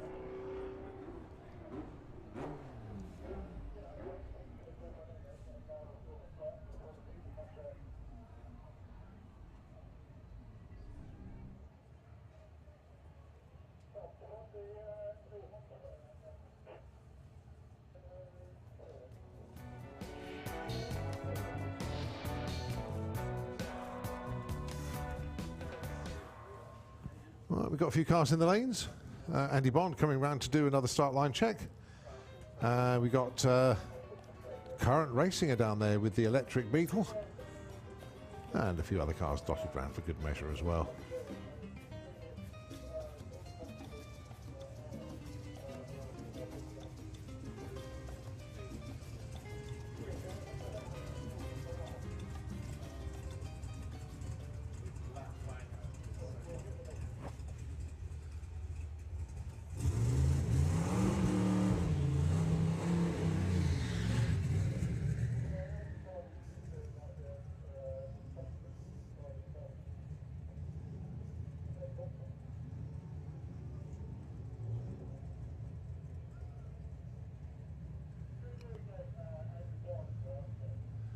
So Andy Bond testing stuff off the start line again.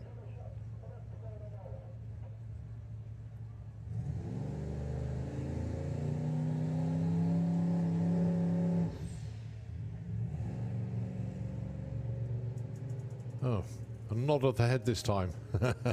They're happy now. Finally, they're happy. Ish. Okay.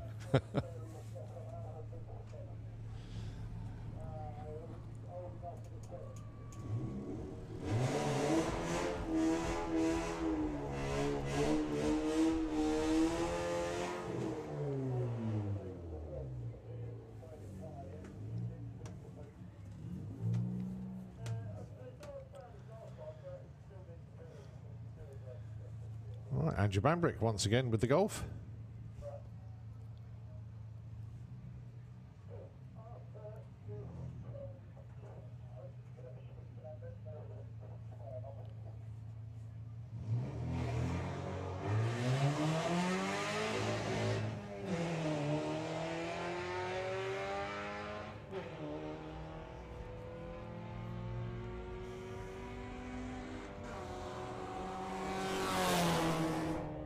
Goes 1561, 90 mile an hour. Well done, Andrew.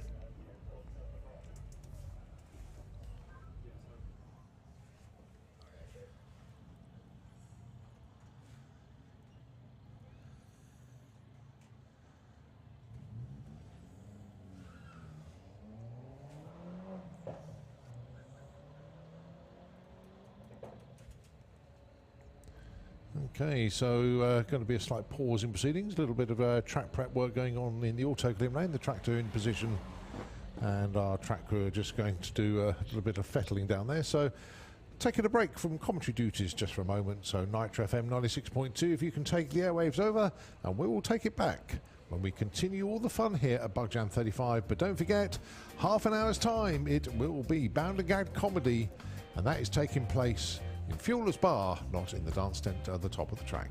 Until then, Nitro FM, it's over to you.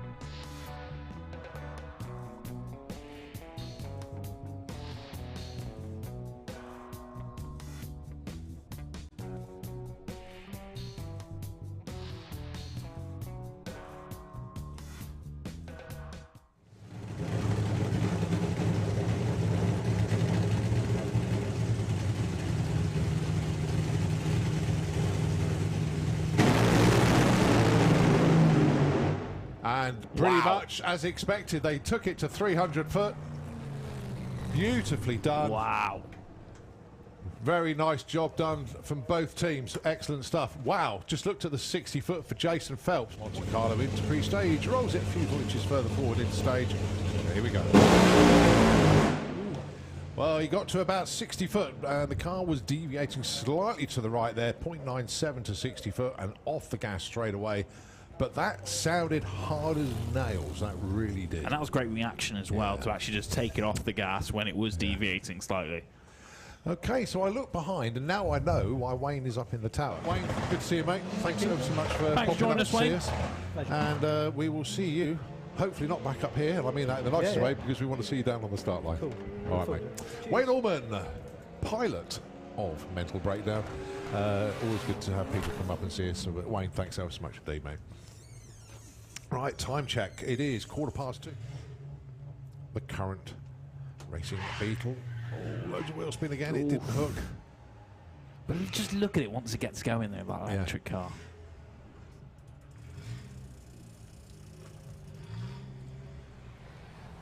Goes through this time 13:20.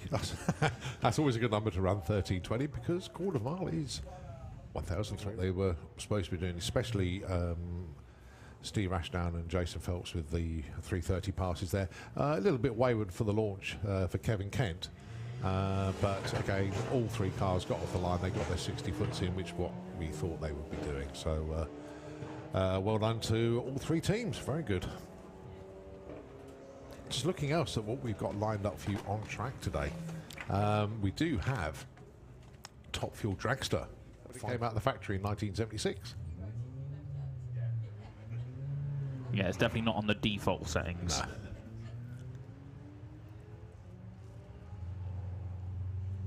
I remember my neighbour over the road used to have one of those cars all the time, but I don't think it ever left their drive. Yeah, 1557 at 95, 1342 and 1.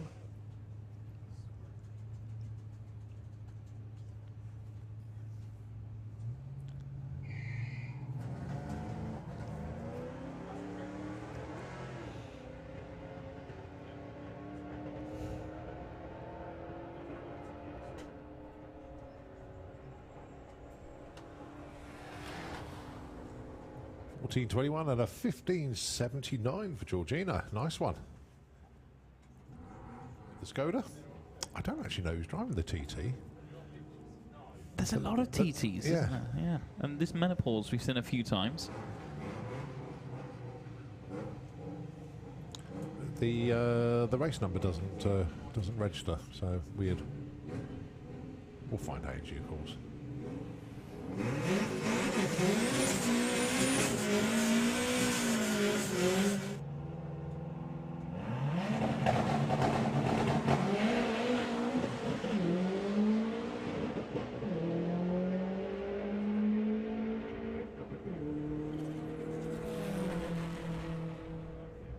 $9.81, 133. Not quite as quick as you went earlier. The car was wandering around the lane a little bit. Yeah, deviated just at the end then.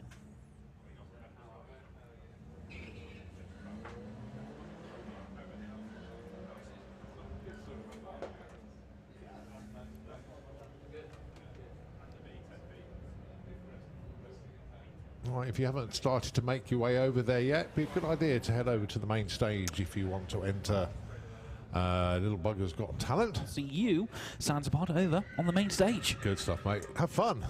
Will do.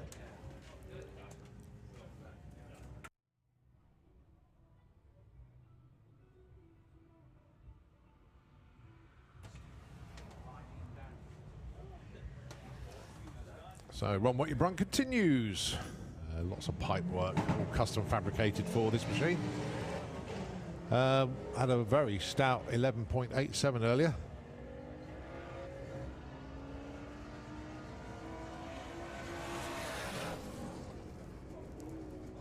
There's 11.96 on this one, 123.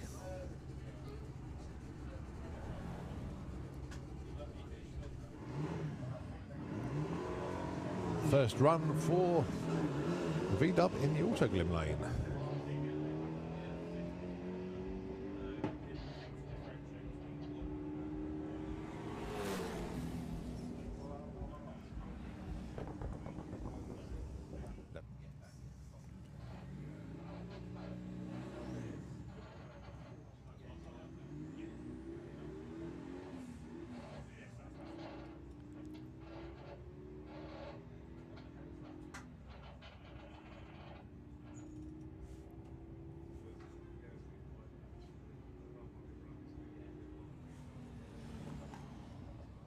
.20.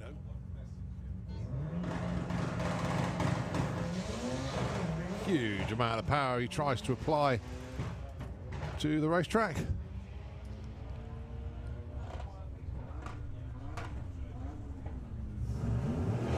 Goes through in the end with a 13.17 82, collected very early indeed, and a 15.10 at 92. Now trying to get the car to run sensible 12s. A low 12 would be nice. In actual fact, you could see side by side low 12 second passes here.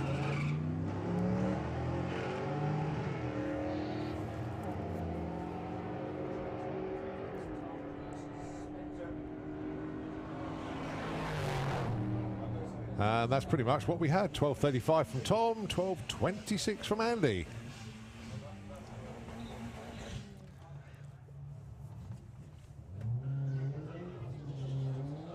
Pairing lanes chock-a-block with cars, it's good to see.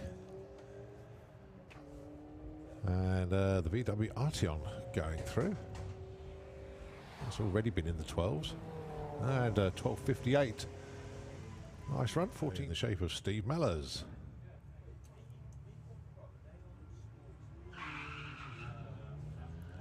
Lovely reaction time for Steve. Keep repeating that, please, over the weekend.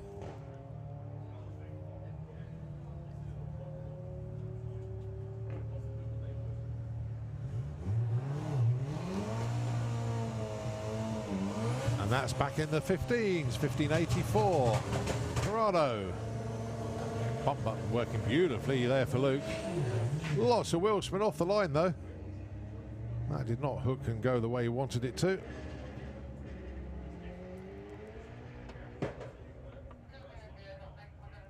Yeah, loads and loads of wheel spin as he left the line.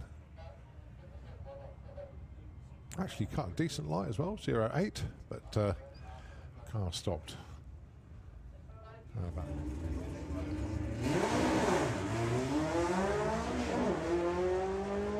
well, good little wheelie off the line there, almost stood up on the tailpipe then.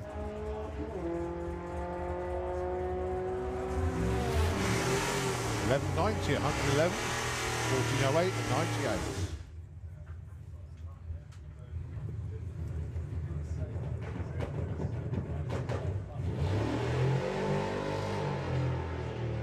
A little bit tail happy for the truck, but Ricky sticking with it. And all being well, this will be a 10-second pass.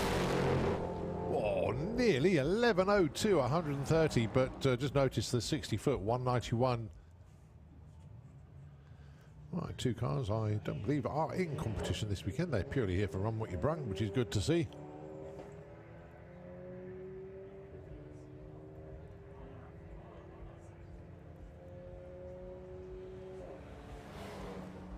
$14.40 plays $15.18.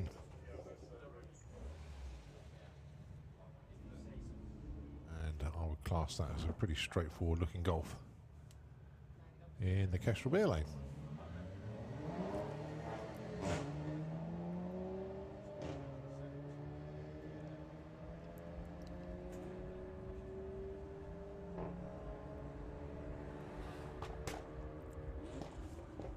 And a 14.05 plays 19.02. Well, the hits just keep on coming. Powering lanes looks like they're thinning out, but then there could be more cars just tagging on behind that'll be making their way down.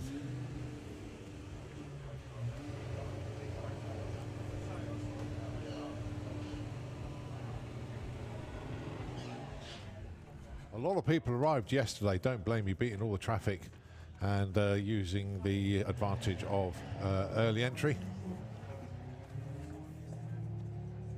But the fun really does begin a little bit later on. Don't forget, 3 o'clock, Little Bugger's Got Talent on the main stage. Cool Flow BMX doing their show at 3 o'clock as well. Bound and Gag Comedy, not in the dance tent as previously advised in the programme, but when we come back, we have Top Fuel Funny Car, we have Nitro Funny Car. Sorry, Top Fuel Dragster, Nitro Funny Car.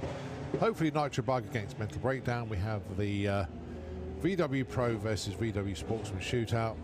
A bit more Run What You Brung. And then, of course, we have Oklahoma Willie, the Jet Bus, at 6 o'clock to be followed by Fire Force 3, the Jet Funny Car, straight after that.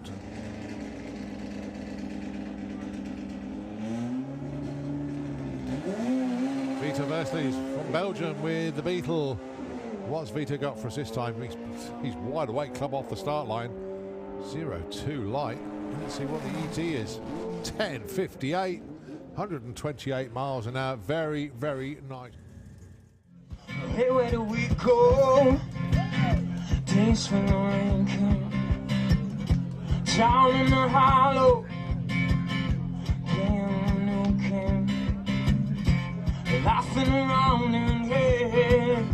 Skimming and jumping in a misty mountain fog with our hearts are thumping and my brown eye cold. You roll my brown eye cold. Whatever happened to Tuesday and so slow? Going down the old mine with a chance to the radio.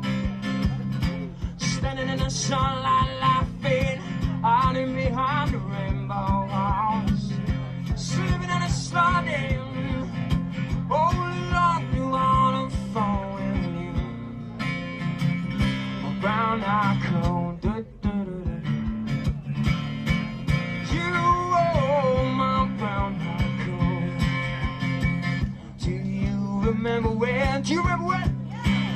We used to sing sha-la-la-la-la-la-la-la-la-la-la-la-la. Oh, just like that. Sha-la-la-la-la-la-la-la-la-la-la. Oh, yeah. So hard to find my way. Now that I'm all alone, I just saw you this the other day. My heart will feel calm. Casting my memory back there, I'm overcome, feel about it. Making love in the green, green guys behind the stadium with a brown eye cone. You are my brown eye cone. Do you remember when? Do you remember when?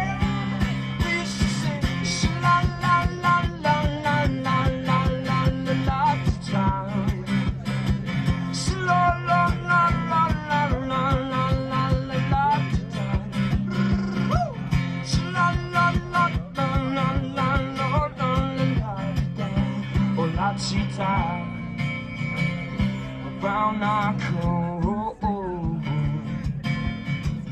You are my brown eye cone. You are my brown eye cone.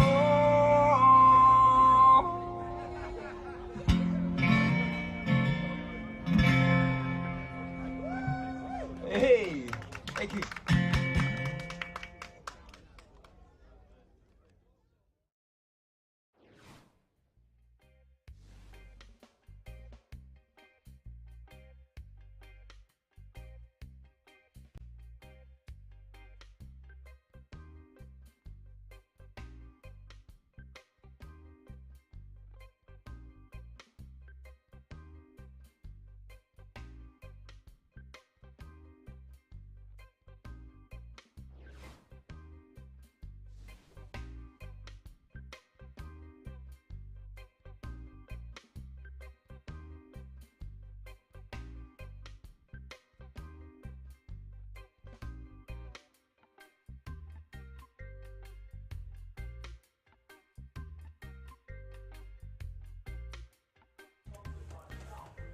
Always catches out, doesn't it, current racing, because you never hear them come around the corner. But yeah, we're back on track.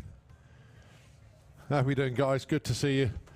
Sam and Ollie Young and John West and the team, all here with the latest version of current racing. Ah, that is hooked and gone this time. No wheel spin off the line whatsoever. That is a strong looking pass. That could be a new PB for the car. 10.27 at 122 miles an hour. They're starting to work very nicely indeed. Looking forward to seeing where that's going to go this weekend, but so far so good. Very, very nice pass indeed. 10.27, 122 at the stripe as the development continues of that car. So we are back into Run What You Brung. A little bit of track pep just been done by our awesome track crew here at Santa Pod Raceway. Also gives us a chance to gather more cars into the pairing lanes as well. It was getting a little bit thin, but now we've got a few down there. Time now, 3:45. Don't forget, 15 minutes time. Do not bother going up to the dance tent at the top to expect to find Bound and Gag Comedy up there. It is taking place next to us here in Fuelers Bar, down next to the catering area. So if you want to see Bound and Gag Comedy, it is in Fuelers Bar next to us here, not in the dance tent at the top of the track. Little Bugger's Got Talent taking place on the main stage at the moment. But as we continue with Run What You Brung, Phil Blogg with the caddy. He's had a couple of good 11-second passes today so far. And it is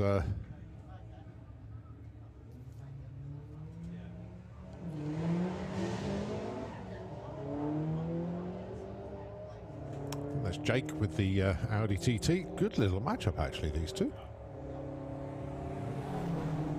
Both 11-second cars and both proving it once again. That's in fact quickest run of the day for both of them, 11:34 and 11:76.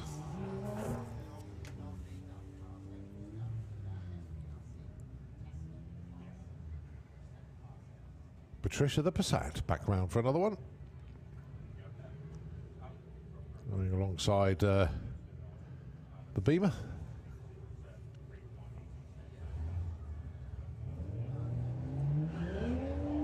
Oh, lots of wheel spin. Trying to tame that car.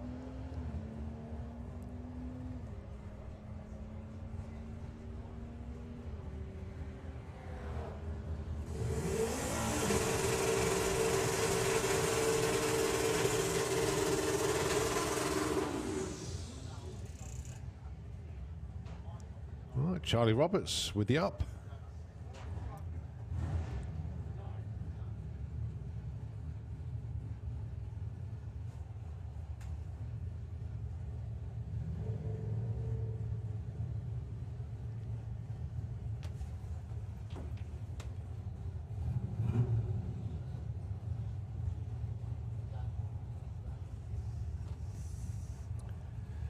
And that's Danny Bean actually with the Lupo. It's the first time I've actually seen the writing on the back window. It's the chute whitener doesn't show that well, so hopefully brighten that up when it comes to qualifying, so we know his actual race number.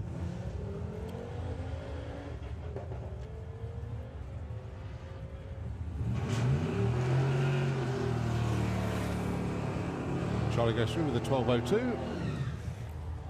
Danny 15:50.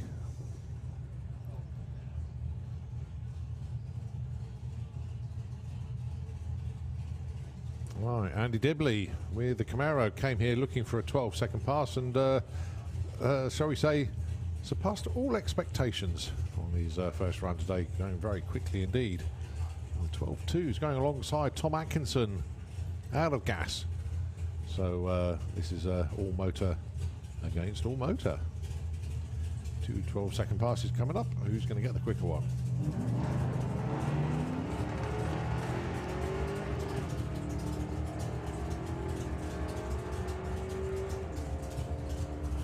Well, Tom disappearing into the distance, 11:36 and 12:53.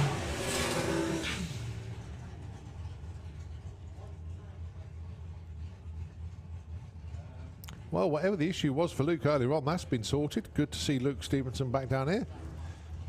And going alongside, oh, this is good to see as well, actually. Billy Everett with the dragster. They're tuning Luke to go into the low eights, maybe beyond. And I'm not quite sure where this car's actually been. I'm going to hazard a guess around about 7.7.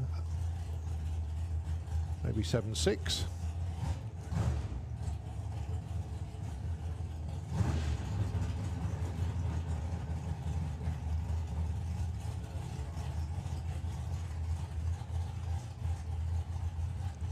Bizarrely, I think this is the first time Luke's been alongside another dragster whilst driving this one.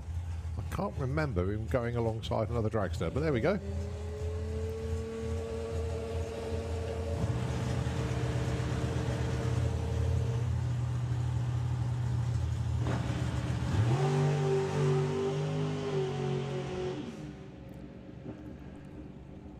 Well, textbook, absolute textbook from Billy Everett there. Half pass as planned.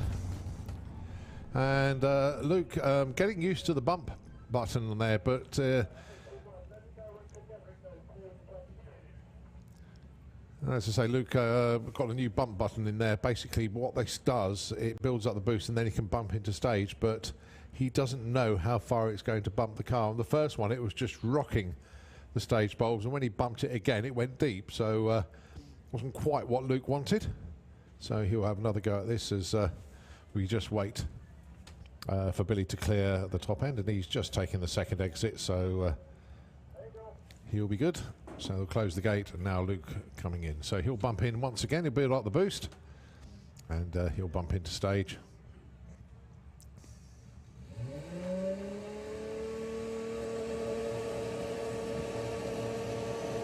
That's better.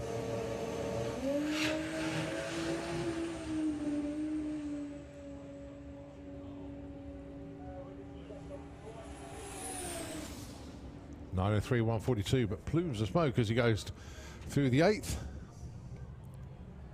But fortunately that cleared relatively quickly, but may have just pushed the gasket out there or seal, something like that. But fingers crossed it's all A-OK and we get to see Luke come round, because probably the next time we see him would be the Pro versus Sportsman shootout.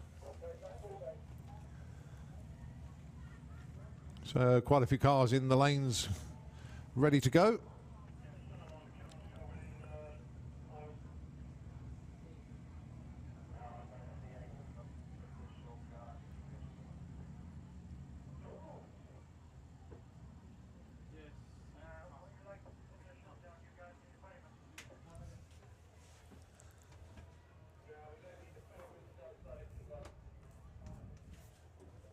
So just a bit of a check in the lane that Luke just ran in, just to make sure that it's okay. Maybe the turnout crew at the top end have spotted something on the car, so they're just making sure that the racetrack is okay before we send anything else down. But as we all saw, the car breathing very heavily, just going past half track. So just make sure it hasn't dropped anything on the racetrack itself. Well, Little Bugger's Got Talent about to be finished over on the main stage. Mentioned it a few times, but I'll mention it again. The Bound and Gag comedy about to start in Fueler's Bar next to us here at the start line, instead of at the dance tent at the top of the track.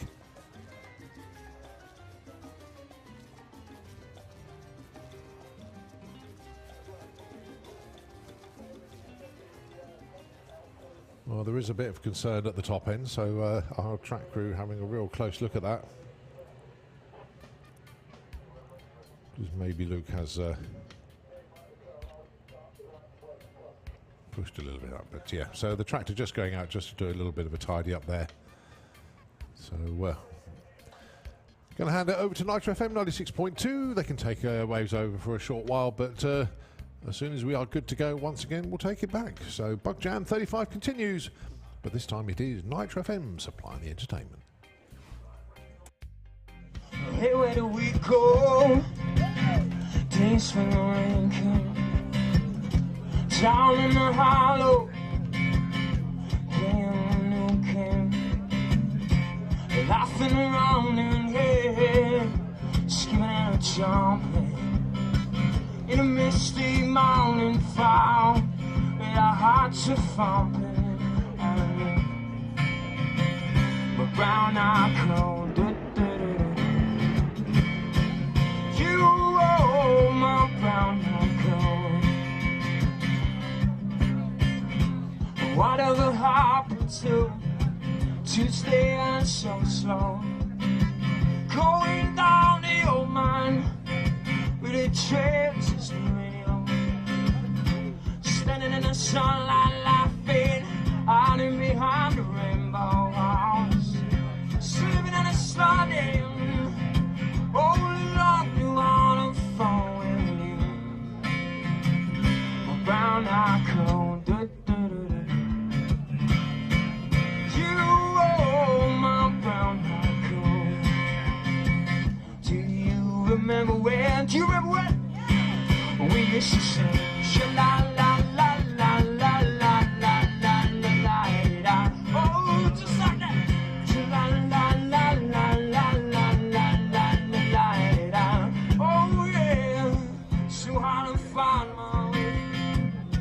Now that I'm all alone, I just saw you this the other day. My heart will feel calm, casting my memory back there. I'm overcome, feel about it. Making love in the green, green guys behind the stadium with a brown eye cold. You are my brown eye cold. Do you remember when? Do you remember when?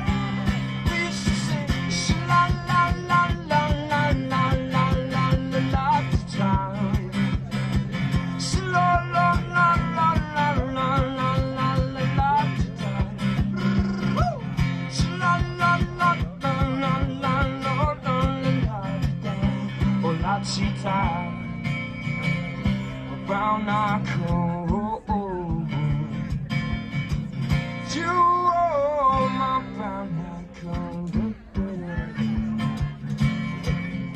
You are my brown knuckle.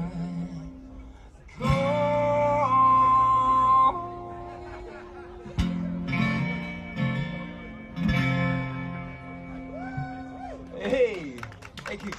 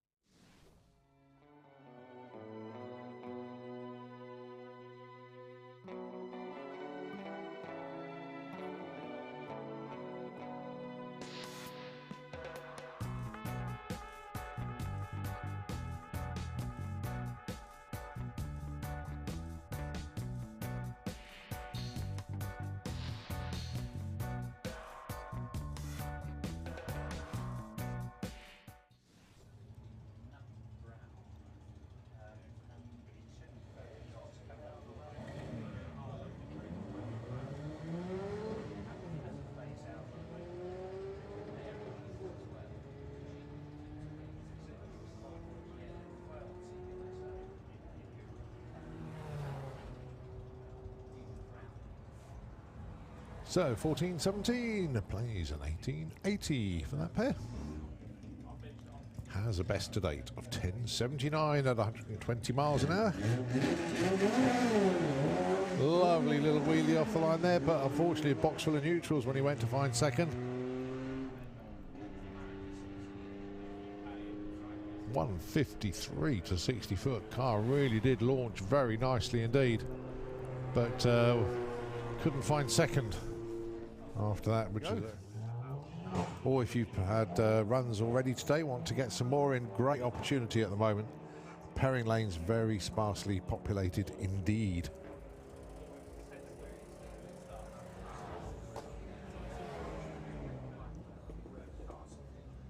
Held for a few seconds.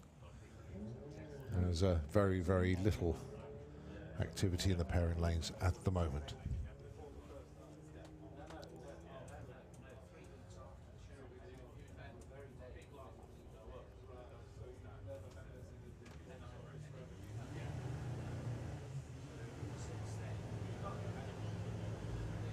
There's the Polo in the auto glim lane. Both of these two cars have had runs today. Very similar ETs, actually.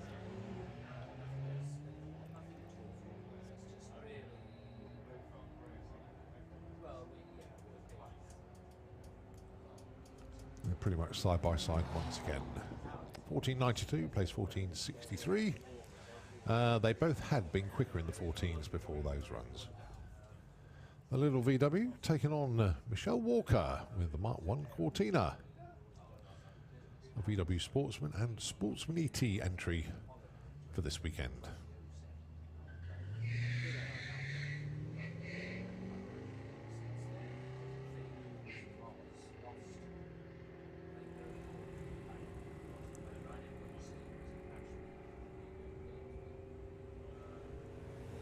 Michelle gets to the stripe first, 15.5 seconds.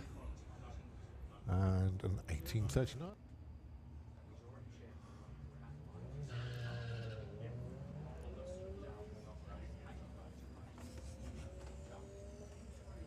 Well, you're about, 7 minutes away from Little Bugger's Got Talent on the main stage. So if you want to head around and see that show, due to start in, 3 o'clock. So just made it back down into the lanes again with the Outlaw Flat 4, which is good to see. Paul Walklake with the van is there.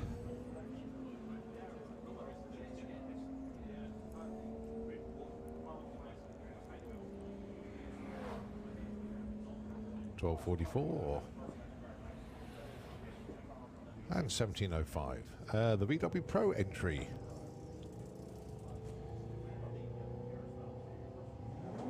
As I say, Paul Walklake. Let's see what he's got for us this afternoon.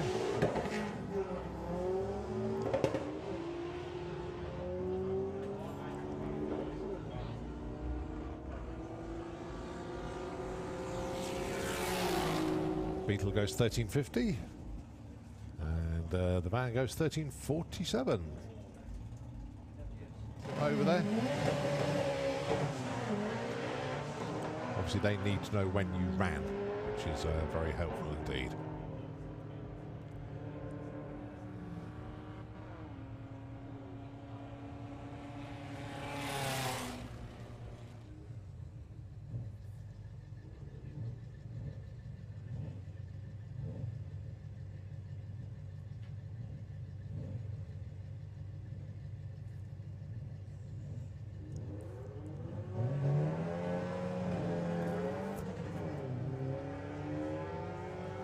Well, first time we've seen this bus go down the track today. Goes to show it is a VW run what you brung, and whatever you've run, whatever you brung, run it here. Over on the main stage.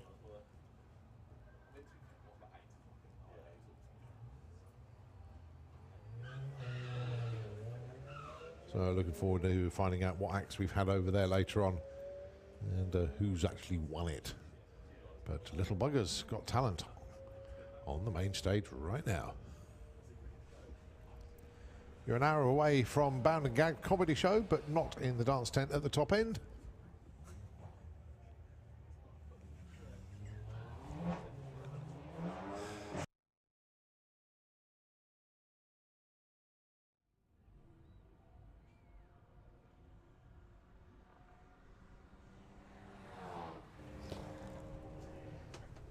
Yeah, one thing that Darryl had just pointed out, and Simon Groves has picked.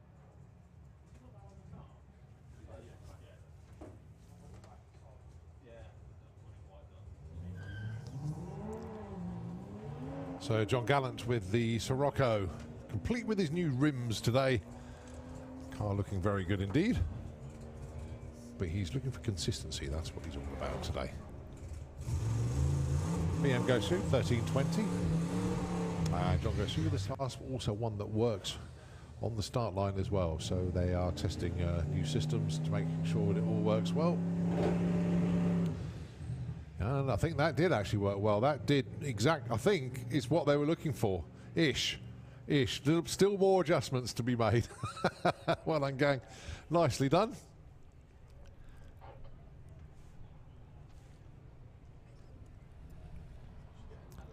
So when Andy Bond comes around in competition, obviously he's just coasted through there at 16 seconds.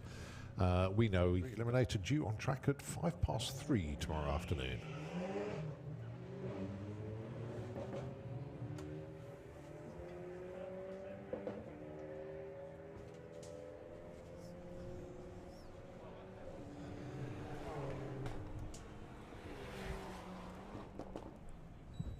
Drag racing, if you like, it can pretty much run anything as long as it doesn't go quicker than 12 seconds on the quarter mile. Daily drivers, vans, whatever you got can enter this class, and it's a dialing class, so in effect it's like a handicap. You run to what the car can run. You don't have to be the fastest. We've had cars that run 18.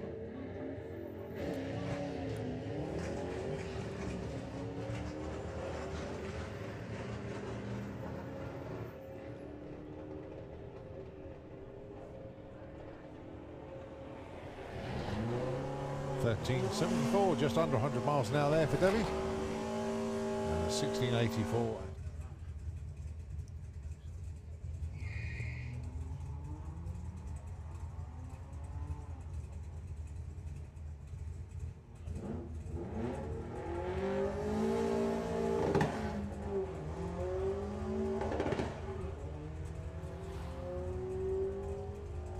$15.81 for Georgina.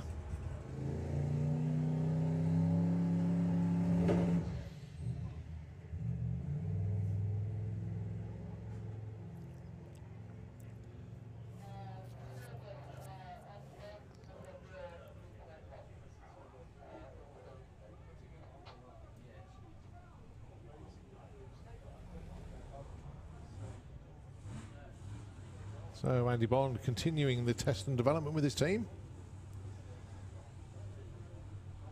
Again, tomorrow afternoon after 2 o'clock is qualifying for all of our race classes.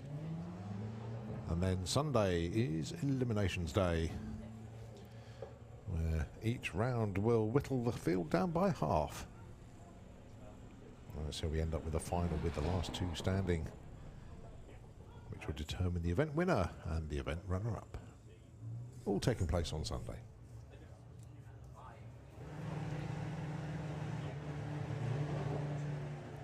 Oh, loads of wheel spin from the Bora once again in the Kestrel beer lane.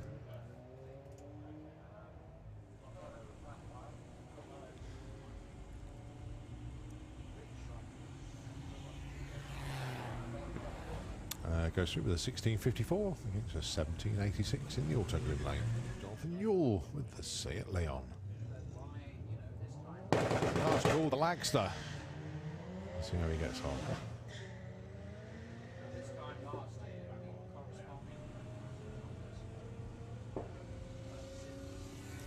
Oh, no dramas on that run at all. 12.0822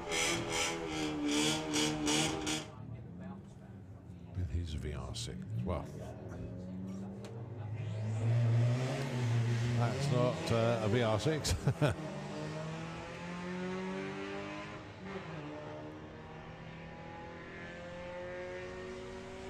Right, Jacob's going to get there first. Ed, 12th, one of the long-standing members of the VWDRC. And, we love to call him Top Fuel Carl. He's always working on cars.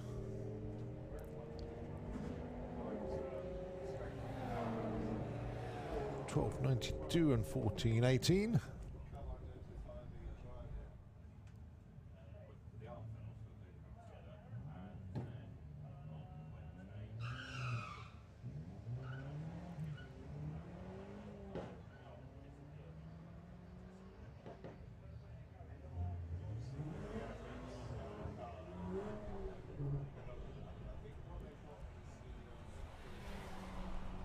$16.09, 96 miles an hour. But it's good to have him back with us with the Beetle. He's in the Kestrel beer lane.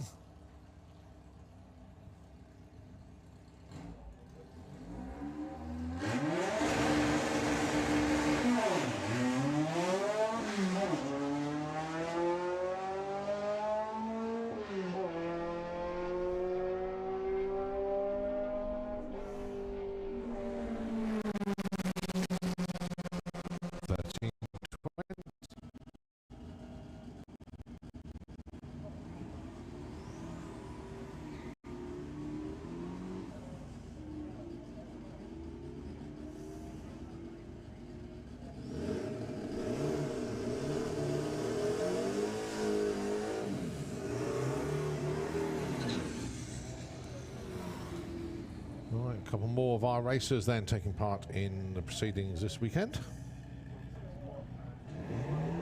Going alongside John Gallant with the Sirocco.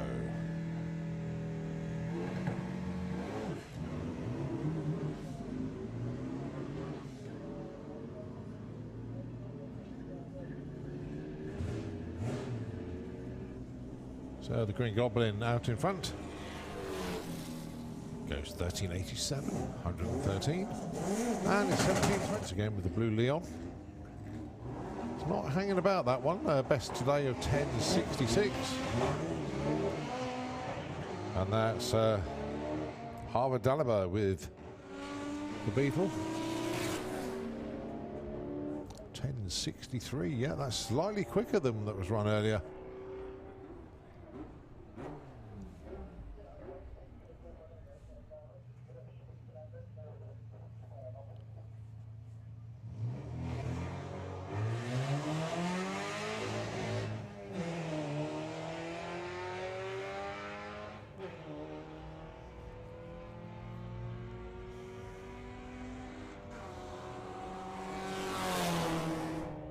Goes 1561, 90 mile an hour. Well done, Andrew.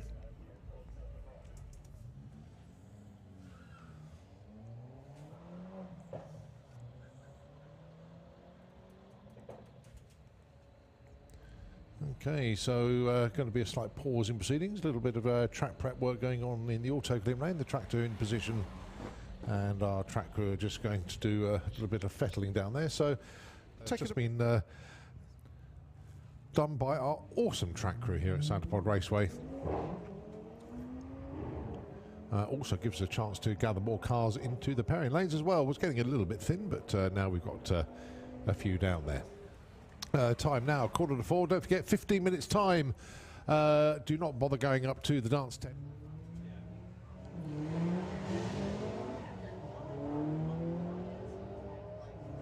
That's Jake with the Audi TT. Good little matchup, actually, these two. Both 11-second cars, and both proving it once again. That's, in fact, quickest run of the day for both of them, 11:34. Oh, lots of wheel spin, trying to tame that car.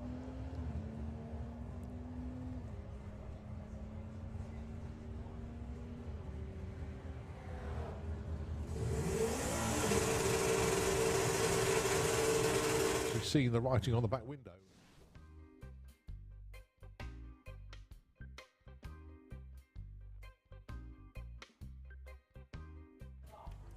Okay, so we are back once again with Run Your Brung here at Bug Jam 35. Pair of lanes have just got a little bit fuller than they were before. As we go into our next session, they're going to be about 3/4 of an hour long. And 5 o'clock it is a stand down for our track crew. But when we come back, oh, it's going to get nice and loud. As we have a Top Fuel Dragster lined up to run this afternoon, Suzanne Callin. The Fuel Funny Cars will be back round for their second passes of the weekend. And we also look forward to the VW Pro versus VW Sportsman Shootout. And then, of course, we've got jet cars in the shape of Oklahoma Willie, the Jet Bus, and 543. The Jet Funny Car. They'll be running around about 6 o'clock, and of course Run With Your Brun continues up until 7 o'clock this evening.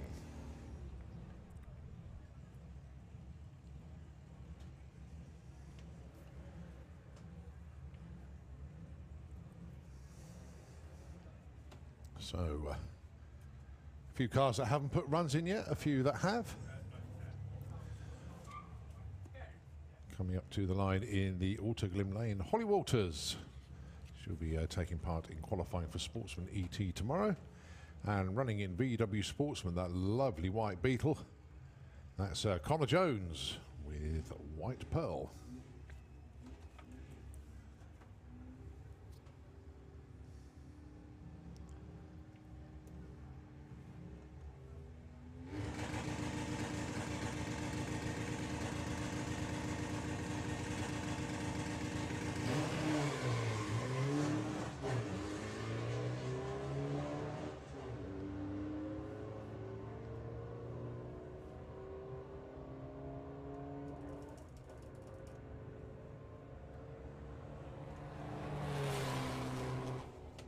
1593 and 1632.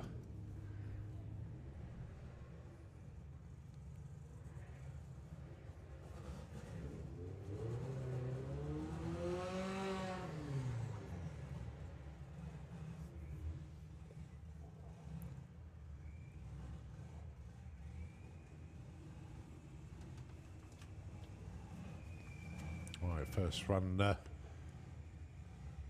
for Christine McKinney with Bugsy in the Kestrel Beer Lane. We've seen the Herbie replica have a few runs today already.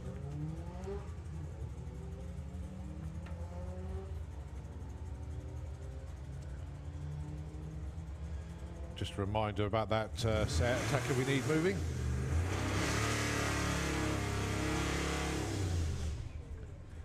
Registration number FY67WVN, parked by the gate to the entrance to the pits. That needs moving, please. Thanks very much indeed.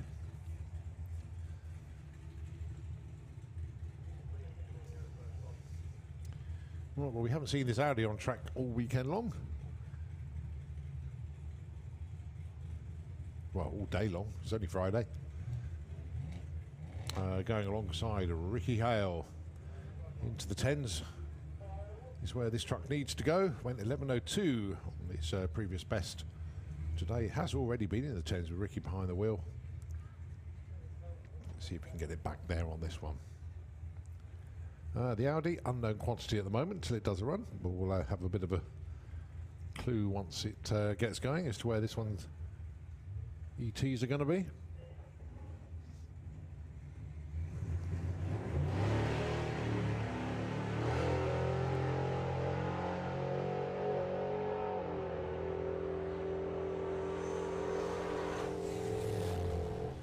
$11.19, 121 for Ricky, and a 14.11 for the Audi.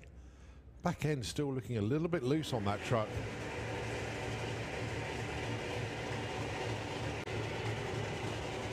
So Ash with the Skyline. Well, it certainly sounds like Ash anyway. It is indeed. There he is, going alongside Debbie Taylor with the Mustang. Of course, these two regular competitors in the Sportsman ET class, one of the classes that are racing, of course, this weekend. Well, the proviso for Run With Your Brung is that you are VW or you are a racer entered into this meeting.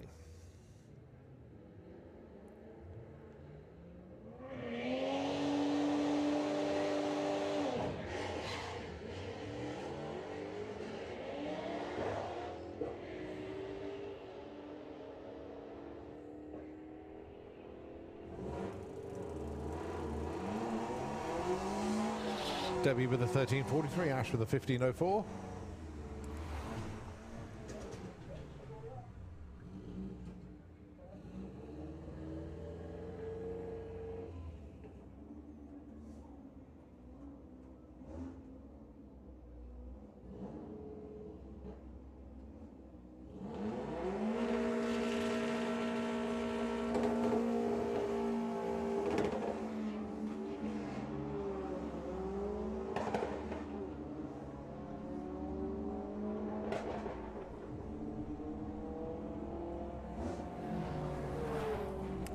.03, quickest run of the day, and oh so close to a 13-second pass there for the Jetta. Going through with a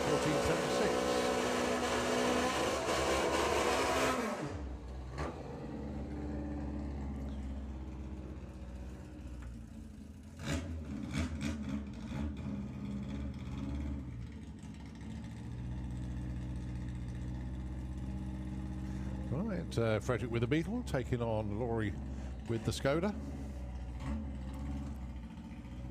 Outlaw Flat 4 versus Sportsman ET, no, VW Sportsman, sorry.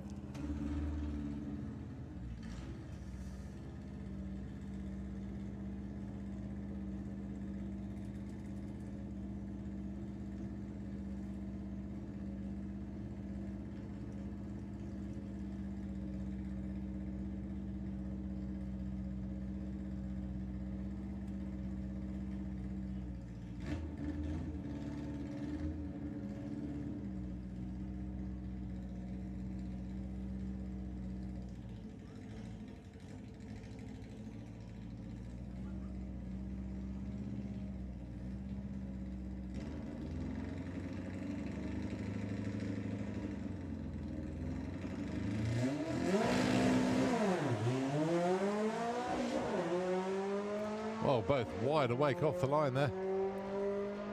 What I mean by that is good reaction times. 11.76, 112.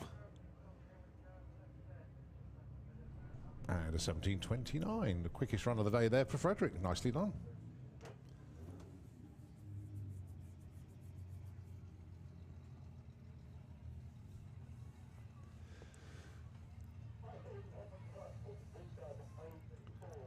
So the hits just keep on coming.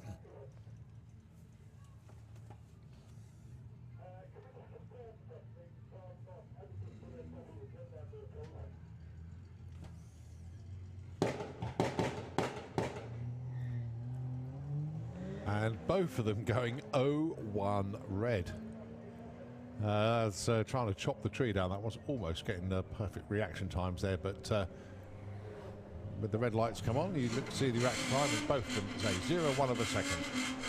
With a red light, not a green. Doesn't matter though, this is all right with your brung. They're not racing flat out, they're not trying to knock each other out of eliminations.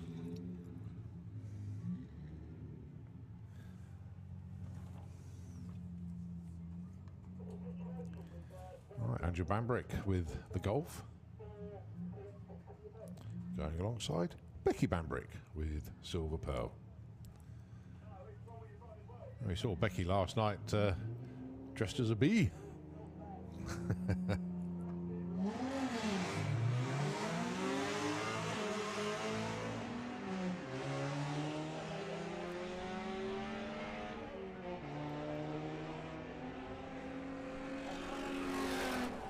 So Andrew goes 13.46 at 100 miles an hour. Becky goes 16.35 at 87.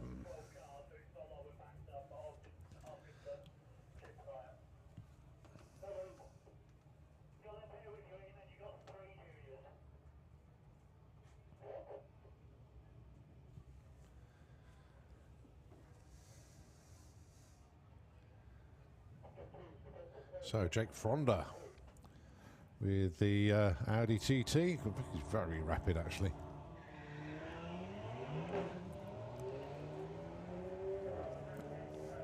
Best so far today, 11.34. So far, could go quicker here. Oh, not quite, 11.62, 118. And 14.49 for the Seat. Right, Lucas Oil's Junior Dragster is one of the classes that we see at regular national championship rounds, and competitors that take part in that are here down on the start line. Lola Bell Kent with the West Ham Motorsport. Dad Kevin drives the West Ham Motorsport Nitro funny car. We see him put a pass in earlier on.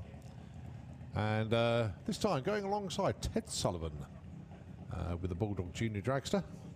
The juniors start their racing careers aged 8, and they go into a class called Junior Stock, and they can run in that until they're aged 11, and they can progress to Junior Modified, and they go from 11.9 seconds for the 8th mile up to 8.9. And then when they reach the age of 14, they can go into JMA, or Junior Modified Advanced, where the ET for the 8th mile drops to 7.9 seconds. Both of these two are junior modified, so they are between the age of 11 and 14. And, well, Ted went way too quick for the numbers there, but nevertheless, good pass. Lola Bell going through 11.91. Right, this is Jacqueline Bartlett. Fantastic race meeting for her last time out. Pulled a perfect light, which is all the zeros on the reaction time. And put her in the #1 spot for qualifying, which she held on to. So very, very good performance indeed. So Billy bringing her up to the line. Sometimes it's difficult to judge where the front wheels are, so you have someone on the outside just to guide you to a few inches before the beams, and then it's up to the driver to bring the car into pre-stage, which is the top set of beams, the top set of lights that you can see, and then 8 inches further forward, there we go. The car is now staged, off goes the wall, and that wasn't quite the plan, as the chain came off. So they'll get back to the pits, find the missing link, get that hooked up. But in a funny sort of way, it's good that it happened there and then, and not during a qualifying run or eliminations, because obviously that would have lost to the race. So good that it happened there and then. So basically just the chain come off. Some are chain driven, some are belt driven.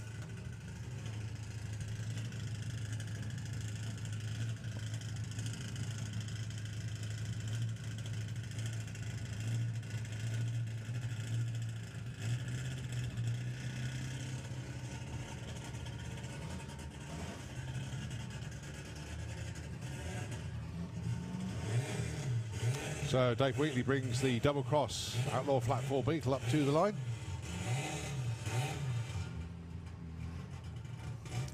Has been 11:18 so far this weekend. Going alongside Paul Henschel.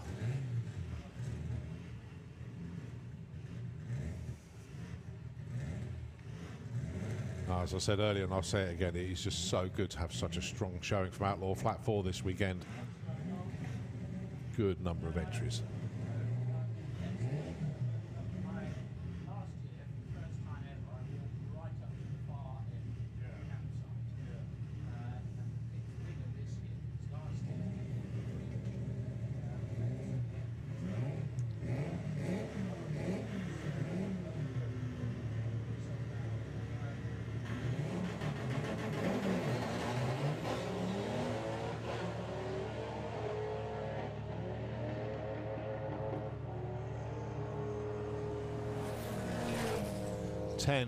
.58, 136 miles an hour.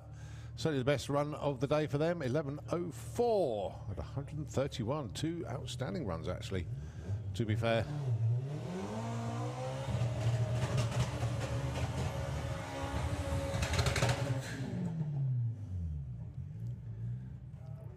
So the wide-bodied Corrado going alongside the Tiguan.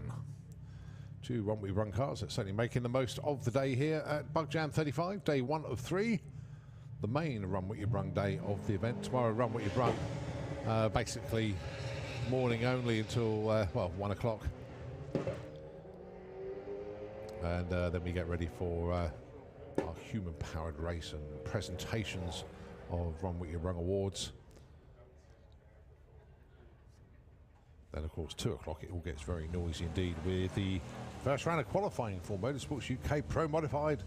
We'll have a Top Fuel Dragster, then Nitro Bug and Mental Breakdown. And then, of course, Nitro Funny Car as well. So, going to be a very entertaining on-track tomorrow. Mind you, it hasn't been too bad today. Some cracking runs from a lot of people. And we've still got plenty more to come today. Time now, 4:30 in the afternoon. Another half-hour Run What You Brung, then it will be a half-hour break for our track crew to stand down. But when we come back, Top Fuel Dragster, Nitro Funny Cars. It's all to come this afternoon. And of course, the Jets as well. Our first appearance of the Jet cars this weekend. And we have Oklahoma Willie, the Jet bus, and 543, the Jet Funny Car. Also look forward to seeing the Nitro Bug and Mental Breakdown. Hopefully Andy Raw's incident on the start line earlier on, where it basically just went up on the revs, didn't move forward. So fingers crossed they are okay, and we'll make it back down.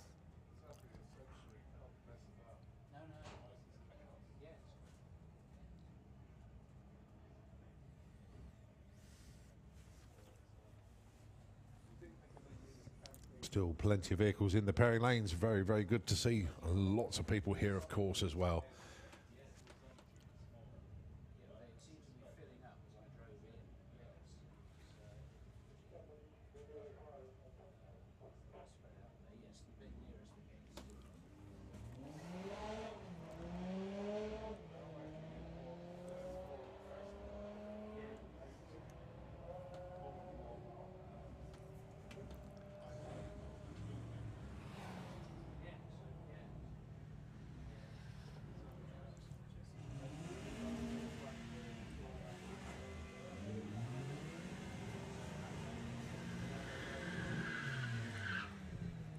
So we got the Jetta taking on the Hulk MX-5. Now, can he go quicker than 1581? That will be the plan. And that is all about the launch. If it doesn't get too much wheel spin and the car hooks and goes, stands a very strong chance. Oh, the car dipped again, actually, so this could hurt it to a 15.9, possibly even a 16.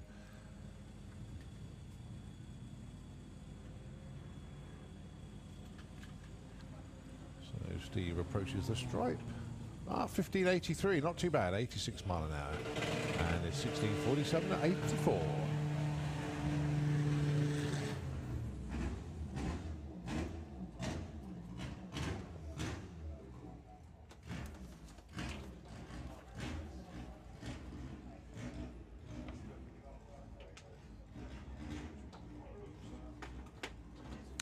Right, Harbour Daliber with the Beetle in the Kestrel beer lane.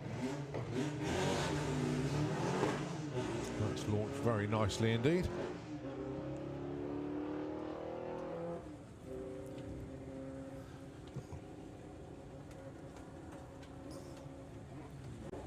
Oh, off the gas early, 1494 at 71 miles an hour at the stripe.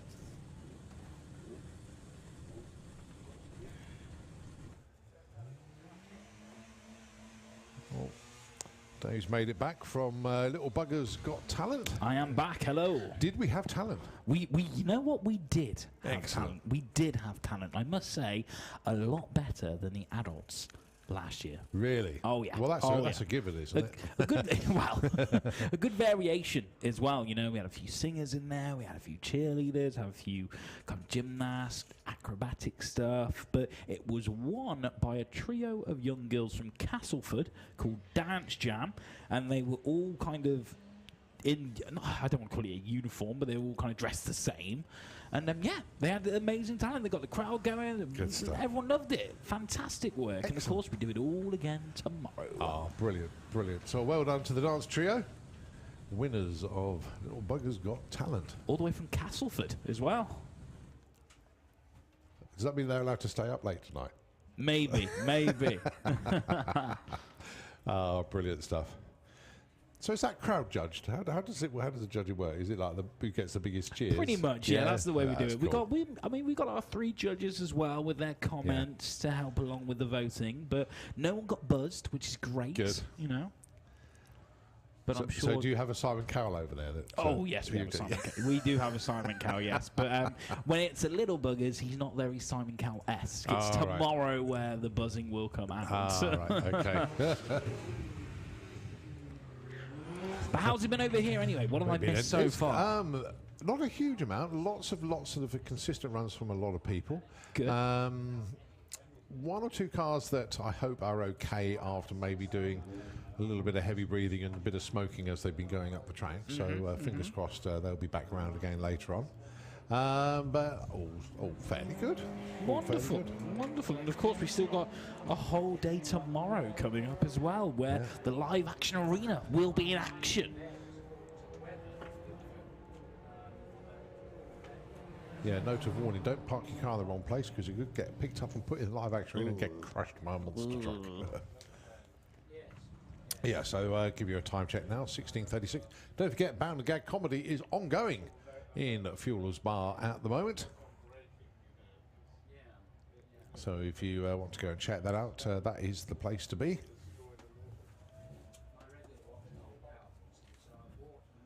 And today, just having a quick look, on stage at the moment will be Jack Campbell, to be followed at 5 to 5 by Mark Cram. So we've already had Ollie Horn do his bit in there. So Bound and Gag Comedy in Fuelers Bar, currently ongoing.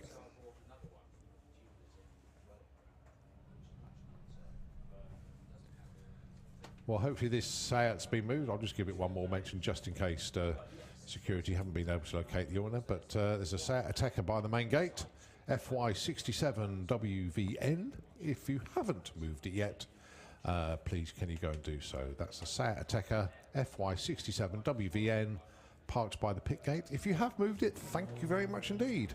If you haven't moved it, go and do it. well, if you haven't, it's going to be in that live action arena tomorrow. Oh, yeah. It'd be nice to have something new to crush. Newish.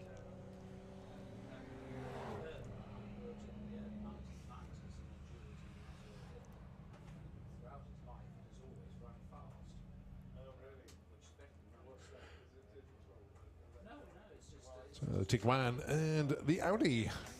And that's fact, Perry Lane, so I just had a look over my shoulder. There's only one car there. So very, very empty indeed. But don't forget, we are stopping at 5 o'clock for our track crew to have a break. But when we come back, going to be an amazing session, basically, with Top Fuel Dragster, Nitro Funny Car, Mental Breakdown, and the Nitro Bug. We have the VW Pro versus VW Sportsman Shootout. We have Oklahoma Willie the Jet Bus, and of course Fire Force 3 Martin Hill with the Jet Funny Car, all to come at you between 5 and 6 this evening. So a real full-on hour of great on-track entertainment. Track will close at 7 o'clock this evening, and by which time most of you could be back at your tents or wherever you're staying tonight. Getting ready for the evening's entertainment. I'm not sure anyone's planned where they're going to stay after seeing Trevor Nelson, to be fair. It could be they come in one tent, they can end up in another. That's all I'm right. saying. I love that anyway. He said, where are you staying? In my tent. Where is it? That's right, I can't remember where I put it. Trying to find, you see a lot of people walking around at 2 o'clock in the morning. I'm sure it was here. It's between somewhere over there and over here. But what do you mean short is here? You're in Bedford now. You walked a little bit too far.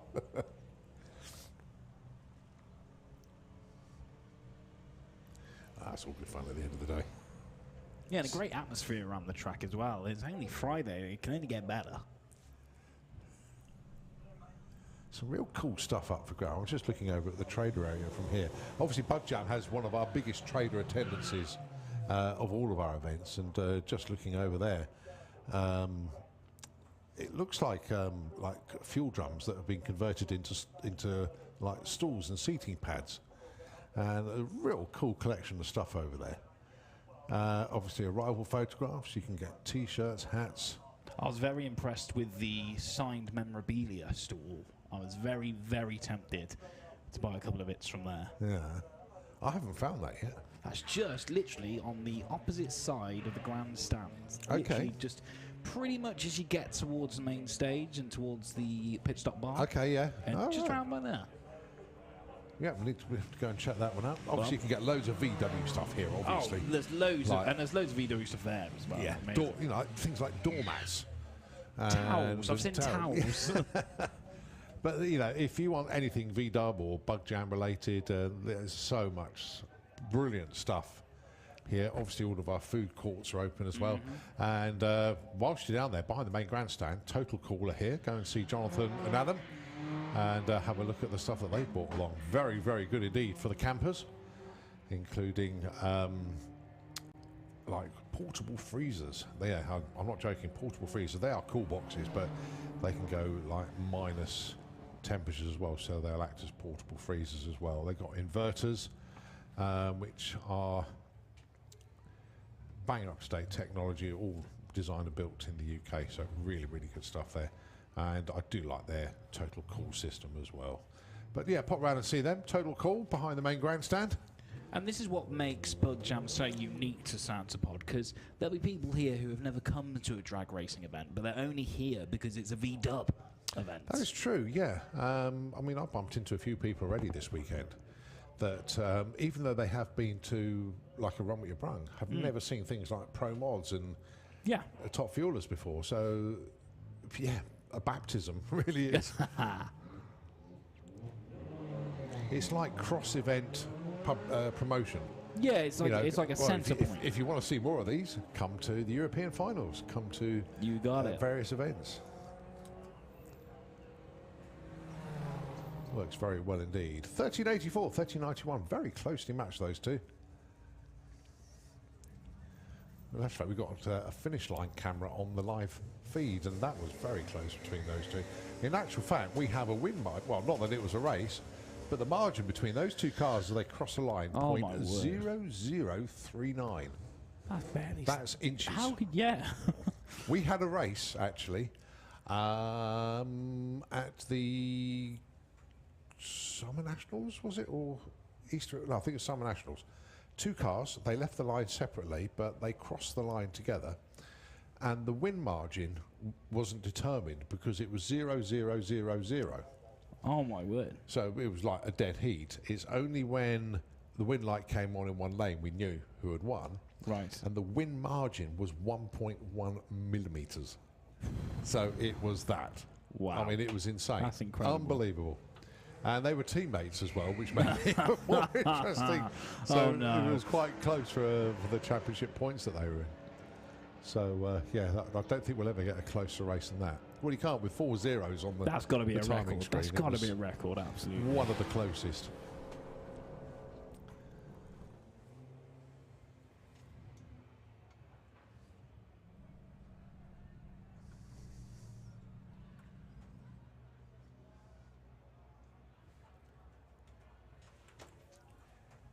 So Runway Brung Lane's thinning out once again.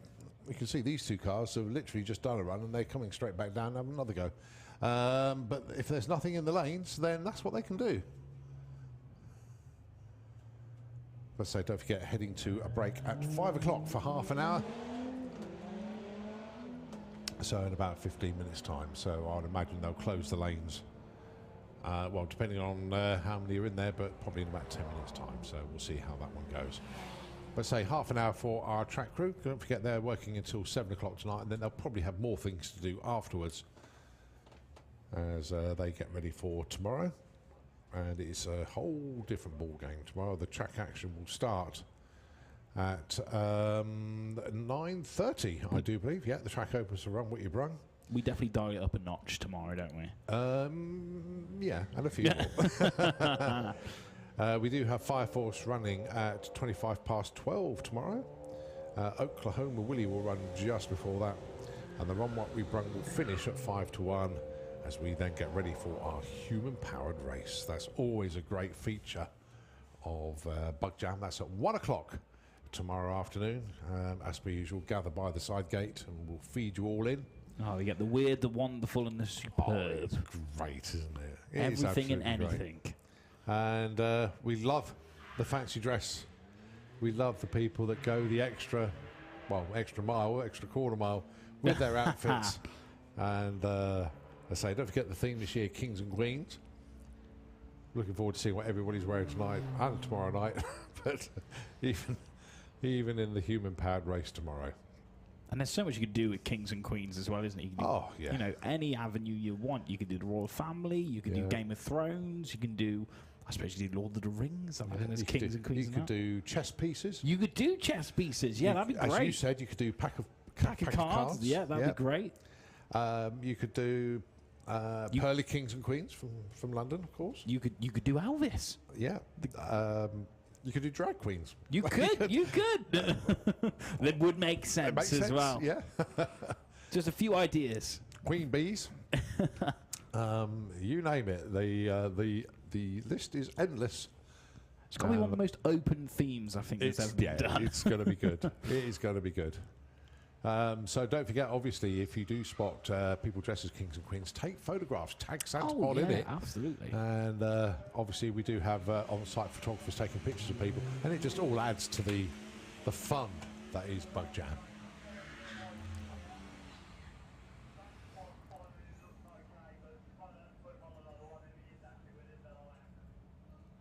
Oh, these two A-registered VWs.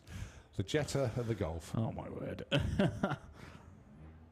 So what's A? 1983, was it? Early 80s for sure. Yeah. So nearly 40 years old, these two.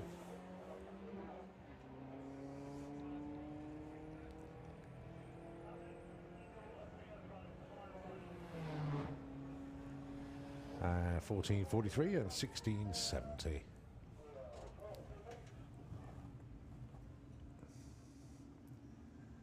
Well, lane's still relatively quiet out there.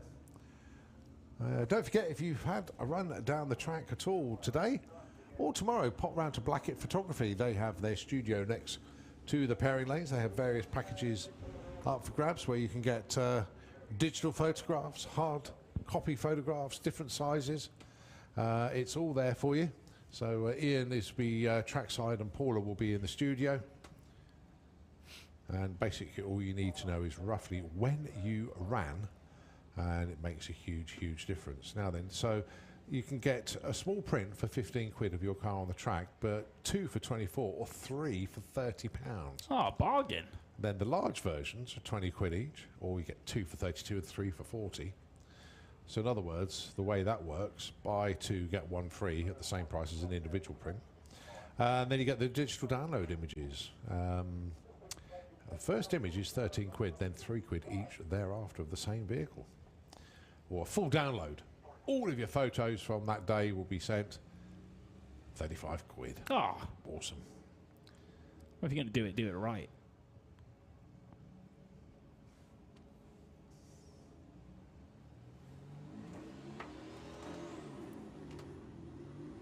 All right, Jack Marriage with the Outlaw Flat 4.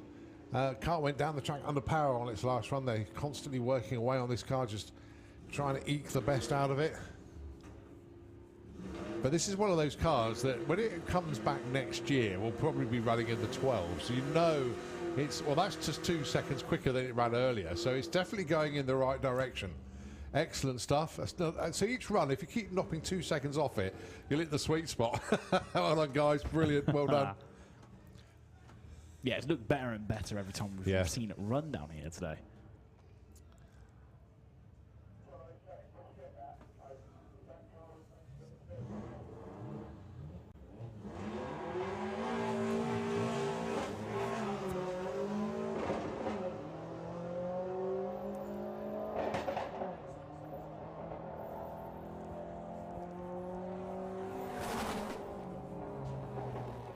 Nice, 12.63, 116.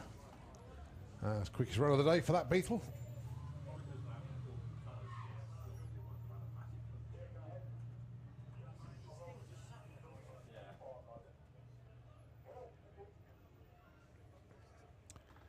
All right, these two have raced each other a few times in the past. Holly Walters with the Mustang and Georgina Smith with the Supra. As I say, both of these two taking part in Sportsman ET this weekend. Georgina's car normally in the 15.9s, will dip into the 15.8s, but threw a bit of a curveball at her earlier on, went into the 15.7s. So dialing in that car is going to be a little bit of fun this weekend. Holly, very good racer indeed, knows how to race the stripe, and when we say how to race the stripe, we'll go towards the stripe, and then if she's doing well, she'll little dab on the brakes just to make sure she doesn't break out, or make your opponent break out, whichever way it works. All in the science of drag racing.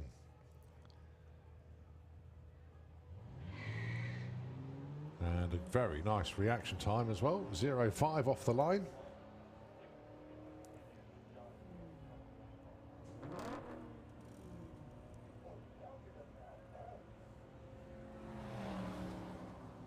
Whoa, Georgina, 15.7s again. Yeah. Oh, that's going to be fun. 15.60 for Holly. Thing is, when you watch the same cars over and over, and you get to know how they run, and you say it's a consistent 15.8 car, but when it throws a curveball, it goes 15.76. It's going, oh, that's going to be quicker than it normally does.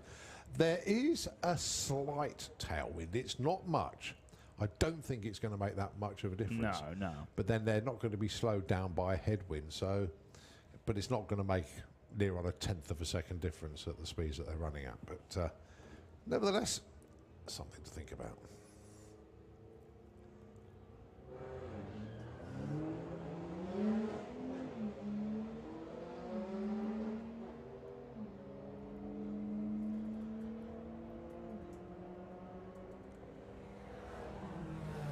$12.56 and 13.9. And is still looking pretty empty at the moment. Yeah, but then bearing in mind the time, what we got there, about 8 minutes left Ooh, okay. before our track crew stand down for half an hour.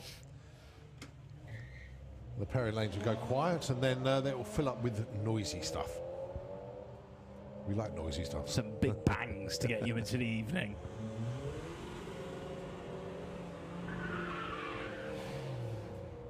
.14.04 plays 14.42.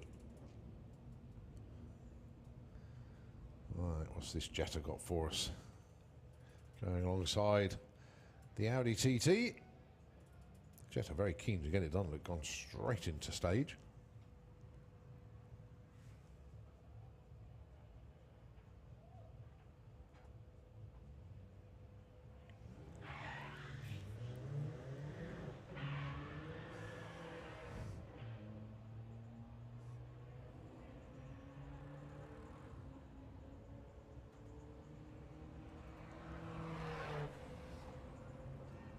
.14.54 and 15.21.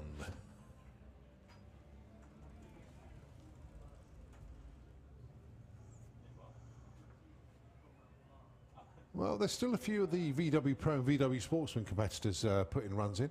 They will get to the stage where they need to make sure that their cars are at their best for the VW Pro versus VW Sportsman shootout. 16 races. Now, logic says you would have thought they'd have chosen an odd number of races to make sure we had an outright winner. That's a because good if point. If it's 8 all, that will be funny. But perhaps maybe it's the prize money split between the classes. But I haven't seen a tie before.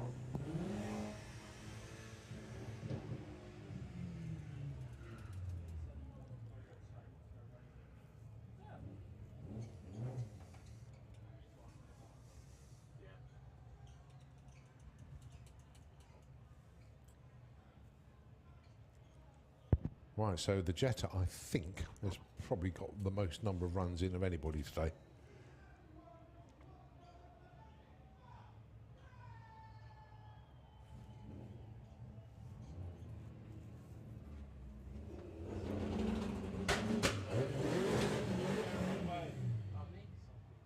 Oh, that is a class number plate.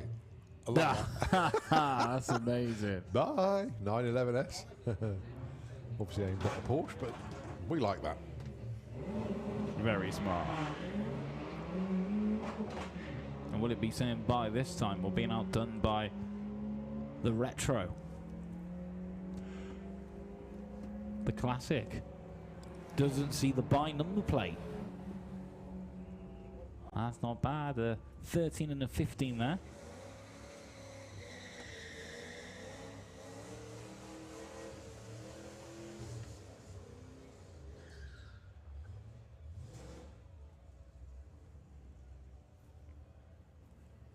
Right, Troy Attree with the Camaro. Another one of our sports and ET racers. He's got the track to himself.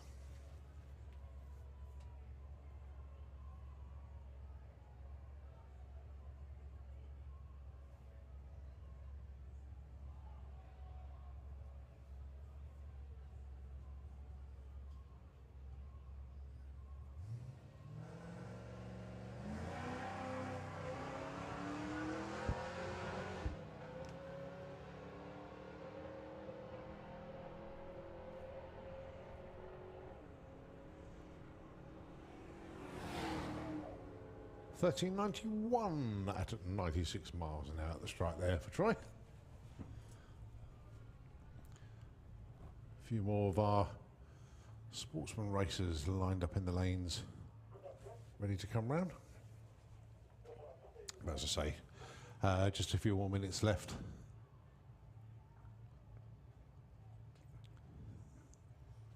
Oh, John just reversing back into the lanes. Where's he going?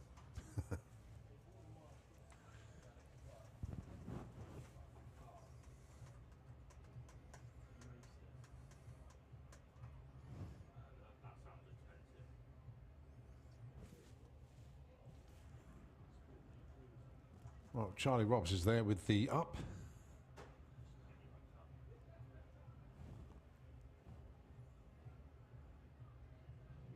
And here he comes. Coming round with John.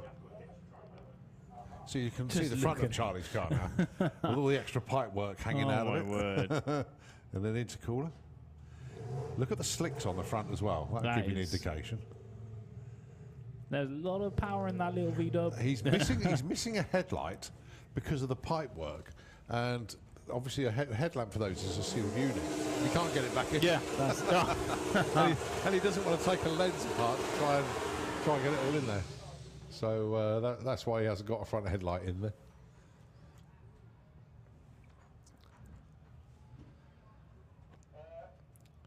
So VW Sportsman with John Gallant and a VW Pro with Charlie Roberts.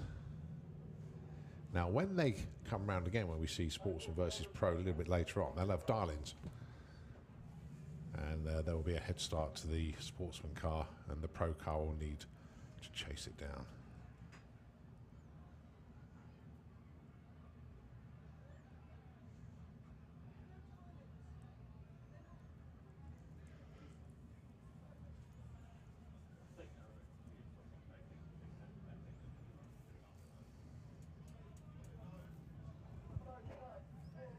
I think Charlie was saying he had a new set of front slicks on it for this weekend, actually. So looking for a bit more performance out of the car. And that might just be it.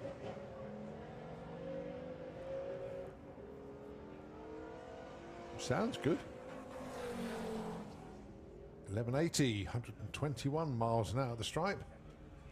John Gallant goes through 1725.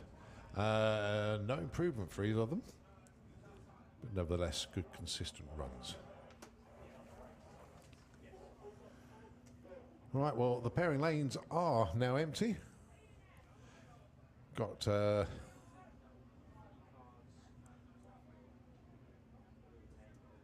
obviously got the break coming up for our track crew, probably after this one actually, or not.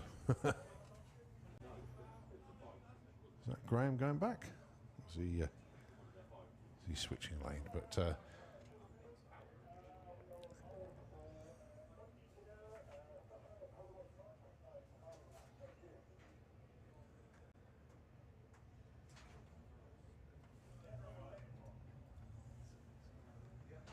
okay, so it looks like our track crew now are standing down for the half-hour break. So, ladies and gentlemen, time to have a little wander, but don't go too far, because in half an hour's time, when we come back, it's going to be fun. It's going to be Top Fuel Dragster. Suzanne Callan going to be running the Slick Tricks racing car through for you. And then we do have, straight after that, Nitro Funny Car putting in their second passes of the weekend. And we have Nitro Bug and Mental Breakdown. They'll be coming onto the track. We have Oklahoma Willie the Jet Bus, Martin Hill with Fire Force number 3, and then it'll be Run With Your Brung up to 7 o'clock after that. So folks, have a good old wander around. We'll see you in half an hour when we continue fun on the racetrack. Until then, it's going to be Nitro FM 96.2 taking over the airwaves. We'll see you soon. Hey, where do we go?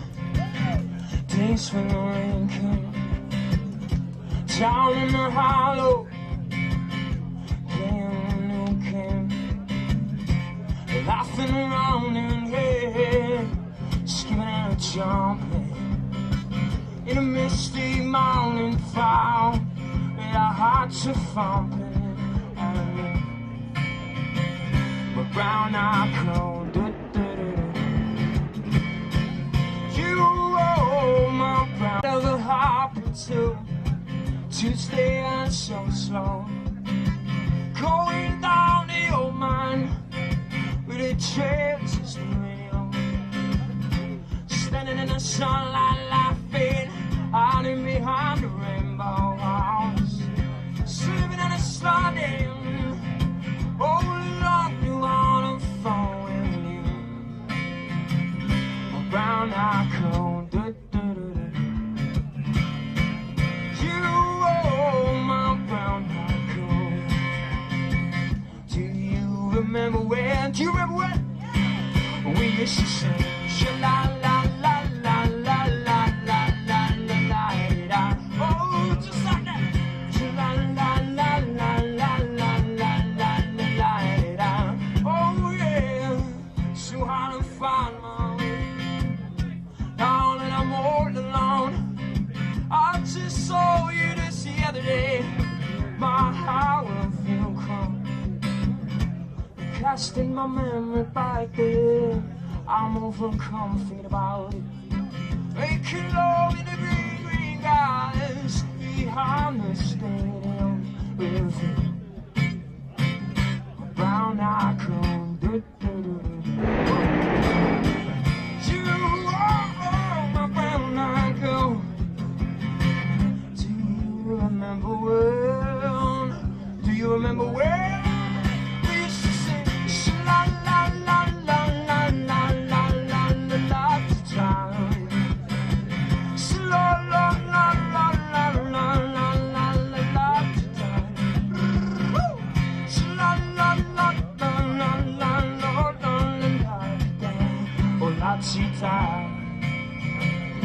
Brown icon.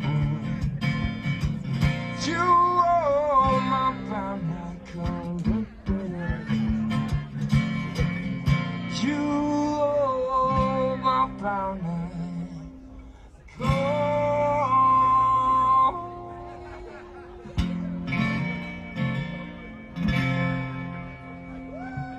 Hey, thank you.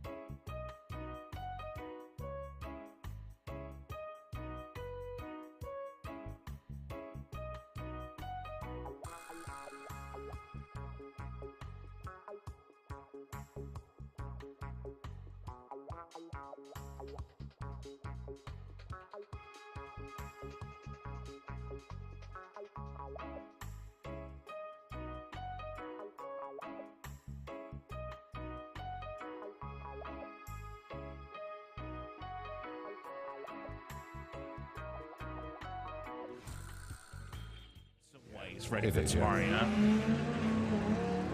That's not bad. That's a lovely start from the Camaro. Jane will be happy with the 0.7 reaction time. I know it's only practice. Dibbs goes 12.25. Nice. That is very, very nice. Kirsty wants... See, this is, I know what I'll be like. I'll do it once, then I'll end up buying a Mustang like that for the next time round. That's Rob Carter, sorry, in the Golf. That's a bit weird because he's down as a Passat this weekend. And Debbie Taylor with the Mustang. 13.39 and 13.62. Nice. Qualifying proper tomorrow. They need to know what their cars are running, and whoever qualifies closest to their darling without going under is your number one qualifier. So these practices, to get them right, is pretty important. It's not just to see how much the car can do, it's to see how much you can do. That's right. As a racer driver as well. So Gary's just gone through their 13 cards with like Alice in Wonderland and the Queen of stuff. That's what I want. Point. That's what I want to see. You've got to think outside. Well, outside the packet of cards, but outside the box. Hey, there we go. Kings and Queens is the theme this year, and really looking forward to seeing what will appear later. And don't forget the human-powered race tomorrow. Always a highlight. We have got to have some Kings and Queens in the human-powered race. We've got to.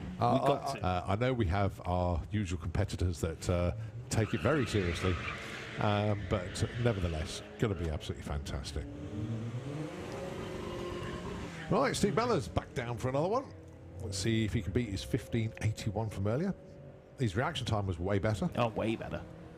And he goes 15.84. He dropped 300ths that time. Ugh. Right, we need to stage him very, very shallow.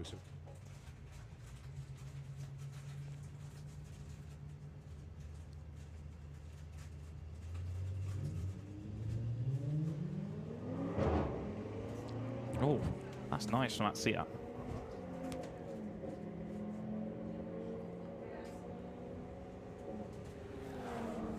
Set goes through with a 12.93. Yeah. Daddy pickup blurs. That car is moving very nicely indeed at the moment. The Sirocco about to come around with new wheels. Well, told me about them last night. Looking really good actually.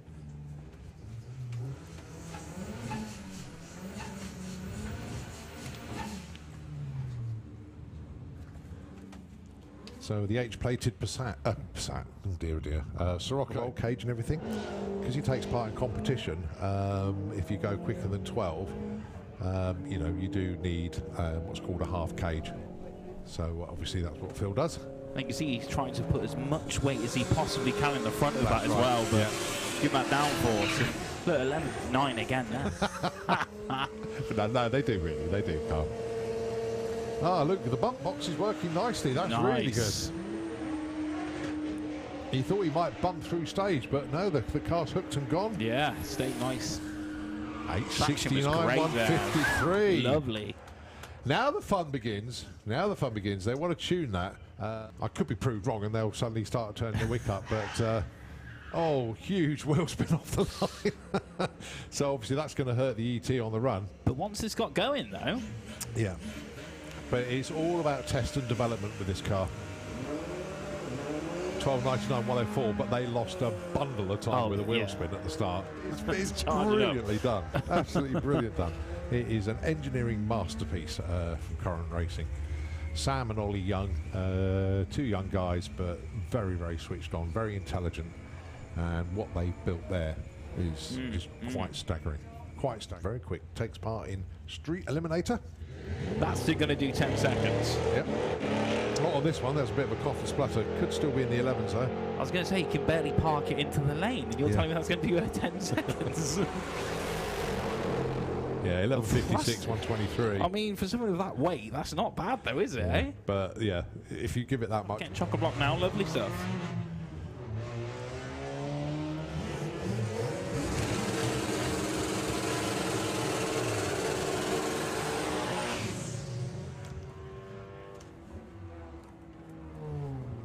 Well, hopefully, Bruce, it's okay, mate. I see you being pushed back, but get back to the pits at the front with the intercooler. Not a lot of room for anything else. No, he's let's just say the front's been severely modified. I was going to say. It's a cracking little car, that one.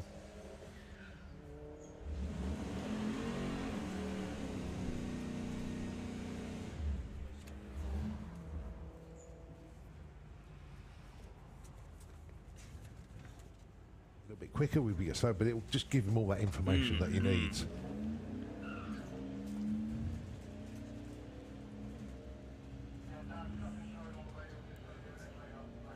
Same applies to Thomas. He'll want to tune the car as well to see where it is. So 1398 before, 1410. There's a 1200ths difference. That's quite big. So he'll go, what did I do?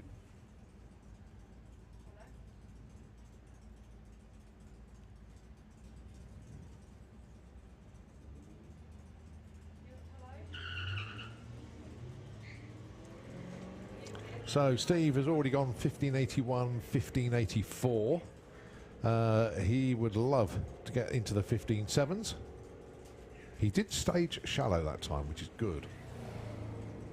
1611, lost some ET there. Don't quite know where that disappeared to. The Lupo.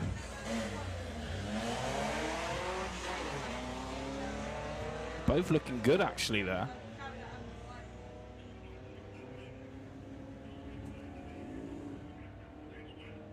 Yeah, Steve's actually just moved house. He used to live in Milton Keynes and had to keep the car outside, but I think his new place has got a garage, so the car is now kept on the cover. Well looked after. Sorry, Paul Walkley. Sorry, different one. Lots of wheel spin off the line. Pulled the car over to the right.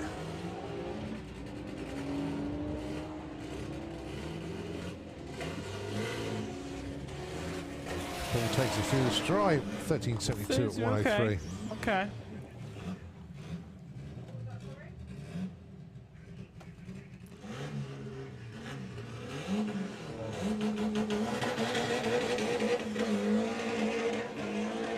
Has them set very low, so the front's not going to come up too high.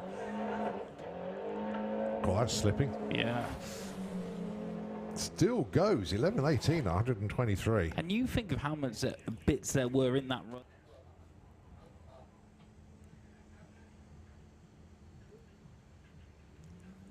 Don't forget registration for Little Buggers Got Talent. You need to head over and get yourself sorted out. Little Buggers Got Talent. Big part of Bug Jam today. And of course we've got the children's today, but then the adults tomorrow. Oh, yeah. That's it. It's the kids today. 2:30 is registration. 3 o'clock on stage. So don't forget, Little Buggers Got Talent. Because the other side was the fog light. Yeah, yes. Remember that I now? was just about to say, I was like, oh, you did get your reversing lights fixed, but no. God, remember that. That is a proper retro car, that is, isn't it? It's one of those ones, iconic. That was back in the day. I don't know if you ever did this yourself, but one of my first cars, you obviously had your brake lights and you went and bought those additional day. Ah, here's this very quick 11-second Seat.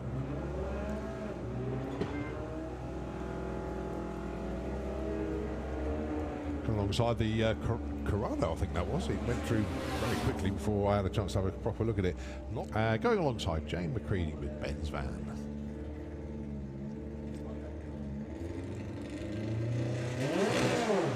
Whoa. That's sounding good. It looked good as well. Oh, just lifts before the stripe, unfortunately. But 1268 at 79 mile an hour. That was going really well. PB of 1188. Alongside the Menopause Audi TT.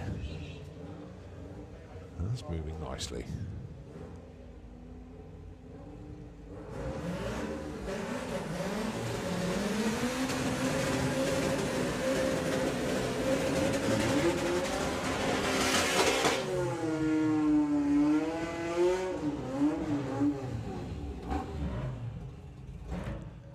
This thing don't hang about.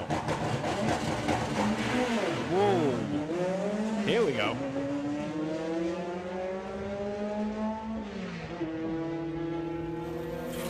Certainly didn't hang about at all.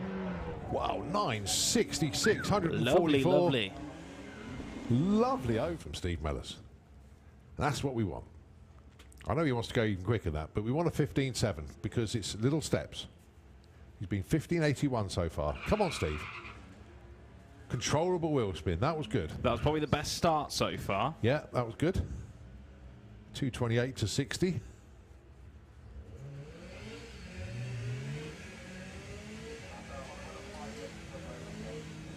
Oh, 1587. It's just these little... I do like Tiguan's. Yeah. They're lovely cars. For that kind of bulky model as Yeah. well, you know? And white works on that.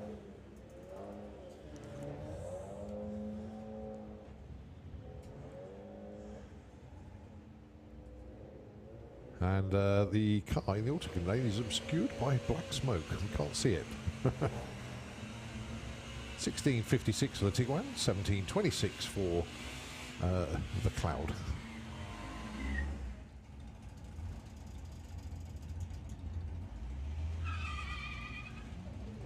It's almost an 80s versus 90s here in a way. Yeah, yeah, you're actually right. Looks like the 80s is going to come out on top here, though, with this time. Let's see what they get. 16 off the throttle cable. Basically, because I've hit the throttle so hard, the cable just popped out of the holder. Couldn't work out what had happened.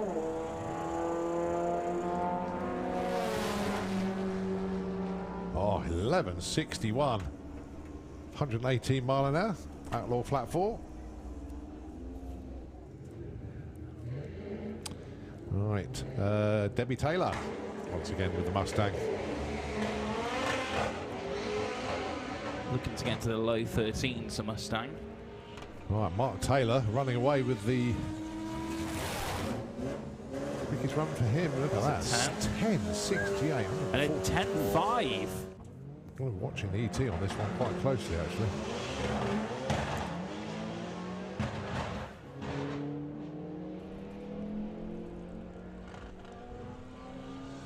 Phil's going to get there first. 11.83. Nice.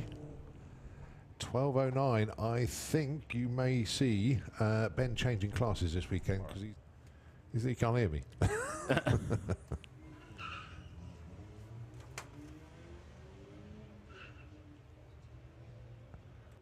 say that. You blanked me. It might. Right, come on, Steve. Come on, what you got for us? What you got for us? Come on, come on, come on. 16.09. Oh. Speed's consistent, 86 mile an hour.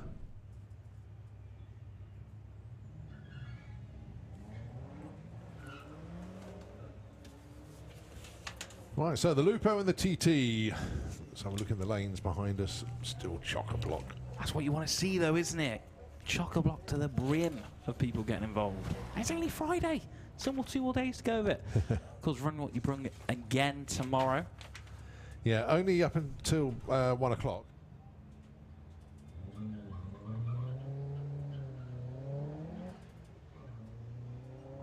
I used to remember getting sunroofs fitted to cars that didn't. And they used to like just get literally a saw, just cut a hole out, put the rubbers in, put the glass in, off you go. And then it would leak about a year later. Yeah, not even a year in competition this weekend.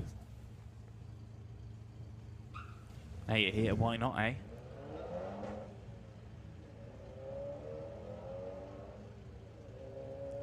That Tiguan's looking good as well, you know.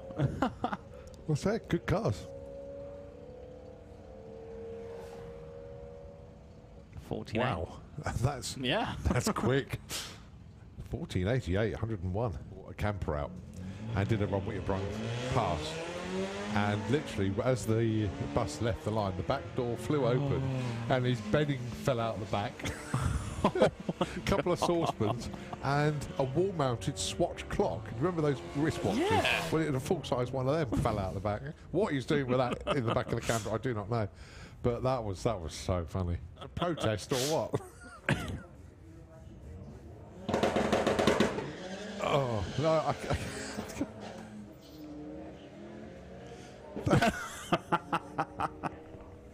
Maybe maybe that's what he's doing, timing it with the big clock. Yeah. Maybe he was boiling an egg. The timer fell out the back window. Racing this weekend. That's why they're having some track time today. Having a look in the lanes. A few of the outlaw flat fours have made their way down.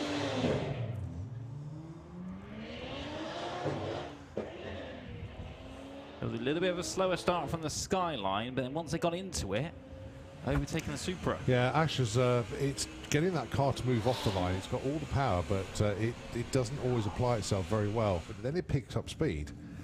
But because it does it on every run, it's quite a good combination because he knows what it's going to do.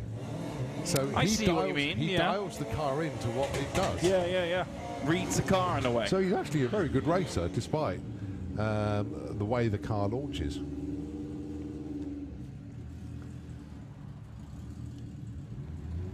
1661 and nice Taylor. Plenty of wheel spin off the line, but a 179 to 60. That's actually hooked up quite well. Manages a 10.6 as well. Yep, a little bit quicker than he went earlier. He's the third quickest down the track today. Underneath the back seat, doesn't it? Yeah, right, underneath the parcel shelf, right away to the back seat. You can get 6 bodies in the back of that. Well, it's a way to keep the weight down. Keep it glued to the track, I suppose. Yeah, no more weight transfer to the rear because it's already on the rear as it is. Still goes through with a 14.14, 100 mile an hour. Fast Beetle, best of 11.31.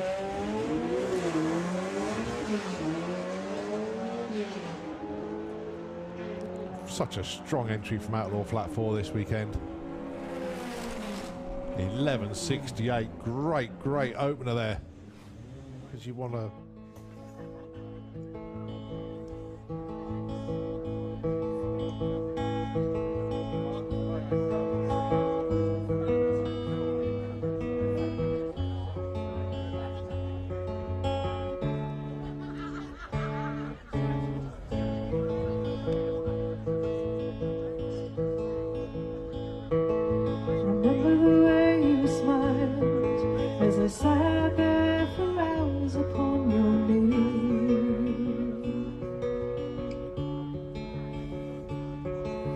Childhood tales of lands, of hopes to travel there so far away. Someday, eyes open wide, as innocence and knowledge they collide.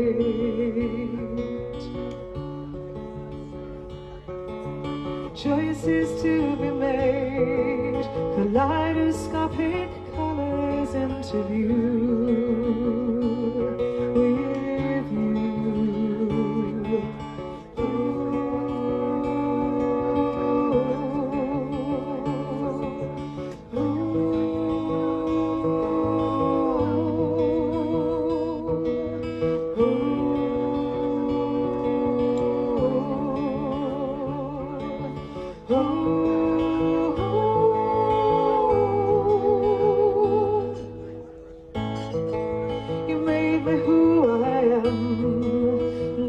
Upon my soul, the values you bestowed made the broken whole. You made me who I am, carved upon my soul. The values you bestowed made the broken whole.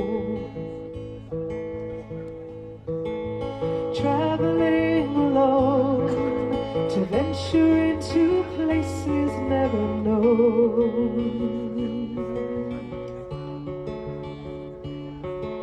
A picture in my heart, cherishing the memories of the past. And time moves fast. Ooh.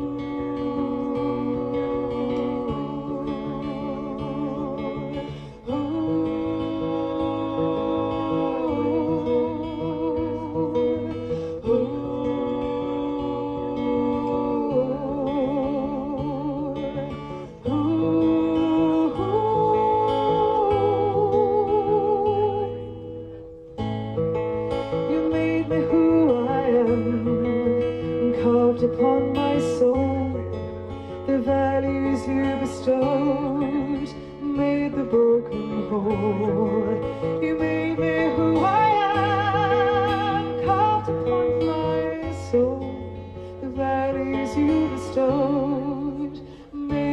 broken home.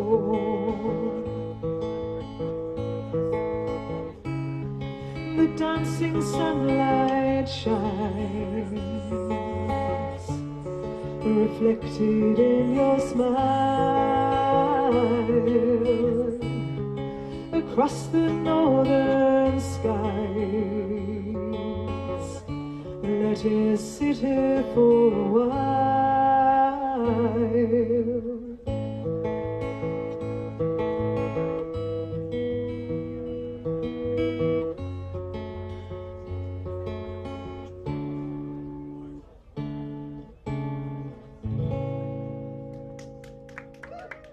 Thank you.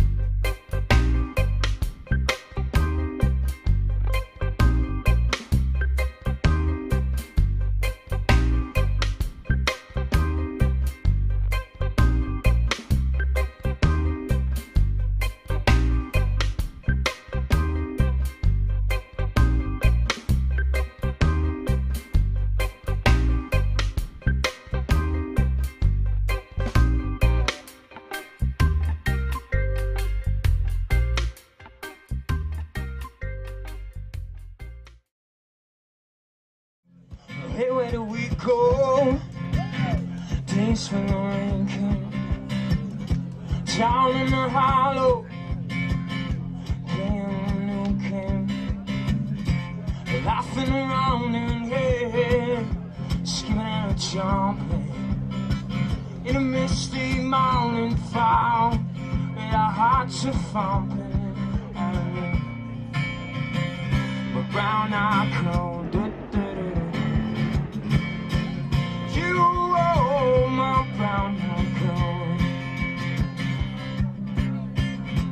Whatever happened to Tuesday and so going down the old mine with the chances real, standing in the sunlight laughing, hiding behind the rainbow house, sleeping in the sunny, oh Lord, you on the phone with you,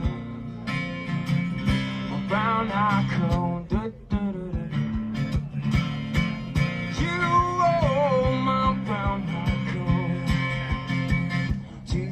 Remember when? Do you remember when?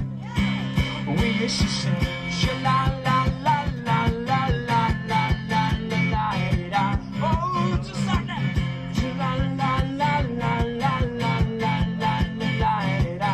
Oh yeah, so hard to find my way. Now that I'm all alone, I just saw you this the other day. My heart will feel calm. Casting my memory back there, I'm overcome, feel about it. Making love in the green, green guys behind the stadium with it. Brown eye cold. You are my brown eye cold. Do you remember when? Do you remember when?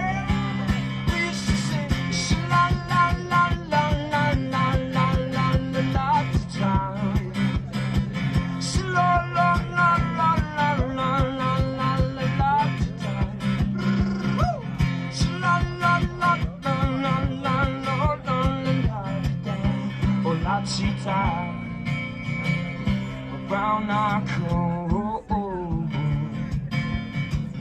You are my brown eye cold. You are my brown eye cold.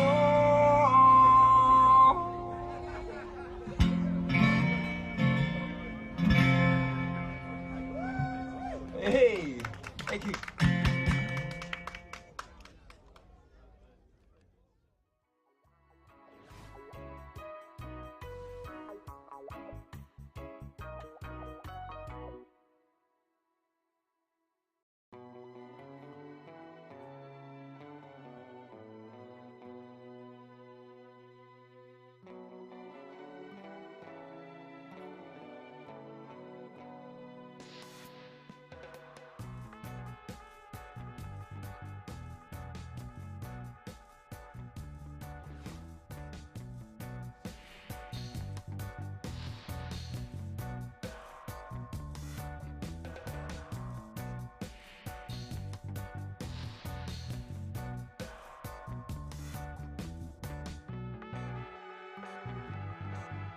So, what have we got coming up for us? Well, down there below us, Suzanne Cullen with the Slick Tricks Racing Draper Tool Santa Pod Raceway Top Fuel Dragster. Suzanne and the crew eager to get down the racetrack today. Don't forget, it's 1,000 foot for a Top Fuel Dragster these days. The first pass for Suzanne this weekend. Now, normally I would say this will just be a checkout pass, see how things go. But we said that last year, and Suzanne produced three-second passes, and it was like, well, where did they come from? I'm not saying she's going to repeat that. Let's see how it all goes. But normally she is under instruction as to what she's going to do. After that, we do have the Fuel Funny cars that are going to be putting runs in. We have Nitro Bug and Mental Breakdown, and we do have the VW Sportsman versus VW Pro Shootout. Lovely. They're all in the lanes. And then after that, we've got jet cars in the shape of Oklahoma Willie and Fire Force number 3. So if you've never seen a Top Fuel Dragster before, suggest you get a position onto the spectator banking or on the grandstands. Quite a few people there already. Good to see that. But the next guy you're going to see appear on the racetrack will be the Top Fuel Dragster in the Autoglim lane.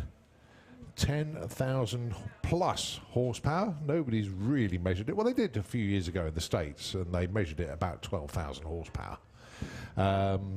But yeah, these are seriously powerful. A 500 cubic inch V8 Hemi motor. But it's the fuel and the supercharger that makes these things go. Nitromethane, as we call it, the fuel of gods. And these things fly 0 to 100 in under a second. Yes, under 1 second. They will reach the 1,000 foot mark here at Santa Pod. The current record, 3.79 seconds at over 300 miles an hour. It is incredible to watch. When these things go, they go. Suzanne is part of the 3-second club in Top Fuel. She did that, as I say, at Easter meeting last year. Absolutely fuel. So here she goes then. The customary start-up on alcohol or methanol, if you like, then switch over to nitromethane. You see the engine notes change. You can hear that supercharger whining away. Runefield, the crew chief, just looking at the race pack data on the front of the dashboard, and now gives Suzanne instructions to come through. She'll just roll through the bleach box, spin those rear tyres and go into the burnout.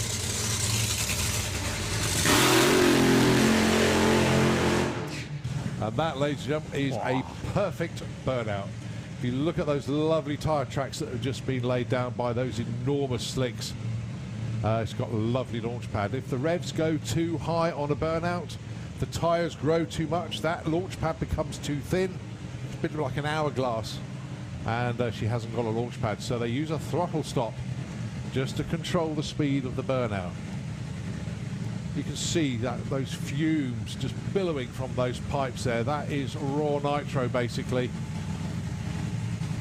And anybody in line of sight or will be breathing in those fumes, and yeah, it's an acquired taste, but you know you're at the racetrack when you breathe that in. So they're waiting for the car to move forward. They will adjust the wheelie bar, the final setting on there.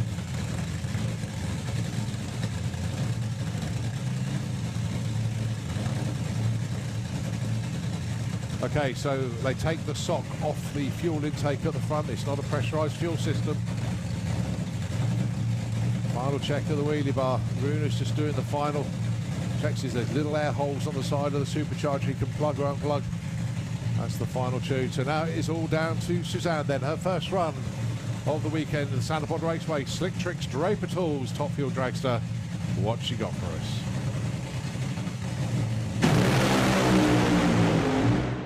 That is a beautiful 300-foot pass. And I'll tell you what, that was done to instruction. 0.85 to 60 foot, that was on it. And she clicked it before the 330. She got there in 2.31. The 8th was 4:02 at 122, and the engine was shut down by the time she crossed the finish line. 6:16 at 99 miles an hour. But that launched like it meant it. That was superb, absolutely superb.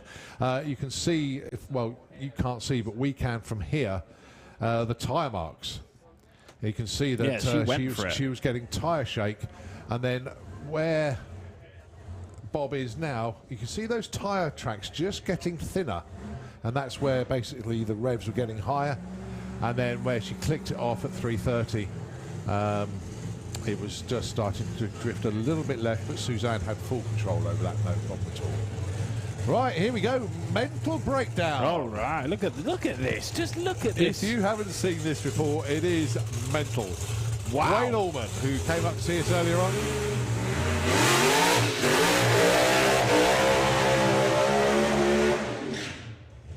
It is insane. That is an all-steel cab on the front of Mental Breakdown. As I say, Wayne was telling us he got in touch with the second owner ever of this vehicle and sent him photographs of what it was now. Imagine that, the car that you sold maybe, 20 years ago, 10 years ago, and by the way, it's a drag car now. Yeah. Amazing. Just look at it, incredible piece of engineering that, isn't it?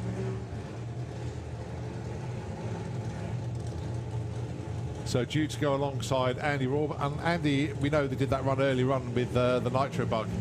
The car went up on the revs and instantly stopped, so hopefully he'll be back out tomorrow. So he's not made this session, so Wayne coming up for his first pass of the weekend. But what an incredible vehicle. Wayne is sat underneath the roof hatch there, you can see. He's slap bang in the middle of the cab.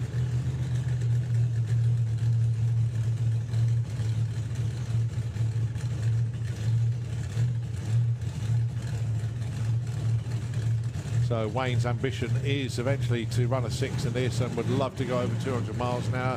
But say this is his first pass of the weekend. And I believe Mark Huxley's been... he said he was struggling for crew earlier on.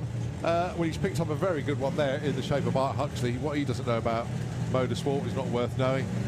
So Mark just bringing Wayne up to the line.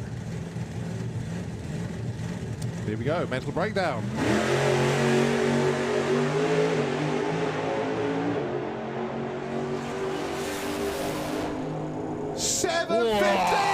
196 miles an hour. That is nice. A new PB, both ends there for Wayne Allman, 7:15. And they love that. Well done, guys. It's amazing. Amazing. Oh, he's so close to that 200 mile an hour pass. That's off the trailer. 7:15, 196. He's going to be delighted with that. No, he's going to be frustrated with that because he's going to wish it was a 6 and 200 mile an hour. But straight off the truck, like you say. That was a cracking run. Well on Wayne. Brilliant stuff, and there's been all those different troubles with the team so far today. Someone broke their foot at one point. To see that turn the day on, amazing work. Well, fortunately, I don't think it went 100% to plan in the shutdown area because there is some fluid, and unfortunately our team are stood there with legs astride at the stripe. But that, for Wayne, was outstanding. Well done to the whole crew, but hopefully it's not at the expense of some major overnight repairs. But as I say, our track crew are in the shutdown area having a good old look at everything there. But Wayne Allman, 7:15.196. Well, to do a run, to set your best ever ET, your best ever speed, and yeah, that was worth it. Let's see if he can eventually get that 6 that he's planning to. You know.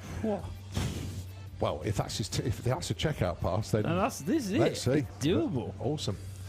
Okay, we look into the lanes to see all sorts of stuff around there. Don't forget, we got the VW Pro and VW Sportsman shootout to come.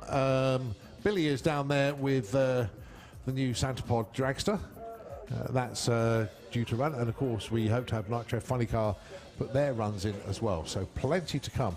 But just gone up to the top end with the Berrymans, so we are going to be on hold just to do a clean-up for the moment. But I'll tell you what, racing will not be that far away once we get going. So I'll tell you what, let's take a breather after Wayne's awesome run there.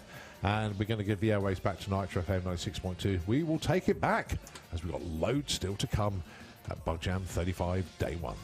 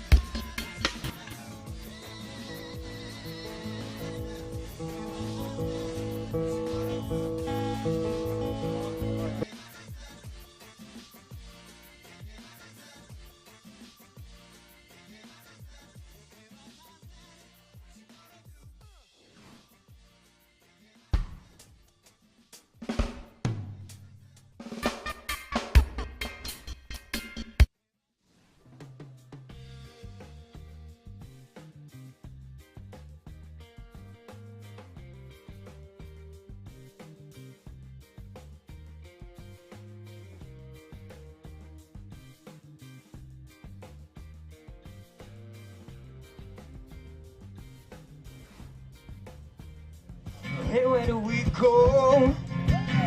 Days when the rain comes down in the hollow.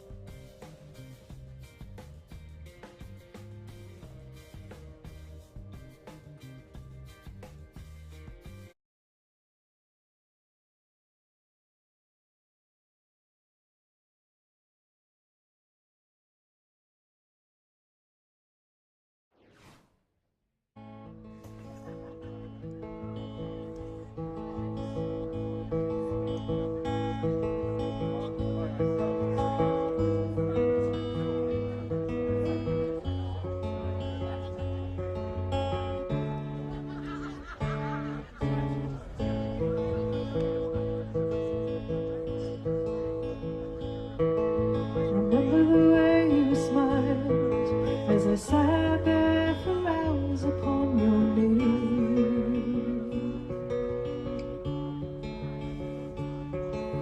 Childhood tales of lands, of hopes to travel there so far away. Someday, eyes open wide, as innocence and knowledge they collide.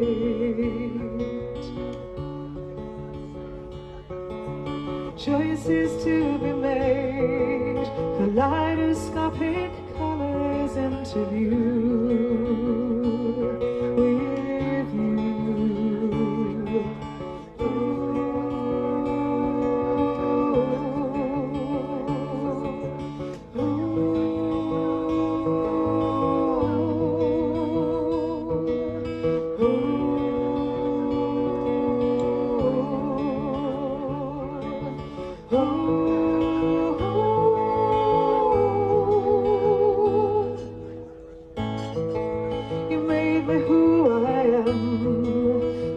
Upon my soul, the values you bestowed made the broken whole. You made me who I am, carved upon my soul, the values you bestowed made the broken whole.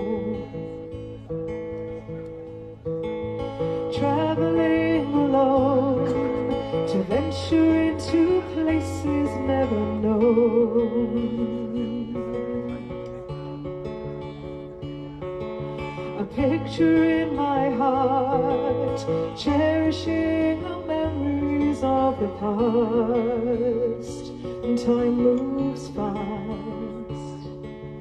Ooh.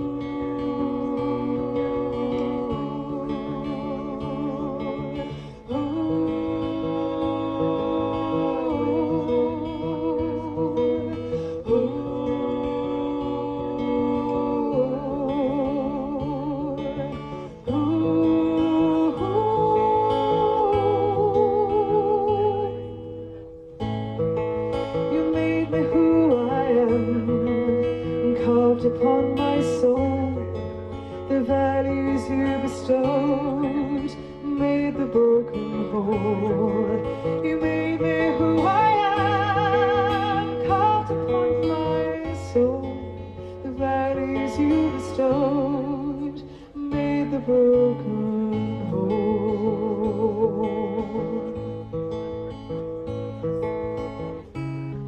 The dancing sunlight shines,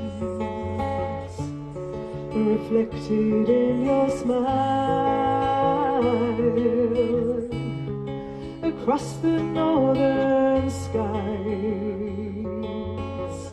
Let us sit here for a while.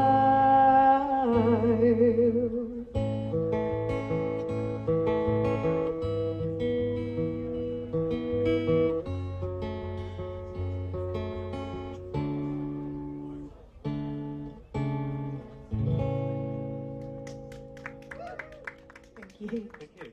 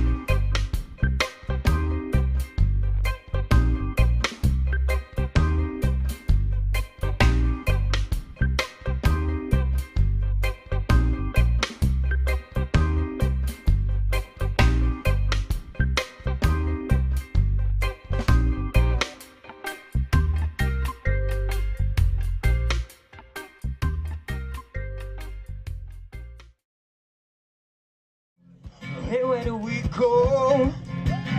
Days when the rain came, down in the hollow, playing the new game, laughing around in here, skipping and jumping in a misty mountain fog, with our hearts are thumping, and my brown eye cold.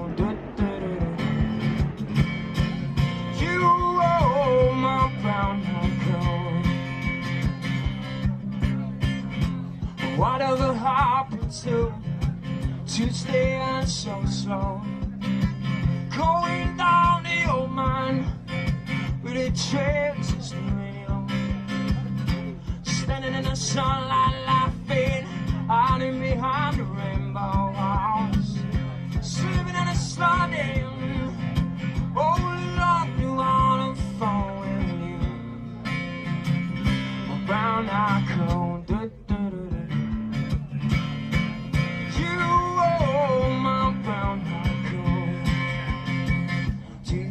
Remember when? Do you remember when? We used to sing sha-la la la la la la la la la la la. Oh, just like that. Sha-la la la la la la la la la la. Oh yeah, so hard to find my way. Now that I'm all alone, I just saw you this the other day. My heart will feel calm. Casting my memory back there, I'm overcome about it. Making love in the green, green guys behind the screen. Brown eye come, you are my brown eye come. Do you remember when? Do you remember when we used to sing la la la la la la la la la la to time? La la la la la la la la la la to time. La la la la la la la la la la. Oh, la cheetah, brown eye come. You are my brown eye come. You are my brown eye come.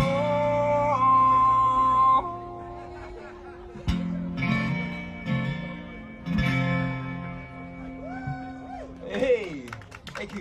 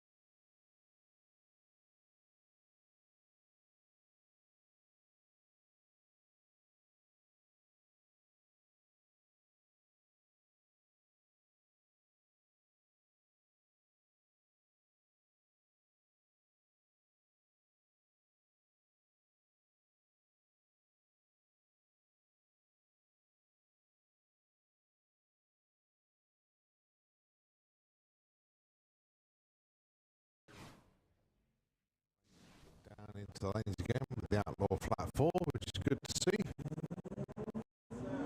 Paul Walklake with the van is there.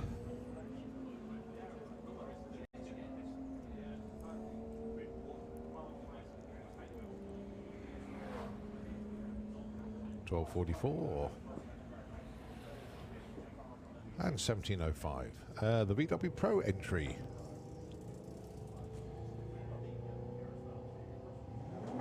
To say Paul Walklake, let's see what he's got for us this afternoon.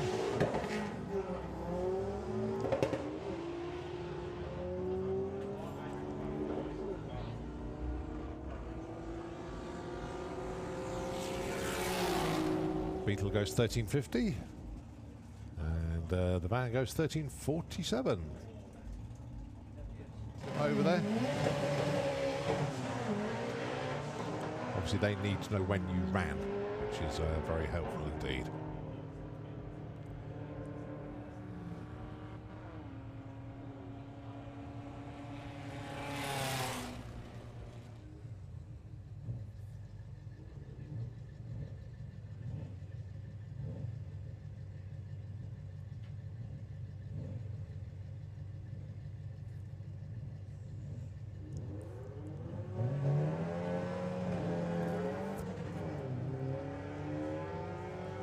Well, first time we've seen this bus go down the track today. Goes to show it is a VW run what you brung, and whatever you've run, whatever you brung, run it here. Over on the main stage.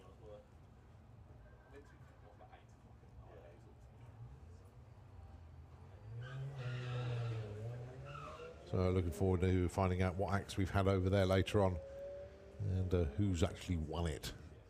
But Little Bugger's got talent on the main stage right now. You're an hour away from Bound and Gagged comedy show, but not in the dance tent at the top end.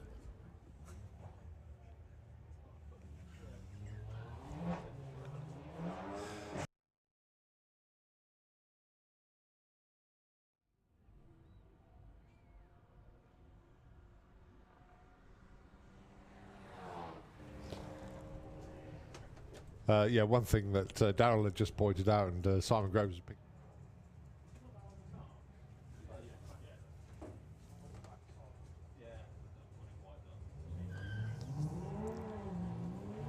So John Gallant with the Sirocco, complete with his new rims today. Car looking very good indeed. But he's looking for consistency, that's what he's all about today. BM Gosu, 1320. John Gosu, this last also one that works on the start line as well. So they are testing new systems to make sure that it all works well. And I think that did actually work well. That did I think is what they were looking for. Ish. Still more adjustments to be made. Well done, gang. Nicely done.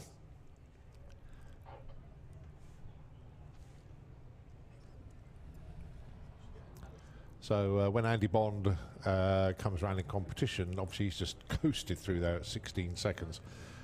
We know Eliminator due on track at 3:05 tomorrow afternoon.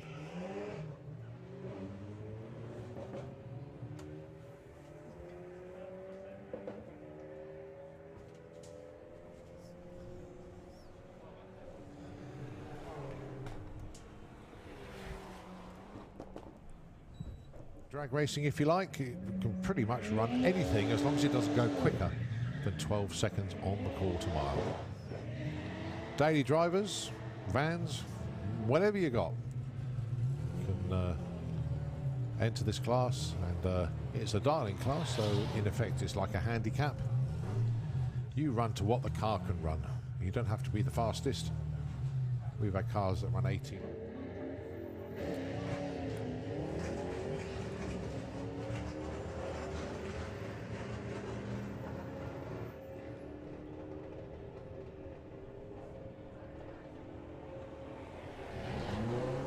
$13.74, just under 100 miles an hour there for Debbie. 1684.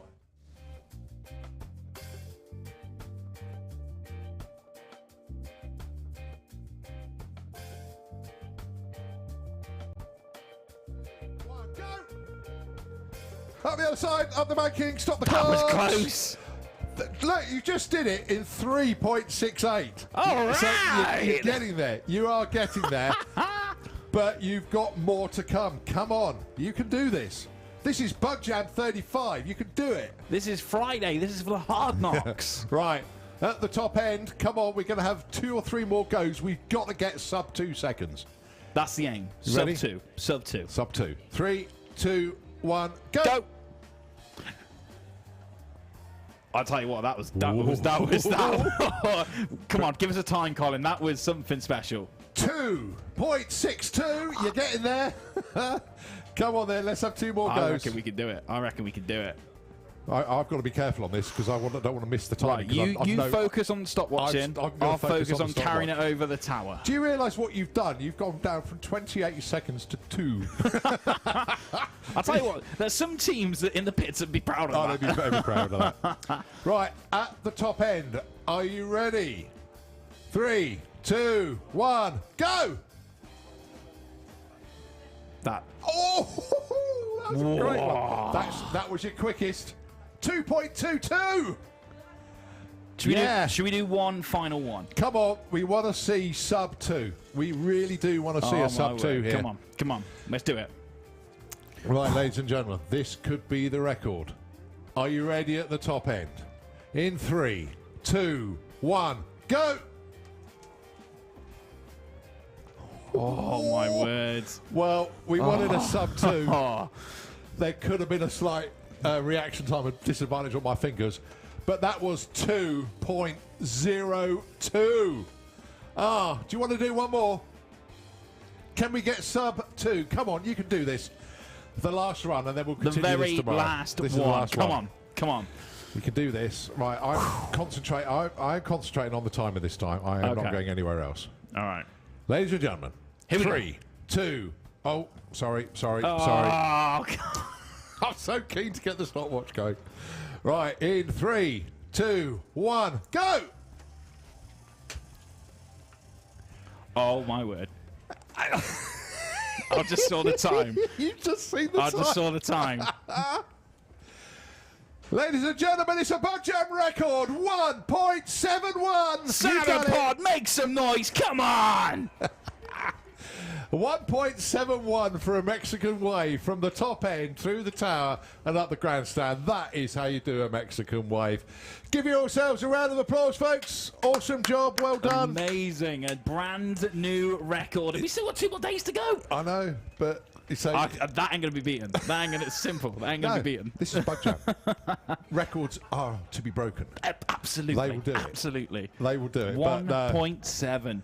Bug Jam, you are awesome. Well done. 171 for a quarter mile plus nearly an eighth mile as well for a Mexican wave. That is absolutely outstanding. For anyone that's doing any marathons or sprints or any of those kind of charity races, when they ask you, oh, what's the speed you can do a quarter of a mile in? 1.71. That's what I can do it in. We did that. I tried that once about 10 years ago. And you just thought, this could fall flat on its face, or it could work, one or the other. And it was at the, I think it was at the main event or European final, so it was a big FIA championship round. We had some downtime.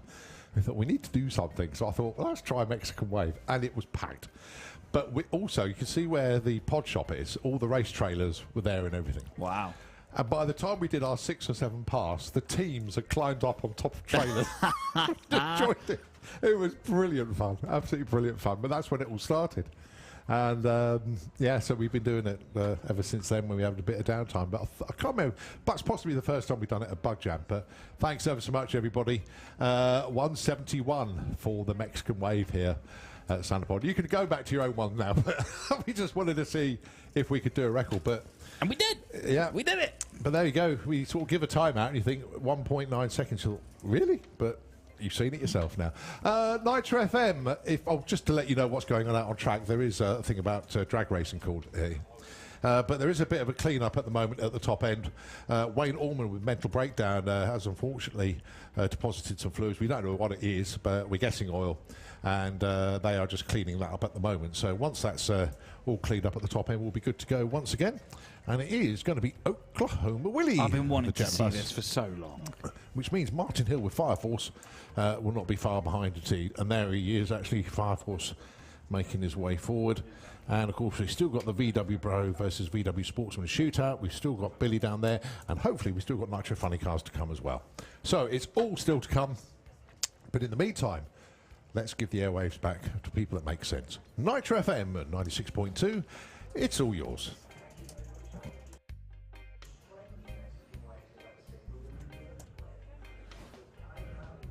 It's good to have him back with us with the Beetle. He's in the Kestrel beer lane.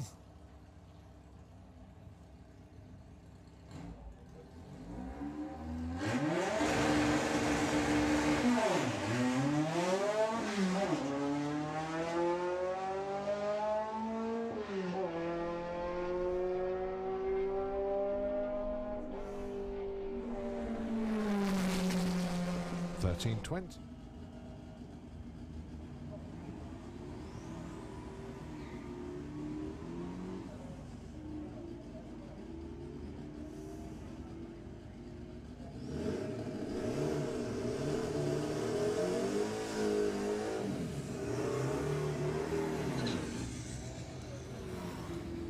Right, a couple more of our racers then taking part in the proceedings this weekend. Going alongside John Gallant with the Sirocco.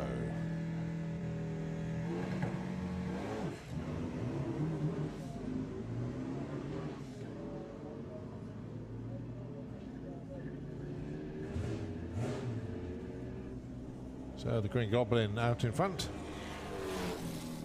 Goes 1387, 113. And it's 1720 again with the Blue Leon. It's not hanging about that one. Best today of 1066. And that's Harvard Daliber with the Beetle. 1063. Yeah, that's slightly quicker than that was run earlier.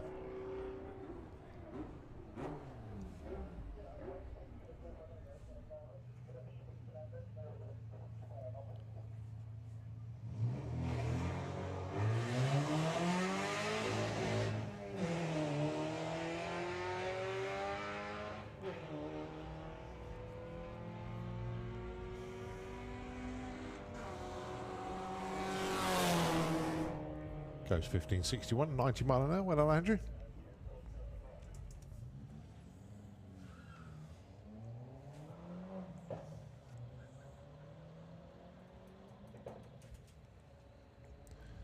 Okay, so going to be a slight pause in proceedings. A little bit of track prep work going on in the autoclip lane. The tractor in position, and our track crew are just going to do a little bit of fettling down there. So it's just been done by our awesome track crew here at Santa Pod Raceway.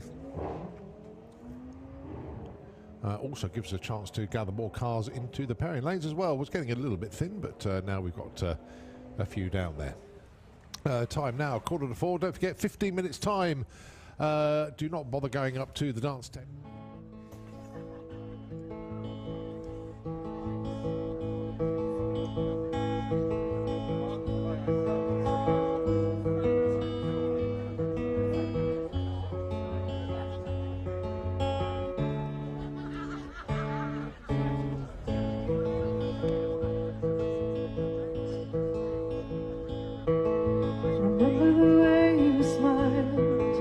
I sat there for hours upon your knee.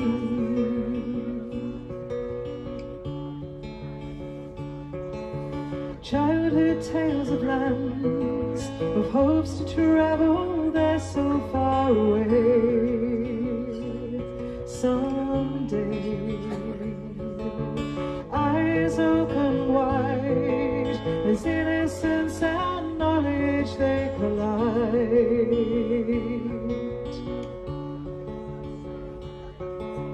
Choices to be made, kaleidoscopic colors into view with you.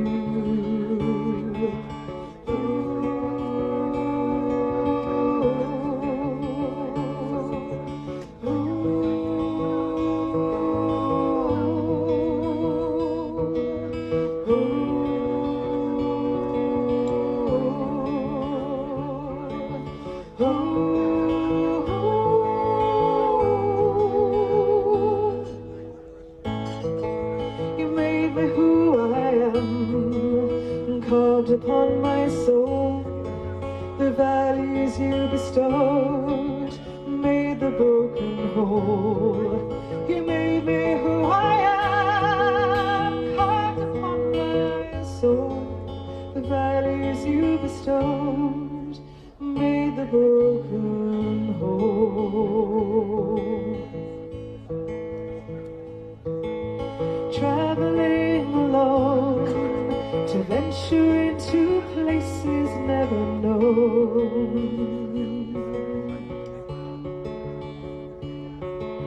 A picture in my heart, cherishing the memories of the past, and time moves fast. Ooh.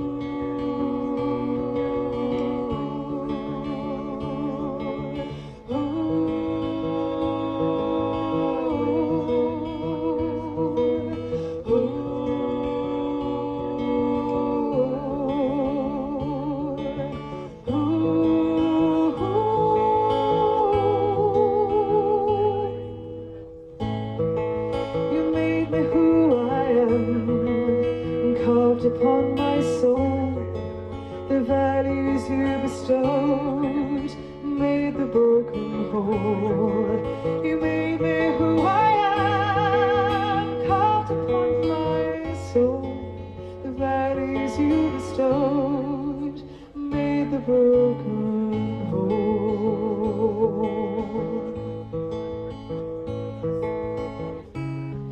The dancing sunlight shines, reflected in your smile, across the northern skies.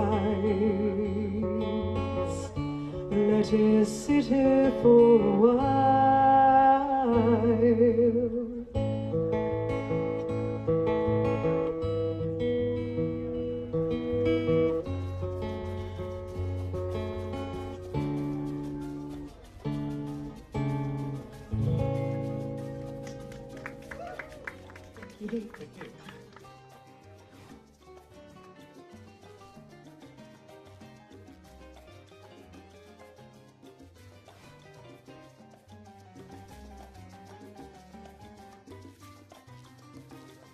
going to say, it didn't look like that when it was in the field, did it? No.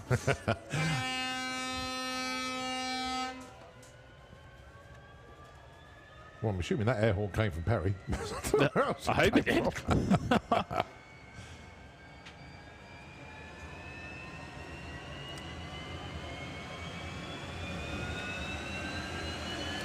1978 VW Type 2 transporter pickup.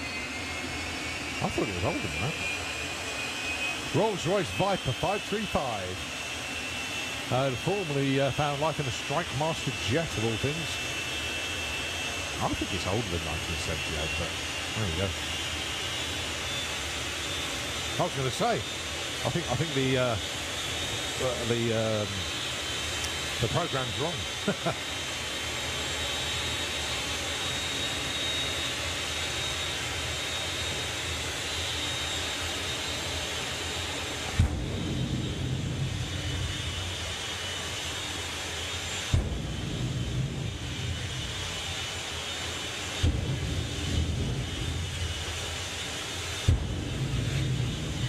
Ah, it's a proper little flame show then from Oklahoma Willie.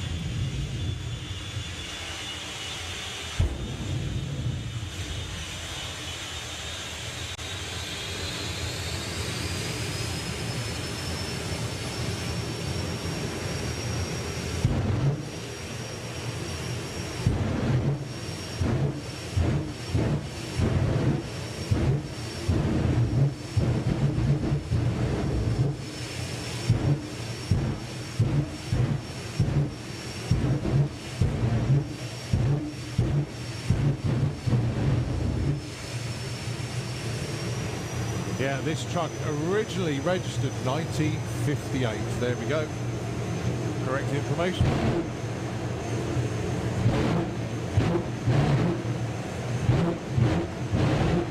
Oh, but this old truck certainly packs a punch.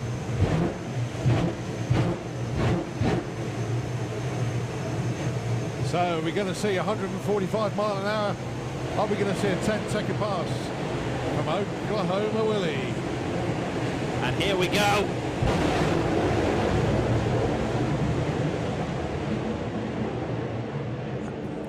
Well, the ground was shaking, the noise was all over the place here at Santa Pod, but what time is it going to show?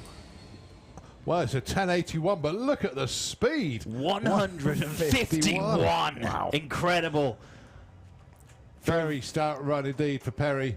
Now, the coolest thing about this, he'll shut down the jet, he'll turn around the corner, and he'll just start up the engine and just drive it back to the pits. Nice and calm. That is totally street legal.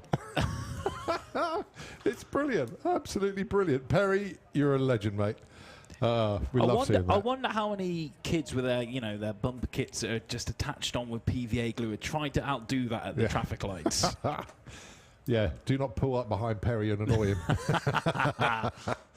But that was a great run, actually, Perry. That's one of the fastest speeds I've seen Perry go. He doesn't very often go over 150, but he did on that one. 151.12, and he got there in 1081.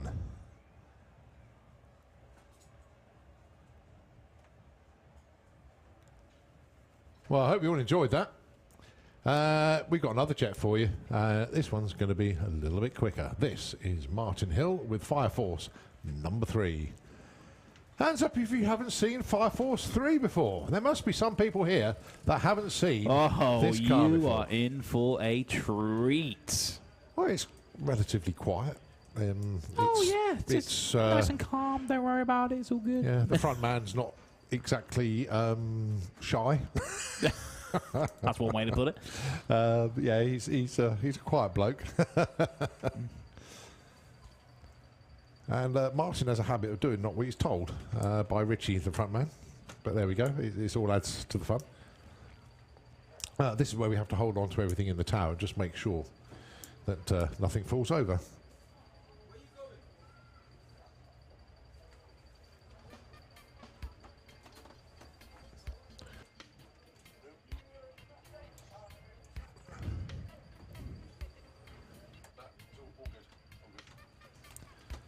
So Martin just getting into position with Fire Force number 3 directly underneath us in the tower. For those of you that ask, what's it like up here? It's been like putting a wind tunnel with a flamethrower. And That's a pretty and good then the tower description. rocks backwards and forwards. It's a good job they put an extra support leg on the tower because Martin has somehow managed to get the tailpipe fiercer than what it ever has been before. Oh my. And it really does rock the tower backwards and forwards. And he does it in a way that he times each blip that he catches the tower at the right point. It's good fun. So here we go then, the start procedure for Fire Force number 3, directly below us here in the Auto Glim Lane. Joking aside, folks, if it's the first time you've seen this car, it is quite loud. The pops and bangs are quite fierce. Yeah, if you're wearing a hat, maybe hold on to it. It's going to be my advice, first one.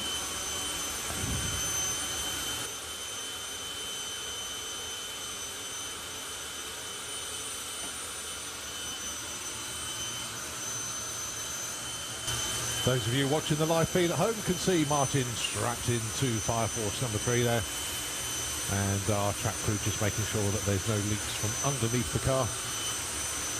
And once everything is good, see the smoke billowing from the back pipe. They'll lower the body. The support vehicle will move out of the way, then they can get ready to do the pre-run show featuring Richie and, of course, the afterburner. And when you see this, it's almost like a lion and a lion tamer. The way Richie just orchestrates what the vehicle does. That's a good analogy. I like that.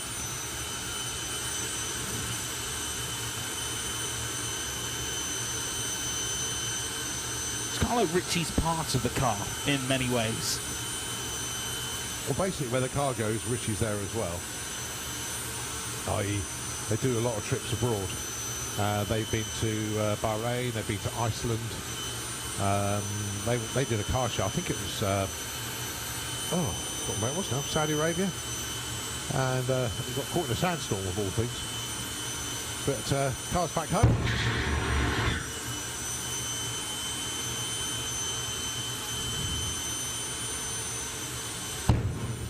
Very definitive screech from the tailpipe at some stage. And these aren't just pops of that annoying kid with a Peugeot 206 round the corner. This is the real deal right here.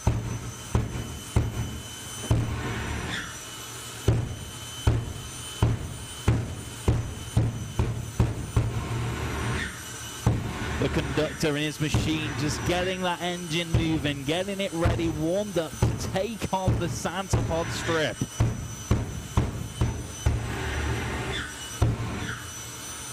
Right, Richie says wind it up. You'll hear that turbine really build up some RPM. Richie's feeling it. He's feeling it.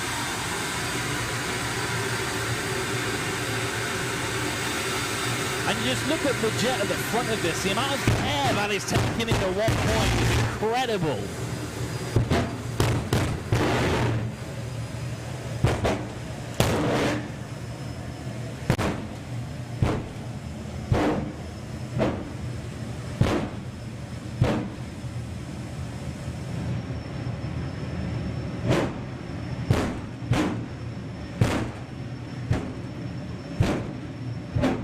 So Richie just bringing Martin up to the line then. All right, Santa Pod, get ready to see this. A low 6 would be good, a 5 would be outstanding. 260 mile an hour, please. Martin Hill, Fire Force, number 3. And here we go.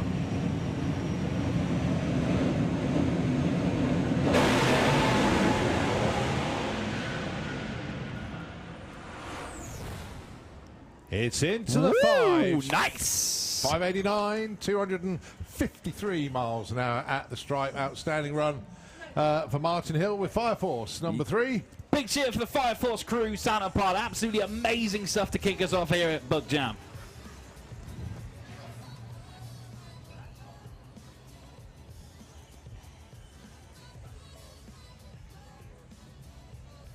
So as we get ourselves ready, Luke has joined us in the tower, which I'm pleased about, but I'm also disappointed about, because Luke was due to be racing in the Pro versus Sportsman shootout, but Luke, he's what happened? wounded the car. I'm gutted. And I was racing against Crawford. Yeah. Chance to put down the Craw Dog is gone. Oh, no. Don't worry. I'll get him back next year. We'll get him back next year. So, yes. So, again, it is the annual VW Pro versus VW Sportsman shootout. Obviously, tomorrow when we've got the bracket racing with the classes, you don't really notice much of a difference on the brackets, obviously. Right. But this is going to be some big old differences on the brackets. So, the Sportsman car is going to leave first. The faster car is going to be chasing them down. Obviously, I was looking forward to racing Crawford because I was going to be doing about 50, 60 miles an hour on him on the back end. Yeah. One question. Why have you got 16 pairs? I don't know. We've always just... I think It it was would make just sense if it was Ian an odd one year number. just said, go with 16. All right. I Right. think 32 cars is quite long because we used to always be in the return road. All right. All right, so I believe that's Graham Fairhead, the Misfit. It is. So our number one in VW Pro Championship taking on number 2 in the Sportsman Championship. So dial-ins then, 11.20 and 14.44. 2.24 difference on the tree. Whoever gets to the top end first without breaking out, take a win for their respective class. So that's a hold. Oh, Graham! It's a cherry on the tree. Oh dear. Got a spare bit of paper. Oh, I've got it here, Luke. Oh, you got it. You got So it. it's 1-0 to the Sportsman. 15.22, didn't matter what he ran. It was an 03 light, actually. It was very good indeed, but Graham, 0.24 red. Ouch. Why didn't he do that at the last meeting, eh? What, in the final? Against me. Right, Morgan Wilson with the misdemeanor Havoc Beetle. Oh, 2 Beetles. Excellent. But there's a big dialing difference. Look at There this. he is. 1770 plays 1177. Oh, that's a big ask. So Morgan's going to be around about, what, 3:30 by the time Chris leaves? Right, Morgan's just stepping in. The lights dropped out. Okay, he's off. Now, Chris is quite new to the bracket racing. Oh, they both are. Yeah. Well, the chase is on either way. Can he catch him? At the 8th mile, Morgan's doing 60. Chris is doing 94. Morgan's looking over her She's on the shoulder. brakes. Oh! Oh, Chris Poyner takes a win for VW Pro, so it is 1-1.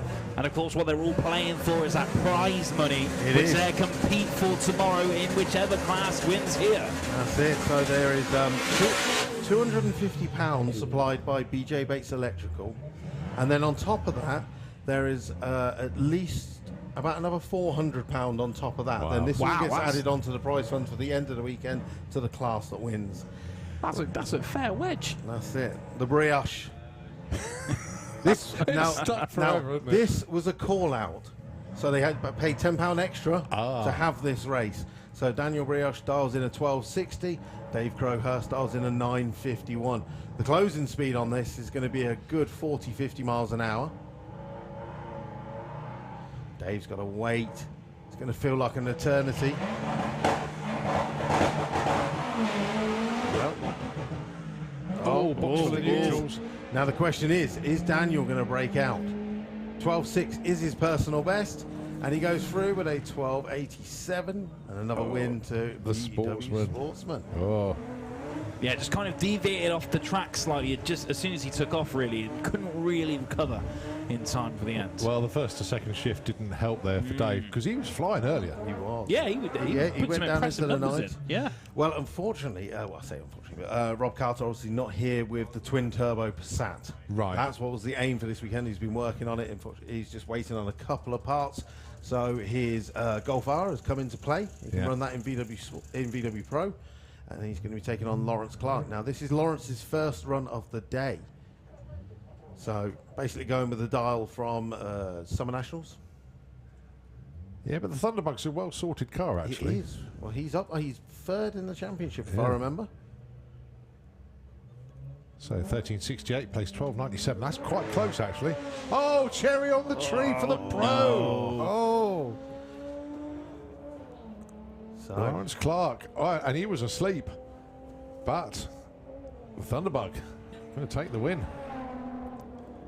13.94 does the job. Curses, as they say. 3-1 to Sportsman. Right, next up.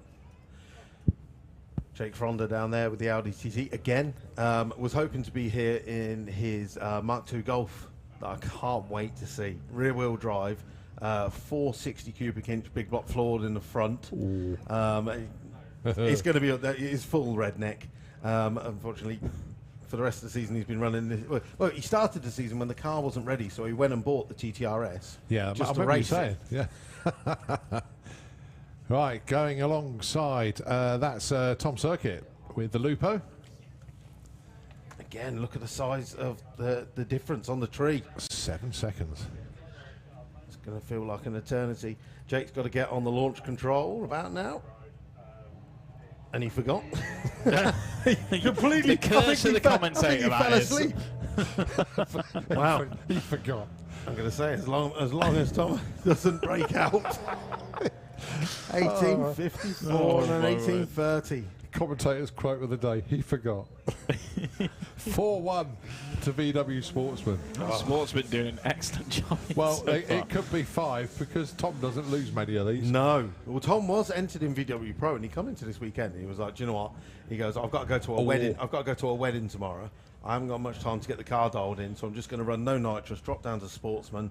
But these two, mega excited for this race. I was going to say, because Phil is exceptionally good. He has been putting some serious numbers in. Normally, you put your money on Tom, but with Phil Blogg in the other lane, well, the way he's been running what you bring today, it's been impressive stuff. he's been on it.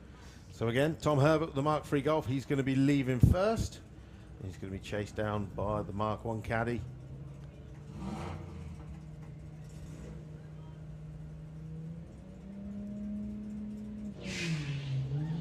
Nice start. Oh, no! Phil's Lost you. broken. Right, well, Tom's going to be going down. He hasn't got any mirrors. He's going to be looking out the window. He's on the brakes. He's all right. 14.21. Oh. Oh, what a shame for Phil. That's his first aborted run of the day. And it had to happen then. 5-1 to Sportsman. Do you know when I did the burnout earlier and then I just couldn't get it into reverse? My favourite bit, I was trying to get it in reverse and all I heard from the bank was, "Can't park there, mate."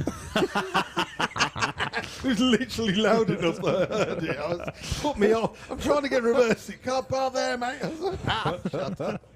Oh, dear.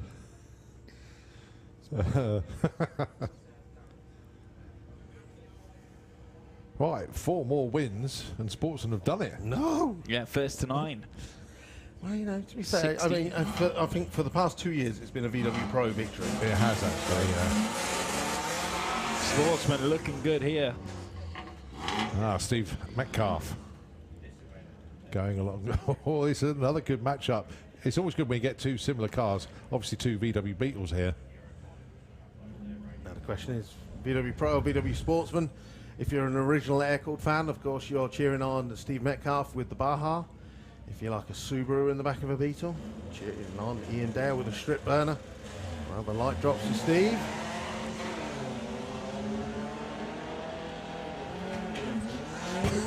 What's the matter with them? What's going on? What is happening What's with the going pros? I thought Ian was going to tap on the roof then. Yeah. Go on, son, off you go. 17.21. And it makes you think if the pros were on it then, could have caught him. Oh, a breakout as well. It was a good run. Right, so this would have been your moment of glory. It would have, wouldn't it? As the Craw Dog comes to the line. And So Ben is in VW Sportsman this weekend with his bought the Audi TT. He's not doing any modifications. It now makes 460 horsepower with bits that he's found in the garage. Went up to Volk's workshop this week to be tuned. He's run 11s. Obviously, once he comes into eliminations tomorrow, he's got no cage, so he'll be back into We haven't got a Sportsman. dial in for John. Yeah, yeah, 1498 Where? on the back window. Oh, that is very hard to see, though. He was dialing in his PB to run against me. But he's done it in lipstick. Oh, you know. Went at Bug Jam. Oh, dear. Okay, so the Professor, John Crawford, in the Mark IV Golf, previous VW Sportsman champion. Taking on Ben Mace. Good light for John. Can the pro catch him? Come on, Ben. Do me justice. The pro's not accelerating. He's not doing anything. He's not going to catch him. John is on the brakes. John's dropped the parachute out there. He did, literally. Oh dear, 7-1. This is annihilation by the Sportsman. It is. It's a whole year of bragging rights, this is. Right, Simon Crowley. Had a great run earlier on, to be fair. Did he? Yeah, very, very stout indeed. I think he was in the high 10s. Nice. Well, he's certainly in the 10s, that's for sure, because he comes along to go in comp eliminator and it didn't always work, but he had a lovely run earlier. That's it. So this is an all pro race engineering race. Stacey Fenton taking on Simon Crowley. Lots of wheel spins for Stacey. Well, Simon launched, but that could be countered with a wheel spin from Stacey. It's going to be tight. It is. Is Stacey going to break out? No, he doesn't. He goes through with a 16-13er. To a 10.97. 8-1. 8-1. Oh, no. This is a massacre. Sportsmen need one more win.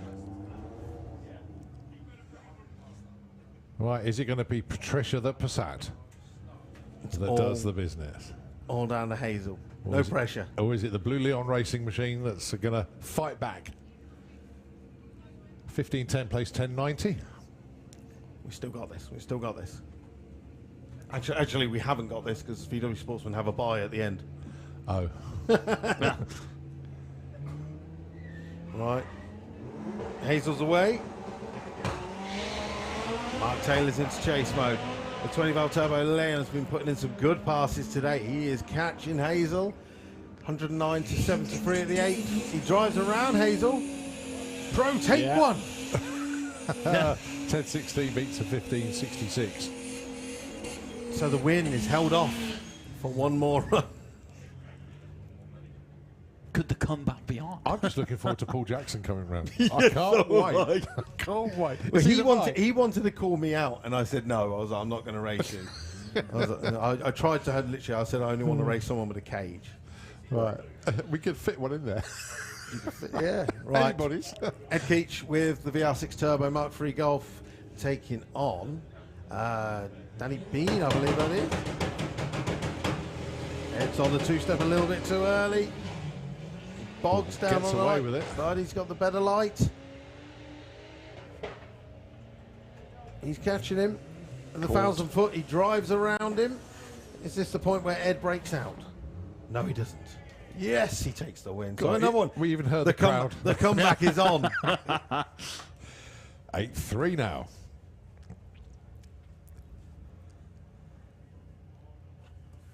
Right. So, this should have been Jacob Bailey racing in the Kestrel Beer Lane. But unfortunately, Jonathan has taken his place as Jacob has killed the motor. He's taking on VW Sportsman contender. Well, Yeah, Jerry Sadler in the Autoglim lane. Go, Coward. Jerry. Go, Jerry. Jerry could win this for VW Sportsman. Jonathan is not catching. And the win goes to VW There we Sportsman. go. Sportsmen do We it. take the prize pot. It'll be sportsmen that play for all of that cash over the weekend. It's at this point, every sportsman racer who did not put their money in will be going, what? Was there many? There's a few people who didn't enter. Obviously, if they don't enter, they don't get the prize. You snooze, you It lose. moves down to the next person. Okay, right. I'm loving the back of the Beetle. Dick Landy supercharger on the back there. He's dropped from 21s at the last meeting down to 16s. Wow. He's taking on the current VW Pro champion, James Hodson. Is that still a stock motor in there then? With additional power then? Yeah. Wow. Right, James coming up to the top end. Is he going to catch him? He's on the brakes. Yeah, Goes does it? through. 10.98 on 10.75. Here's your matchup, Colin. Here it is. Which one do you want, ladies and gentlemen? Do you want the electric Beetle or do you want the Type 25? Wave your hands if you want to see a Type 25 win. Oh, look this at is epic. He literally went round to scrutineering because he's racing this all weekend. Yeah. And he got there and he went, I'm sorry, you have to raise the door because I can't get in. The dialing is 23.5. The vehicle is called I'll Put the Kettle On. We do you know have what? got a 13-second head start. I think he's got all his hands device on and everything in there. Oh, my it's word. mint. Straight from the campsite. Absolutely mint. Thumbs up. Well, the last time that Paul raced in the Type 25, we got the photo at exactly the point when Ian was coming past with the tractor. Yeah. So it looked like they were racing. Right then, ladies and gentlemen, here you go. Make some noise for the Type 25 because you're not going to hear anything from the Beetle. The lights come down. He's got a green light. Green light. Yeah! Go on, Paul!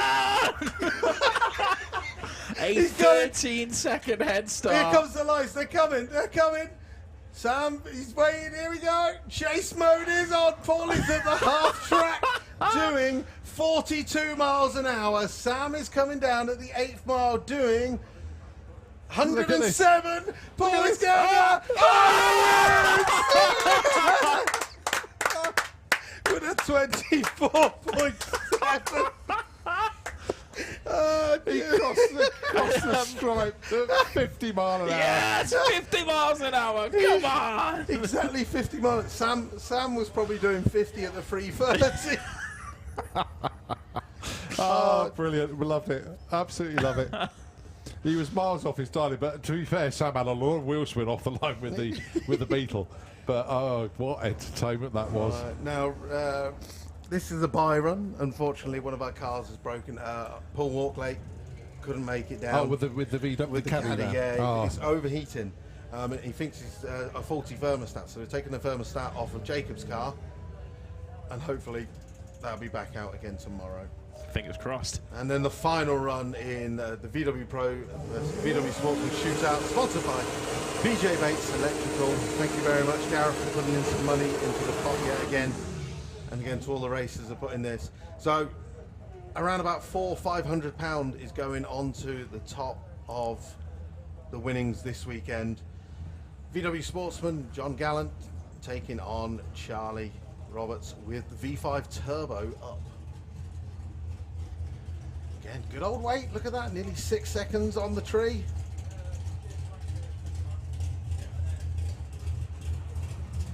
Oh, nicely away, John. Come on, Charlie. It's like you said, come on, Charlie. He's like, I've got to wait here a long time, mate. He's away well. He is. Chase mode It's is going to on. be close. Both relatively good starts from Well, each I lane. think John could break out here if he's not careful. Oh, he's taking it. Look at that. The win margin double. Wow. 09 at the stripe. Well, The there you final go. score. The final score. VW Sportsman 12, Pro 4. It could have been worse. It could Well, have it could have been worse, but not much. The video I'm going to have to make for VWDRC TV is going to have to be like a horror movie. That was a massacre. Oh, well, hopefully you enjoyed that, ladies Oh, and it's gentlemen. great. Of course, VWDRC pits are at the very top of the pitch.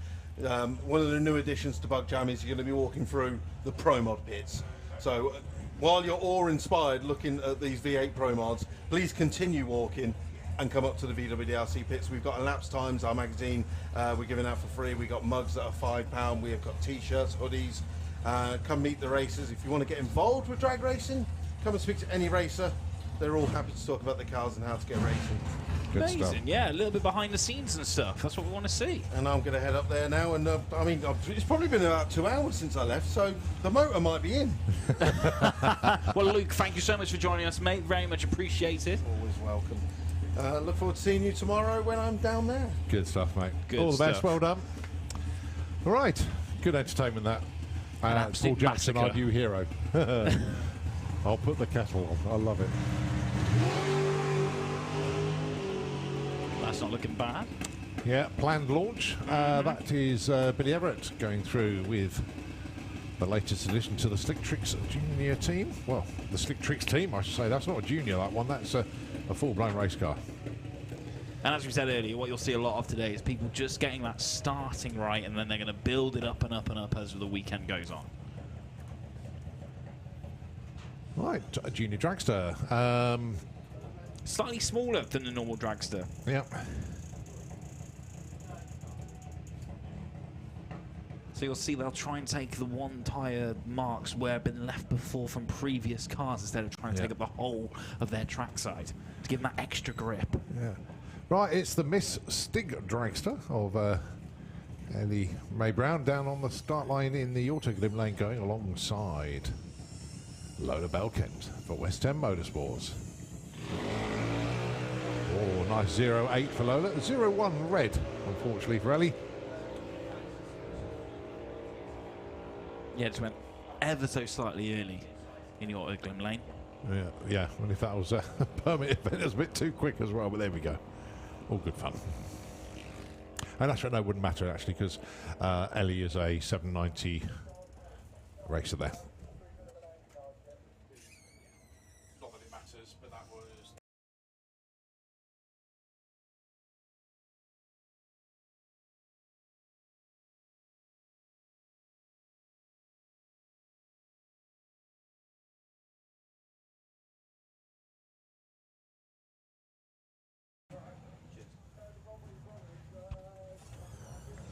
So I believe now we're back to run what you brought. It is, yep. Going to be finishing off our track time this evening with the Run What You Brung.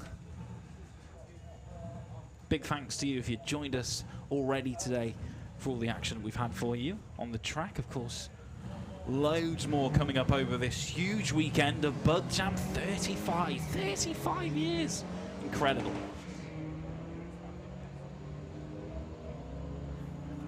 And of course, tonight, still plenty more entertainment as well. Soul to Soul, Trevor Nelson, BCM. Yeah, don't forget Trevor Nelson tomorrow night, not tonight, but nevertheless, Soul to Soul tonight. Yeah, gonna be awesome. But you have to wait a while because it's 10 o'clock. Soul to Soul on stage.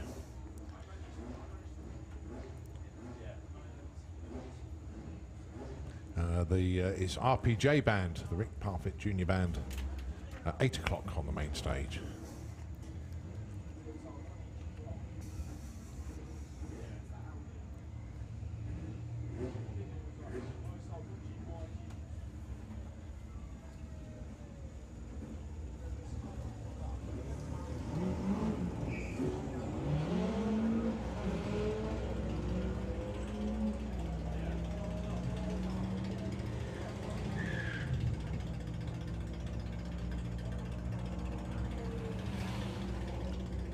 $13.94 and $14.38.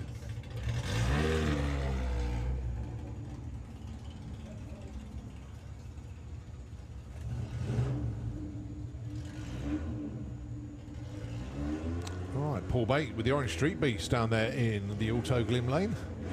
Best so far this weekend of 11.12. Nicely away.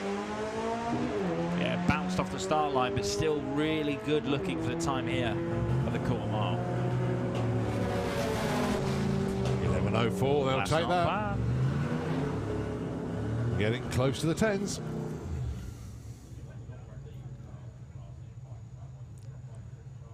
All right, Sportsman ET racers. Holly Walters and Andy Dibley.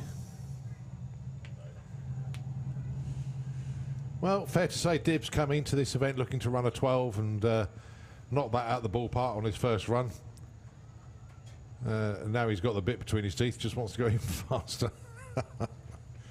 Let's see what he's got for us then. Going alongside Holly Walters. Tough customer in Sportsman ET. Off they go. You can tell the races, look at the reaction times. Very good indeed. A naught. So come on, Dips. 3. Low 12. Very low 12, perhaps. 12.16. Oh, They'll not take bad that. at all. Yeah. Good work. Tom, lend him your bottle.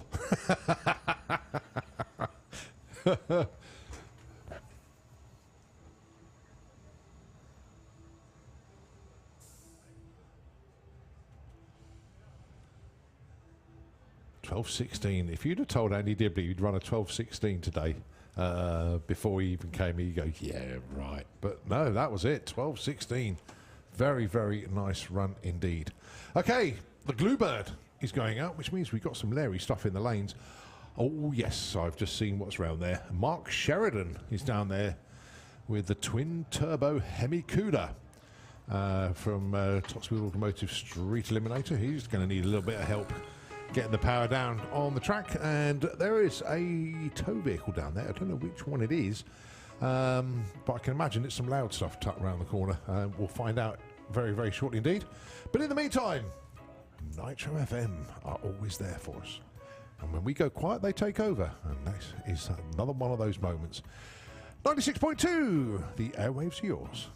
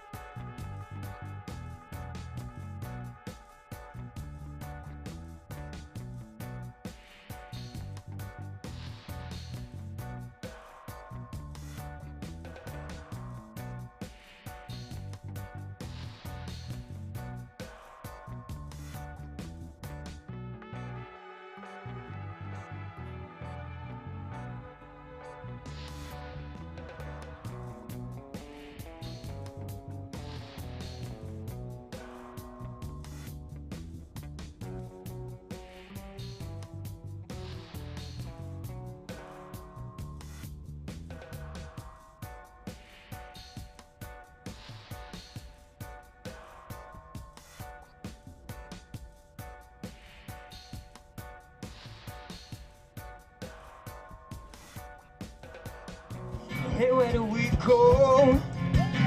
Days when the rain came, down in the hollow, playing the new game, laughing around in here, skipping and jumping in a misty mountain fog with our hearts are thumping, and my brown eye cold.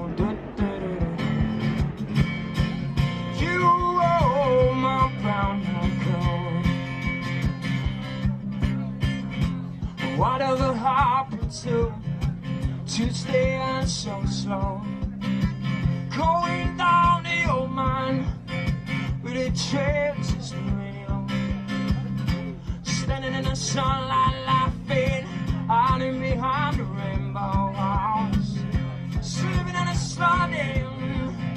Oh Lord, you on the phone with you, my brown eye cold.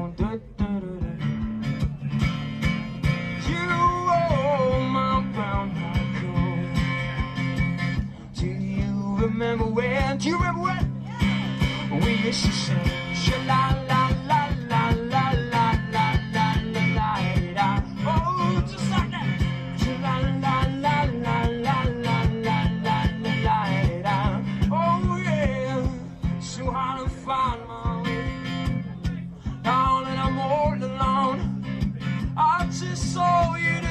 other day, my heart will feel calm. Casting my memory back there, I'm overcome thinking about it. Making love in the green, green guys behind the stadium with a brown eye cone. You are my brown eye cone. Do you remember well? Do you remember well? We used to sing la la la la la la la la la la the time. La la la la la la la la la la the time. La la la la la la la la la the time. Oh, la cheetah, brown eye cone. You are my brown eye cone. You are my brown eye cone.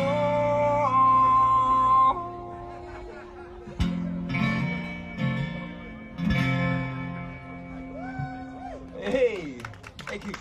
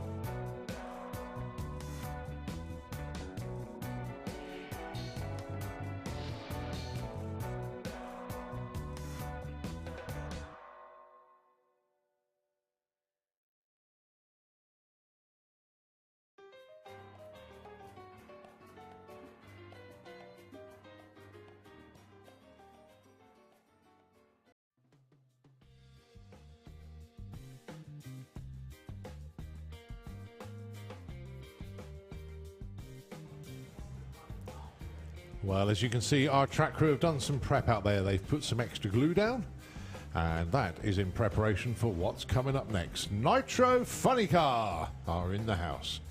And we're not sure if we're going to have 2 or 3 in this session, but we've certainly got 2 lined up behind us. It is The Undertaker of Steve Ashdown, going alongside the GSI Insurance Monte Carlo of Kevin Kent. So that is a pairing that's going to be coming down at you. They all had runs earlier on. And fair to say, boxes ticked for both of these machines. Absolutely. Impressive early on. They weren't even going full throttle, well, really. We didn't expect them to do full passes. We thought, 330 would be about where they would be. So, yeah, great checkout passes from both of them. I wouldn't be surprised to see the same thing again, but I think they may want to push just that a little bit further. But we will see what happens. It is a round of the Funny Car Championship this weekend. And, of course, they are all racing for the award of being the winner of that championship towards the end of the season. The final round of that championship is at the European Finals, first weekend of September. Don't forget to go to santapod.com for all of the dates for all of our events and book your tickets online. But then, having said that, you've all been on the website to book tickets for this weekend. You know where it is. You know how to do it. You know the score. But come along to the European Finals, where you will see Top Fuel Dragsters, you'll see Nitro Funny Cars, you'll see Pro Mods, which we haven't seen yet, but they are here. 9 of them fighting it out for 8 spots in eliminations tomorrow. Going to be fun.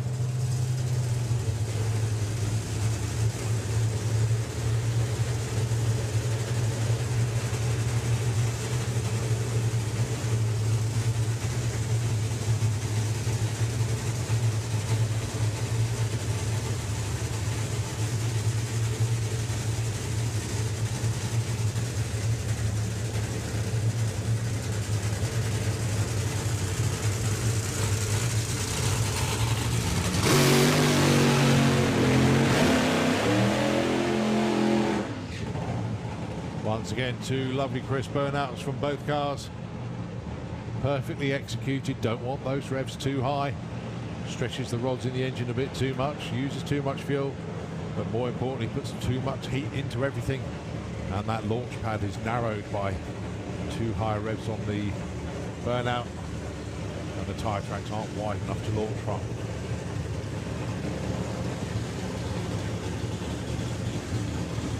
Kevin Kent then for West End Motorsport, GSI Insurance. In the Kestrel beer lane, the body comes up, the final adjustments are done. Don't forget these monsters, 8 to 10,000 horsepower each. Two very experienced pilots here. Kevin Kent has basically only driven funny cars in his quarter-mile career. Steve Ashdown has driven Top Fuel and then wants to be entertained a bit more, so he switched to funny car.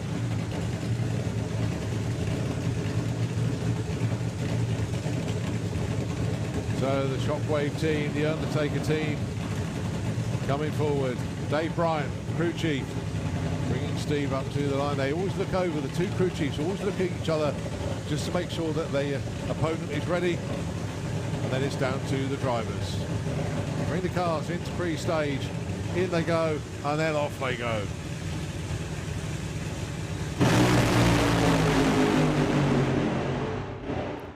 A little bit further on this time round, just before half track 5.12, 155 for Kevin Kent.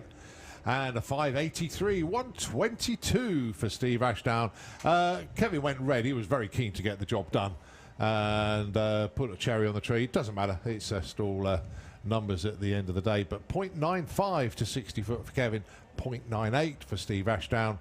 At the 330, 247 plays 253.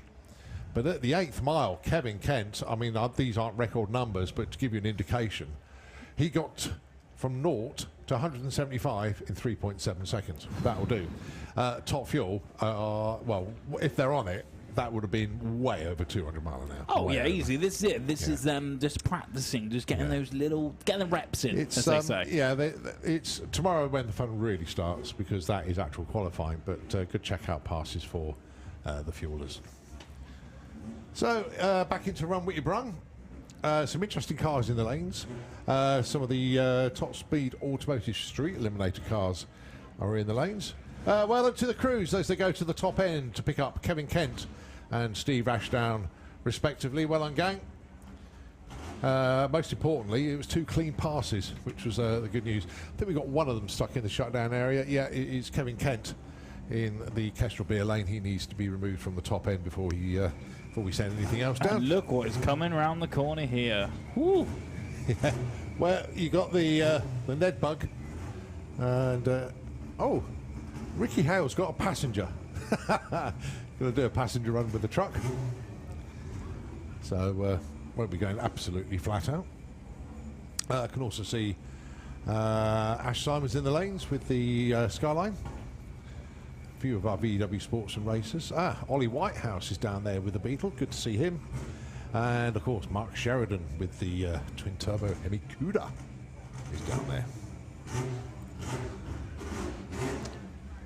Let's do a quick time check. Just gone 7 o'clock in the evening. Basically what we got in the lanes we will run through. So we're just running a little bit later than scheduled. But hey, it's bug jam. We don't mind. So top end has cleared. Let's continue. One of our outlaw flat 4s then.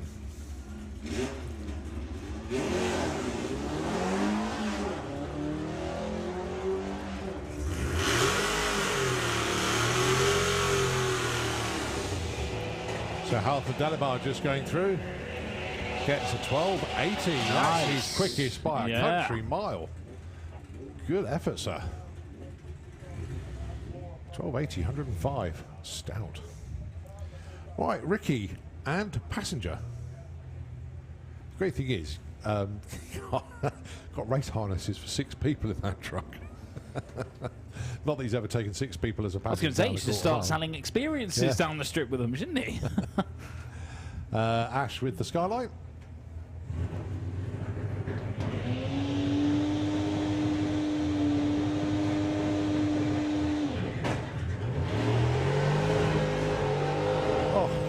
huge wheel spin once again for Ricky Hale. Actually pedalled the truck this time because that was getting a little bit too tail happy. Yeah, some really nice control as well to get himself back into the middle of the lane.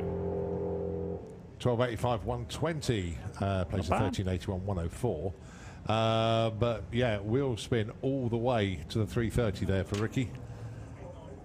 Bit of a heavy right foot, that young man.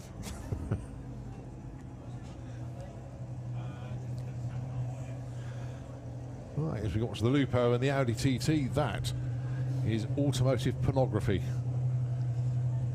Oh, look at that. What a glorious, glorious machine. Mark has had that car for donkey's years. Really? But it keeps evolving. It really does.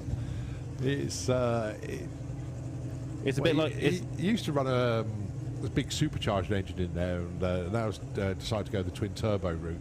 It's a bit like Trigger's broom. He just keeps adding to it and keeps changing it all the time, constantly.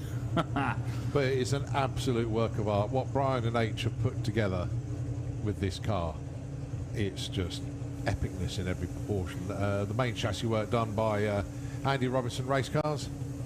There's H down. How you doing, H? Good to see you, buddy. A checkout pass then for Mark Sheridan.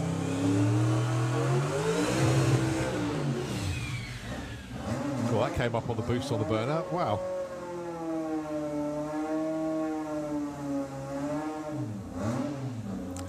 Sounds like Ollie Whitehouse next to him. Could be wrong. But if you see a sort of a petrol bluey green Beetle appear, it is Ollie. Yep. We don't see Ollie enough these days, but good to see him back this weekend. So Mark's had this car into, well, comfortably into the 8-second zone. Some lovely track prep that's just gone down for him as well, so every help that we can give him has been done. So it is purely a checkout pass for Mark. We'll be going into qualifying proper tomorrow afternoon.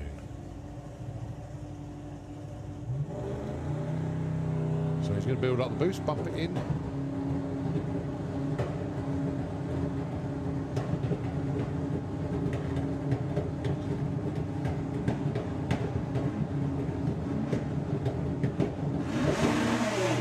Nice start for both of them.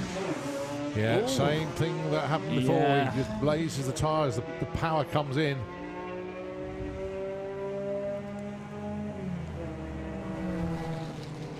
Twelve 28.89 on the brakes, way before the finish line. We saw that. Yeah, he just lost that little bit of control near the start, and then it's just it came up on boost. Yeah, and just started to push the car a little bit out of the groove where he didn't want it to be. But when you've got a twin turbo Hemi in there that's generating gobs of power, and you're putting it through those tyres, sometimes something's got to give. And it, without a shadow of a doubt, Mark can drive. Without a shadow of a doubt, that car has got the power. You could see it. Getting it to stick. Because once that package is fully sorted, that is going to fly. And the Hulk has been dancing like that all day. That is true testament to staying committed to the character. I love it. That's Bug Jam through and through, isn't it? Right, but more importantly, can Steve Mellors go quicker than 15.81 that he has run to? Oh, no, been pushed back. Looks like we may have a slight issue at the top end. As our spotters are just coming out just to see what's going on. Mark Sheridan was on the brakes before the strike. So maybe he had spotted a problem with the car. So basically round the corner at the top end we have what we call the turnout crew, and basically when a car or bike comes round the corner, they just check it over very quickly just to make sure everything's okay, and if they spot anything, like if it's dropping any fluid or stuff like that, obviously they'll have a quick look, see where it's coming from, and then they will radio back to the start line or to the spotters and say, look, we got fluid, check the track. So they put it on hold, and the track crew then just come around, as you can see from the top end, just inspecting the track in the shutdown area, make sure it's all A-OK. And then once They've been given the thumbs up. Ian is in radio communication, obviously, with the top end. And once we get the all clear, then we're good to go once again. And then, obviously, if we do need any clean-up at the top end, that will take place.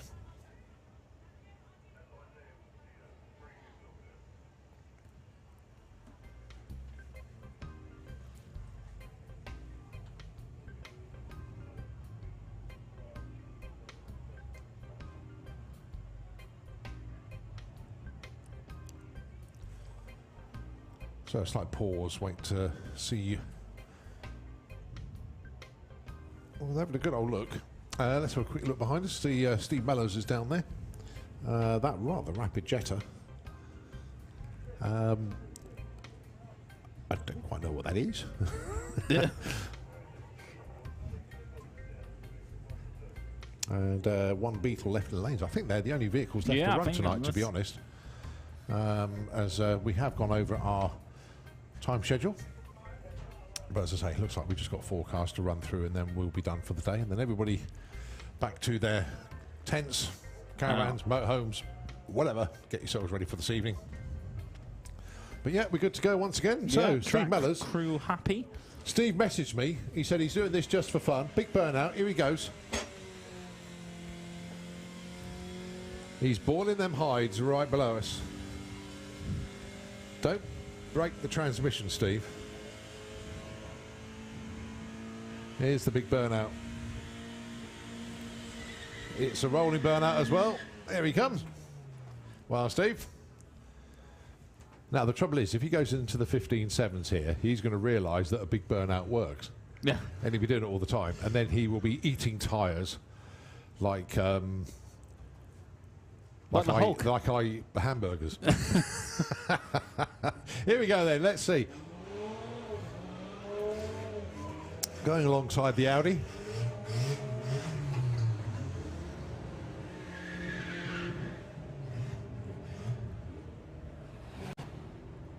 .04, 16.3. Right, the big burnout doesn't work, but it's good for fun.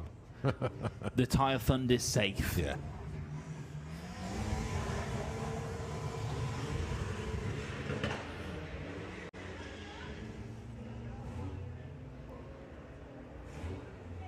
So the last pair, then we've got a solo. No, I think we're done. 1433 plays a 1469.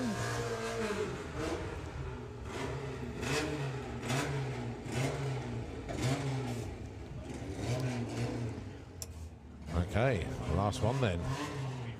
And it's rather fitting that Bug Jam, the last car down the track today, is a bug. Well, I was going to say, it has to be, doesn't it, you know?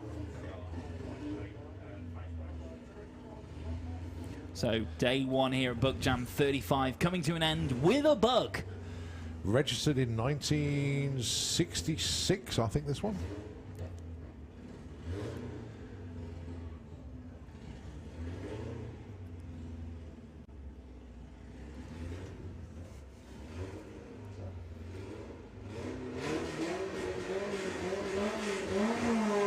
There it is. Looking pretty slick off the start as well, actually.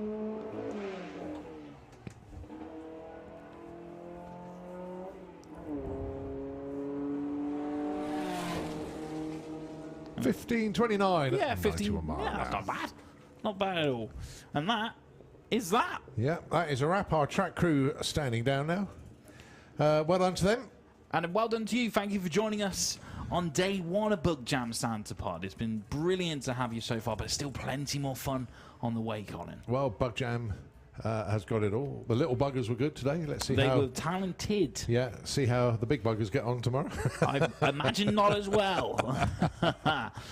Wherever you end up tonight, if you're dressing up as kings and queens, if you're just hanging around in Fool's Bar, if you're going to see Soul to Soul, wherever you end up tonight, have a fantastic time. Just remember, where you put your tent. That is the most That's the important important thing. And we'll see you here back once again, bright and early, 9:30, so we get back underway with Well, action. a lot of people won't be up by then, but those of But you we'll that wake are, you up.